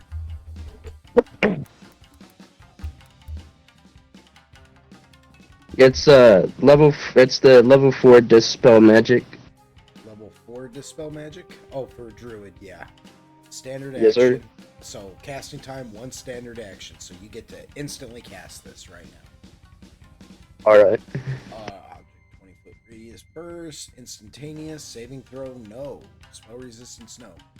You can use Dispel Magic to end ongoing spells that have been cast on a creature or object, to temporarily suppress the magical abilities or a magic item, to end ongoing spells, or at least their effects within an area, or to counter another spellcaster's spell. A dispelled spell ends as if its duration has expired. Some spells, as detailed in their description, can't be defeated by Dispel Magic. Dispel Magic can dispel but not counter spell-like effects, just as it does spells. The effect of a spell with an instantaneous duration can't be dispelled because the magical effect is already over before the Dispel Magic can take effect.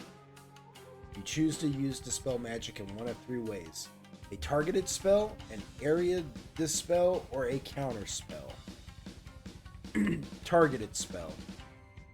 One object, creature, or spell is the target of the Dispel Magic spell. You make a spell check, 1d20 plus your caster level, maximum plus 10, so 1d20 plus 10 against the spell or against each ongoing spell currently in effect on the object or creature.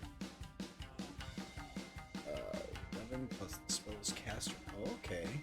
If you succeed on a particular check, that spell is dispelled. If you fail, that spell remains in effect. If you target an object or creature, that is the effect of an ongoing spell, so you don't need to worry about that. And you don't need to worry about that. You don't need to worry about area so much, although kind of is an area effect. When you dispel magic, is used in this way, the spell affects everything within a 20-foot radius. Okay. For each of the creature within the area that is the subject of one or more spells, you make a dispel check against the spell with the highest caster level. If that check fails, you make the spell check against progressively weaker spells until you dispel one spell. Oh, okay. No, you're gonna target. You're gonna target. Area dispel is like you bursting it into an area of 20 feet, right? That's not. So it's like a surge, basically? Yeah, it's a surge that's coming off of you. And it says even right here that, let's see, for a creature within that area, the subject dispels the spell check, blah, blah, blah, against a, or until you fail all your checks, the creature's magic items are not affected. Their magic items are not affected. So you're gonna go for a target the spell. So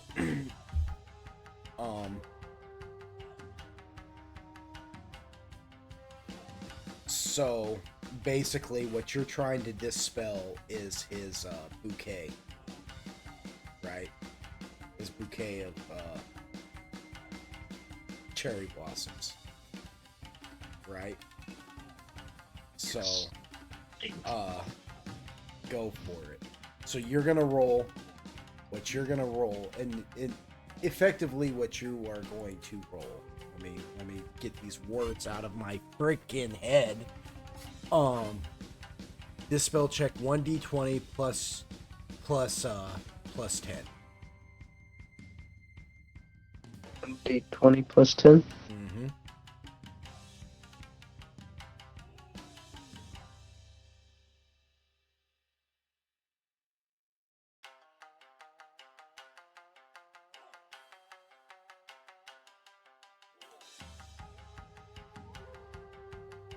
Let me see what the check is going to be.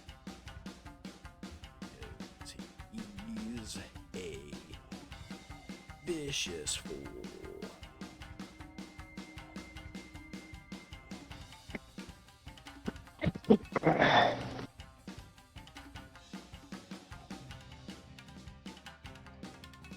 I'll put that away wherever it was. It was level 4, right here.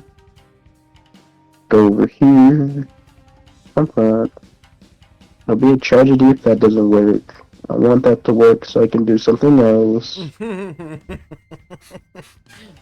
You would like for that to work, huh? So I would, because if I have to do Storm Tower, then that just gets rid of my whole plan, and I don't want to. right. So what did you roll? Set at 25. I just put it. 25. Yeah. Man. So you just failed. And when I say you just failed, I mean you missed it by one. By 1 point. I'm just gonna be honest with you. You missed it by 1 point. No luck. Yeah, because he's. I'll tell you right now, level 15. Whatever he is, he's a level 15. You know? Yeah. Well, that's not so tough. No. Oh, while I'm looking at everything, what are heroic points used for again? The what? Heroic points? Because I still have some, and I don't know what they're used for Oh, again. fuck yeah. Oh, why did I tell you that? Oh, okay. Hell yeah. Go ahead and roll a d4. How many heroic points do you have? I have 5. So just use. Wait, is heroic Use points? one Is it heroic heroic points or is it? Because that Inspiration dice? Hold on. Yeah. Well, no, not inspiration dice, but let me check something just to be. Well, where is it? Use a heroic point. Is that It's is it heroic points though, or is it the Yeah. other one? No, I'm pretty No, sure it's heroic points. it's heroic points because I got it from the holding off the piranha, What the is- big piranha. What is the other thing though that you get? 'Cause there's Acts of heroic boldness in points. combat increases heroics. These are points that can be used in combat to assist with attacks and damage. These points can also be used to help with skills like tumble, jump, swim, climb, and their like, but only in combat situations. So it is heroic points then. Yeah. So spend one heroic point and beat it.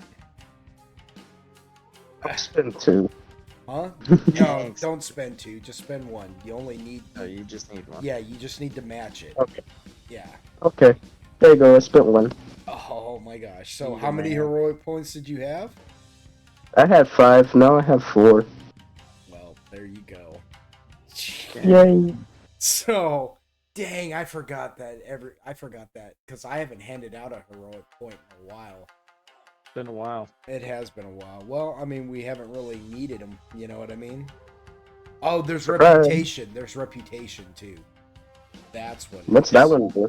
Reputation points will help you with like skill checks and things like diplomacy and blah blah blah. Plus, it can if you can develop reputation amongst people in certain areas, you will get lower prices and this and that, different stuff. Which you guys are definitely building up reputation here in the Forgotten City. So don't let me forget that to take care of some of that stuff.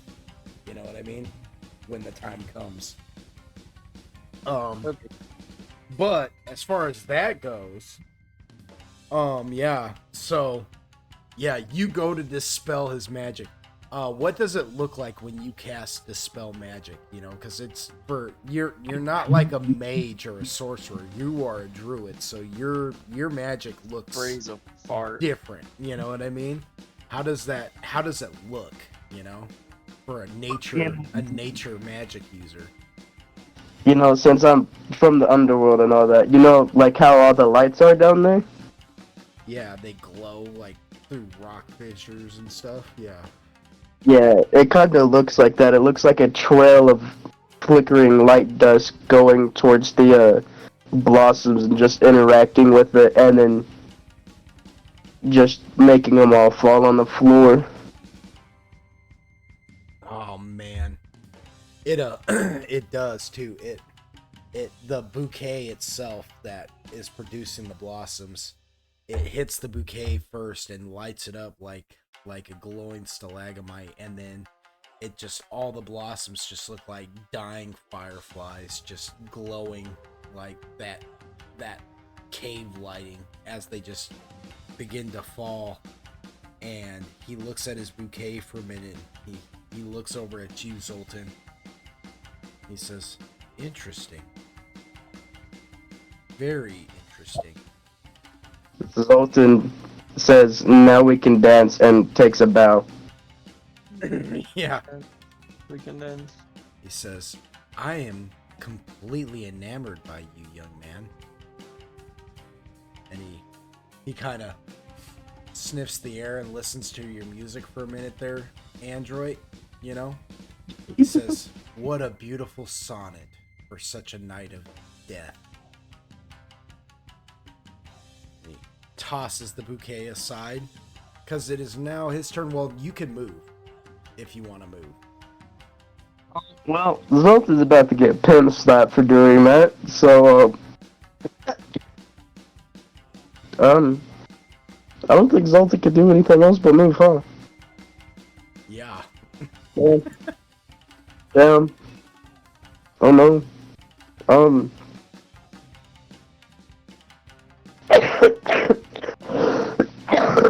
Don't mind me dying. Anyways. You said Loudy went in front of me, right? And went to go attack him? Yeah, but he got pushed back. But he's on the side of you. You've got a direct Oh. line of vision with dude.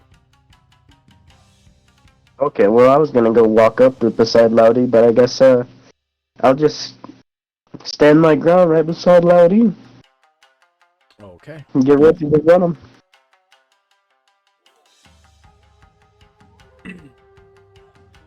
He looks at you for a moment and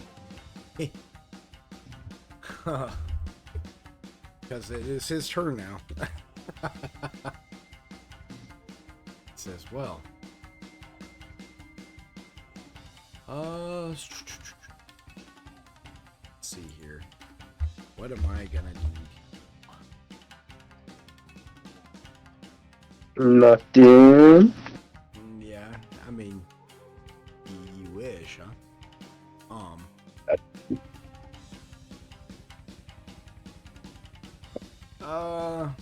Let's see. You wouldn't hurt a sick kid, would you? Yeah, Oh, that's wild. yeah, I sure would, actually.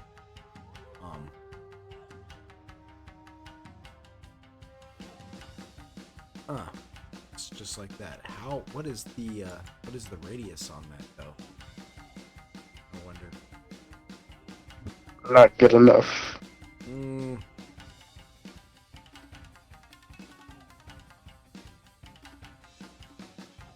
I wonder if it is what I think it is. I may sacrifice his movement just to do this to you and cast two spells. Well, I mean, you want to dance, right? You want to dance with this guy, correct? I mean, he said he wanted to dance. I'm just partaking in what he said. Yeah, but you said now we can dance, right? That's what you said. Yep. Oh, okay. I want to make sure that I understood that correctly. He's not really mad. I'll be honest. He's not entirely mad. In fact, he's impressed. If anything, like you get that. Yep, they're both standard. So there is no saving throw. Cool. Not cool. Both of these have no saving throws to them, so I can just pop them both off and sacrifice his movement, even though that's going to leave him open for a hit. But that's fine. He's just going to do that.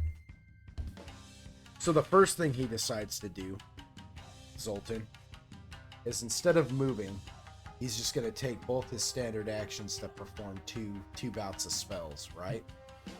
And there is no saving throw against this, so you just keep this in mind. He first thing he does is he leans out like his hand. He outstretches his hand to you, right? And his wrist is all like bent down, it's limp, you know? And then with a few delicate fingers, you just watch as at first his index raises, then his middle, then his ring, then his pinky, as he just slowly, like a wave, raises them up and then outstretches his palm. And then, again, petals, like cherry blossoms, just come flowing out of his palm in your direction. And they look like fireflies. You know, they glow, almost like what you did. You know what I mean? And they surround you. They come around and they surround you as he targets you, and then they encircle you for a moment, and then next thing you know, you're glowing. Your whole body is just glowing. I'm about to explode. No, it doesn't hurt. You're just glowing. And then as soon as that happens, he flicks his wrist back to where you can see the backside of his palm now, you know? And with his other hand, he just raises an obscuring mist around you that's 20-foot radius. Where everything now in that mist is you now have a missed chance and a concealed, you know what I mean? Like, things are now harder for you to hit while in that mist. They're harder for you to hit. However, but because you are glowing, you stick out like a sore thumb in that mist. Everybody can see you. Okay. You have a 50% miss chance on any attacks you do. And let's see.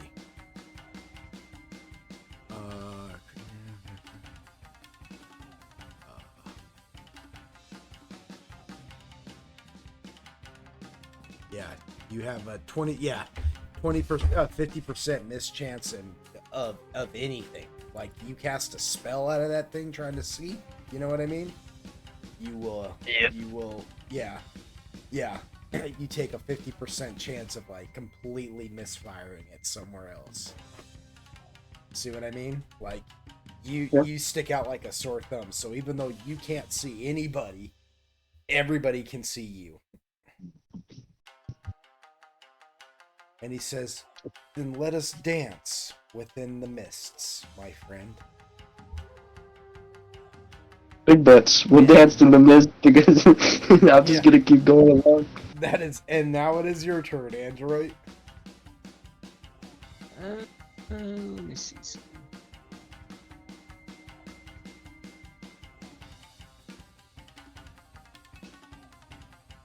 Android has a thought. I bet Sebastian would like this guy. Right.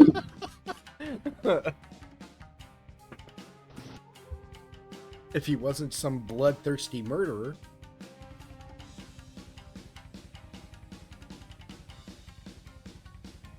Okay, never mind. Android's just gonna swap to Tuna Battle. Ooh.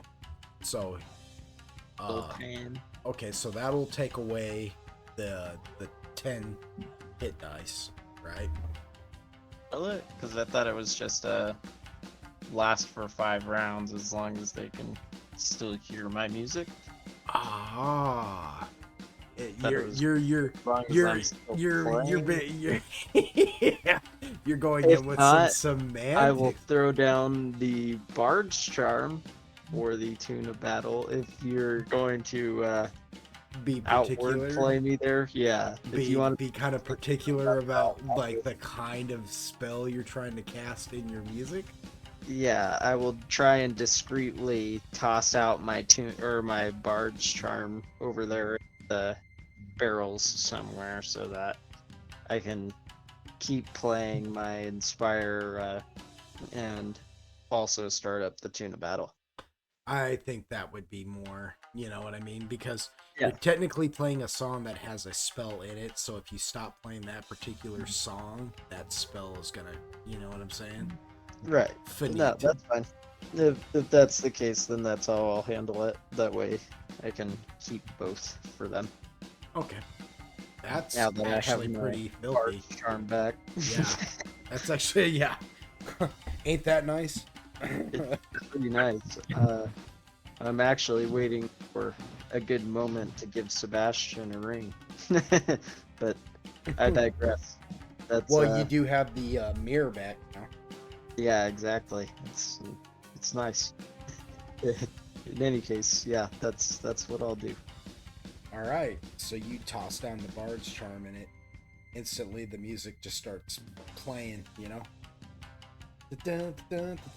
Or whatever. Yeah. Yeah. Awesome. Yeah, well, that's for whatever reason that's the song that I hear, but it could Yeah, be that's any fine. song. It could be whatever song you prefer, you know. It's just what Yeah. it's just what I've always heard. But Just Dance by Lady Gaga. oh, They are just dancing. he the enemy just Yeah. dies. He just dies. I can't handle it. The crap. The crap. That song's good. Lady Caca. Huh? Oh. That song's good. I I like Starstruck and Paparazzi. I like Paparazzi just because it's kind of a weird song, and I like Starstruck because I mean Flo Rida. Right? Am I wrong? Am I wrong? No, you're not wrong. Yeah, you know. Whatever though. Yeah. We're gonna finish out this round and then we're gonna call it a night though. Cool. So there's that. Loudy, he had to take an entire, round to think something out. You know what I mean? So this is initially gonna take his turn because he had to think something, and I didn't want to roll and blah blah blah. So I was just gonna begin this. You know what I mean? But being a detective, he's basically got dossiers. He's looked at dossiers of different things, right? He knows different kinds of criminals, right?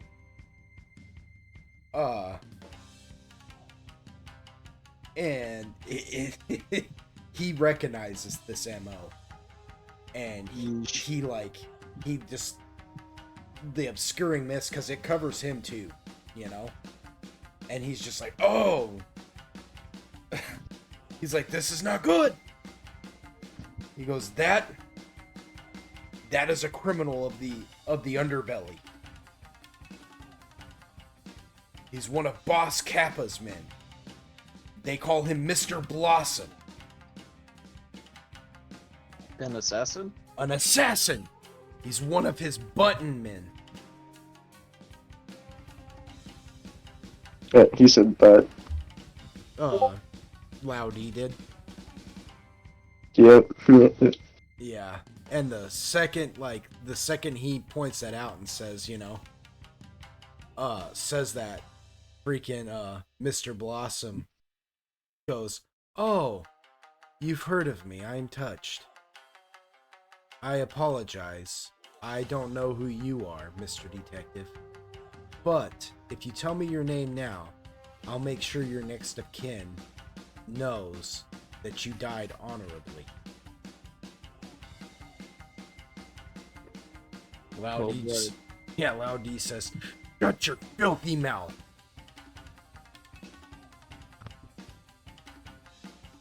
And that's his turn, actually. Yeah, because this is in a 20-foot radius, so even Mr. Blossom is covered in the obscuring mist. Like, Android, there's just a mist right there. You know what I mean? I want you to think about that. Zoltan, it is your turn. Okay. Well, Zolt is gonna go for a shot in the dark off of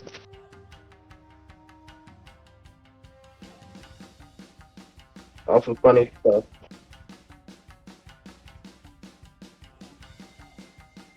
No, where'd my spell go? Hold on, I had it inside.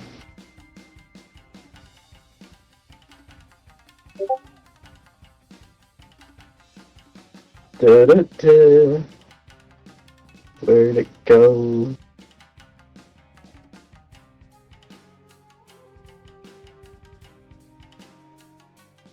Did I go past it again?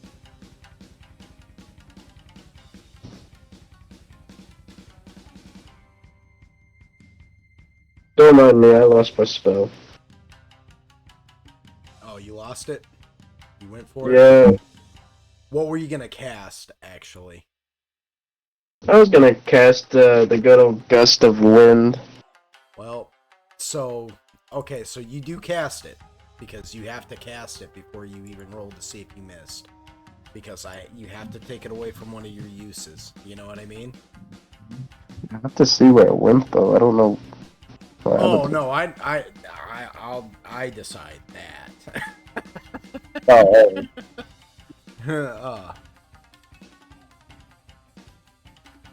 Oh, So you go to cast Gust of Wind, but you accidentally like, because you can't see in there, you cast it too far. Oh, you know what?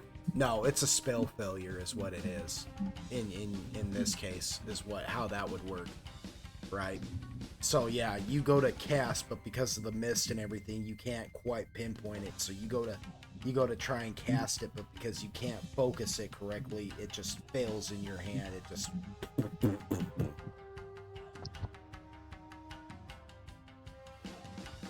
yeah.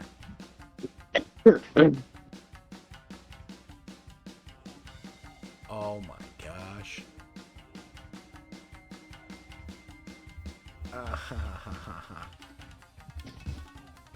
Oh, fireball. So do I put that? So what do I do with that spell now? Get rid of it? Yeah, it still was a use. Alright, Yeah, no matter what happens, it becomes a use, right? get out of here, Gust of Wind.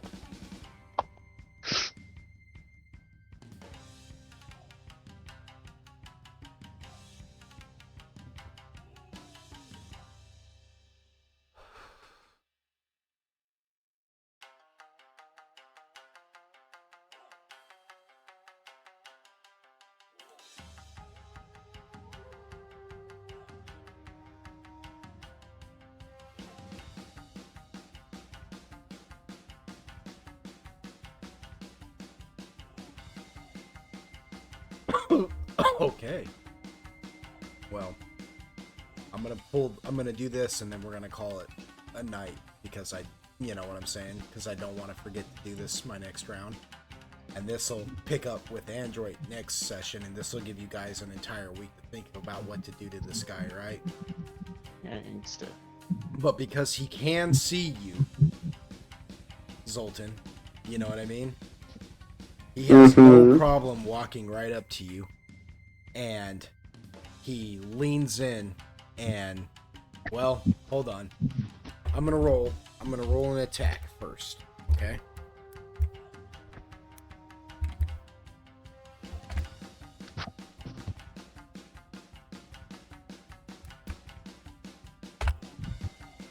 What is your AC?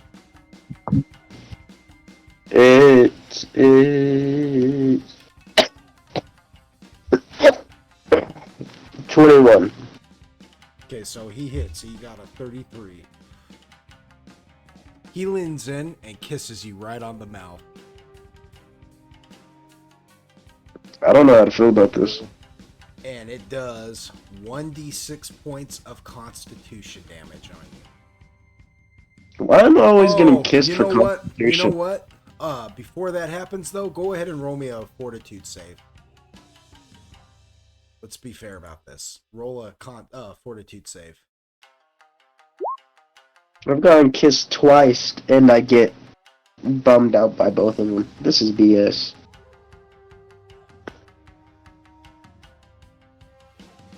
Okay, hold on.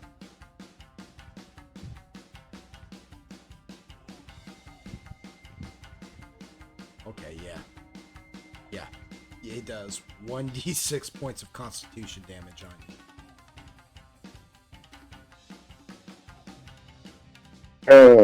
Constitution. Yeah, he just leans in. So go into your constitution. Go into your character sheet, right?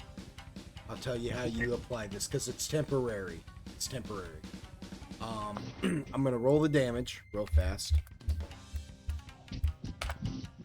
Okay, and I rolled maximum damage. Beautiful. Okay, so D6.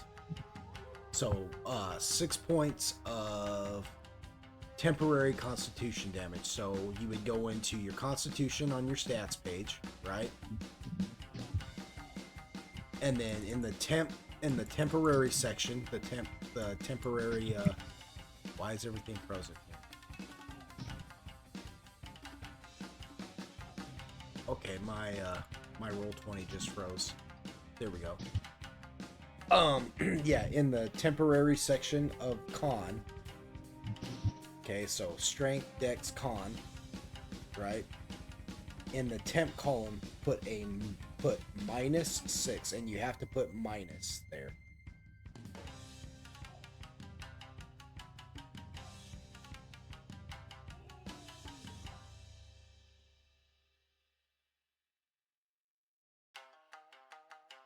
Alrighty.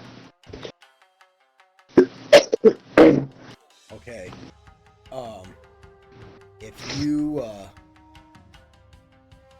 If your con goes to 0, you are going to, or not your con, yeah. If your con goes to 0, not your modifier, but if your con actually goes to 0, you're going down. Alrighty. You will die. You'll just fall over. Okay? That's true. So what's your con at right now? That's at 7. Oh my god. Alright, so. Yeah, the woman at Underworld lowered it too. Yeah.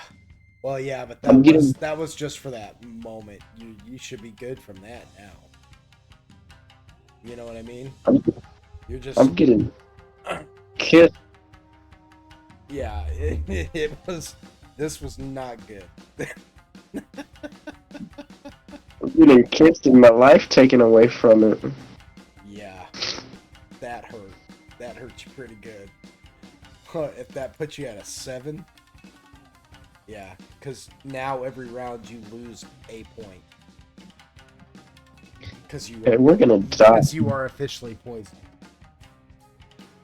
Oh, You have to be detoxed. wait, I'm poisoned? Hold up. Yeah, you're poisoned. I think I have something that helps against me being poisoned.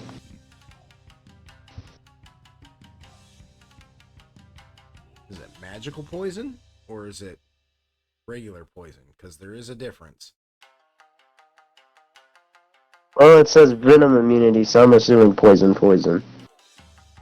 Yeah, like you could get bit by like a snake or something and survive that. Yeah. Yeah, this is magic. Damn them. How dare they? Well, do you have any spells that will cure you? No, no. You're funny. You're funny. I'm gonna die.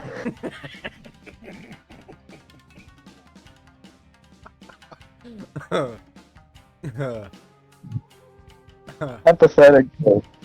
There is, just to throw this out there, sometimes discretion is the better part of valor, gentlemen.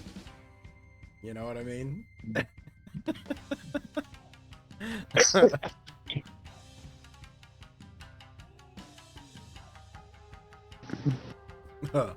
But that is where we're going to call tonight's session.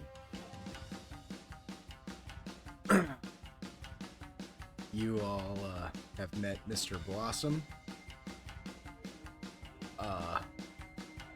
Agaricus is chilling in their pocket dimension. I have something to do to you next session, and you're gonna hate me for it because I've never used it. Well, I mean, you do it. I won't hate you. Well, you shouldn't have given me the power to do it because I was looking at all my stuff, and I didn't realize one of my items granted me a power. Well, rock and roll, bud. No, that's why I give you that stuff, because I encourage it. I encourage you to use the items that I give you. I won't hate you one bit. In fact, I will, I'll be completely pleased with you using it, It's not how I don't get down like that. I don't get offended when people, I want you to win. Deep down, I know it doesn't seem like it sometimes, but I actually want you to win. I want you to succeed. That kiss kind of doesn't seem like it. Well, that's just because I'm not going to make it easy for you. That's because I'm not going to make it easy on you. Just because I want you to... Look, if it's worth doing, it's worth doing right.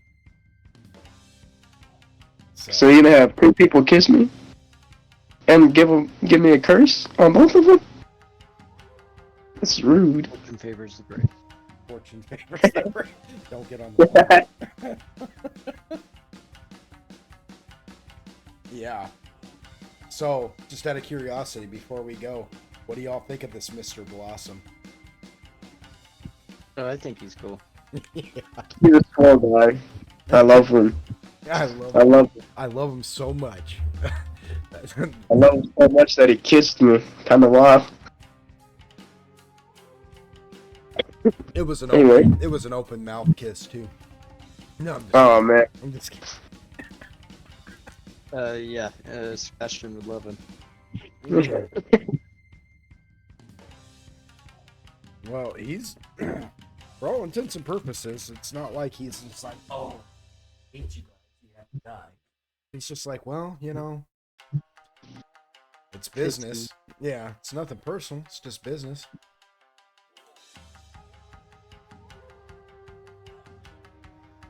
Lao D's the one that kind of effed you on this one. Yeah, that's okay though. It'd be like that. Sometimes.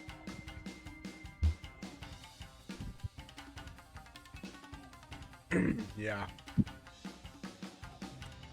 Yep. But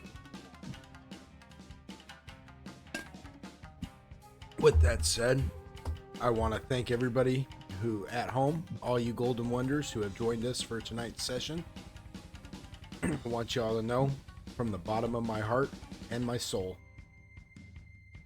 I love you all. Thank you so much for the growth of the channel and all you beautiful subscribers out there. And even if you're not subscribed, if you're just joining us, you know, I want you to know I love you too, and thank you for joining us. If I got you feeling a type of way, feel free to like, share, and subscribe. That really helps the channel grow. Go ahead and sign my guest book. That's what we call the comment section there, and go ahead and ring my bell for notifications. I don't just play D&D on this channel. I have a variety. Maybe I'm too stretched thin, but I just really like gaming, and I like to tackle all aspects of it. So there's that.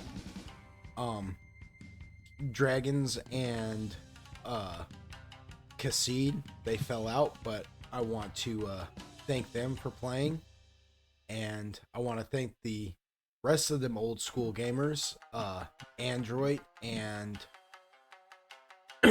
excuse me, Android and Icy Hot. Thank you guys for playing tonight. I had fun. I had a lot of fun. This session was kind of intense. A lot really happened in this session. So we literally had 3 encounters tonight, y'all. This was an action-packed session, if you think about it. So, thank you guys. Thank you so much for you at home honor me with your presence. Them old school gamers, you guys honor me by having me as your DM. And y'all come back now. Stay golden. Say goodnight. Say goodnight, y'all. Good night. Good night. Adios. Adios. Sayonara.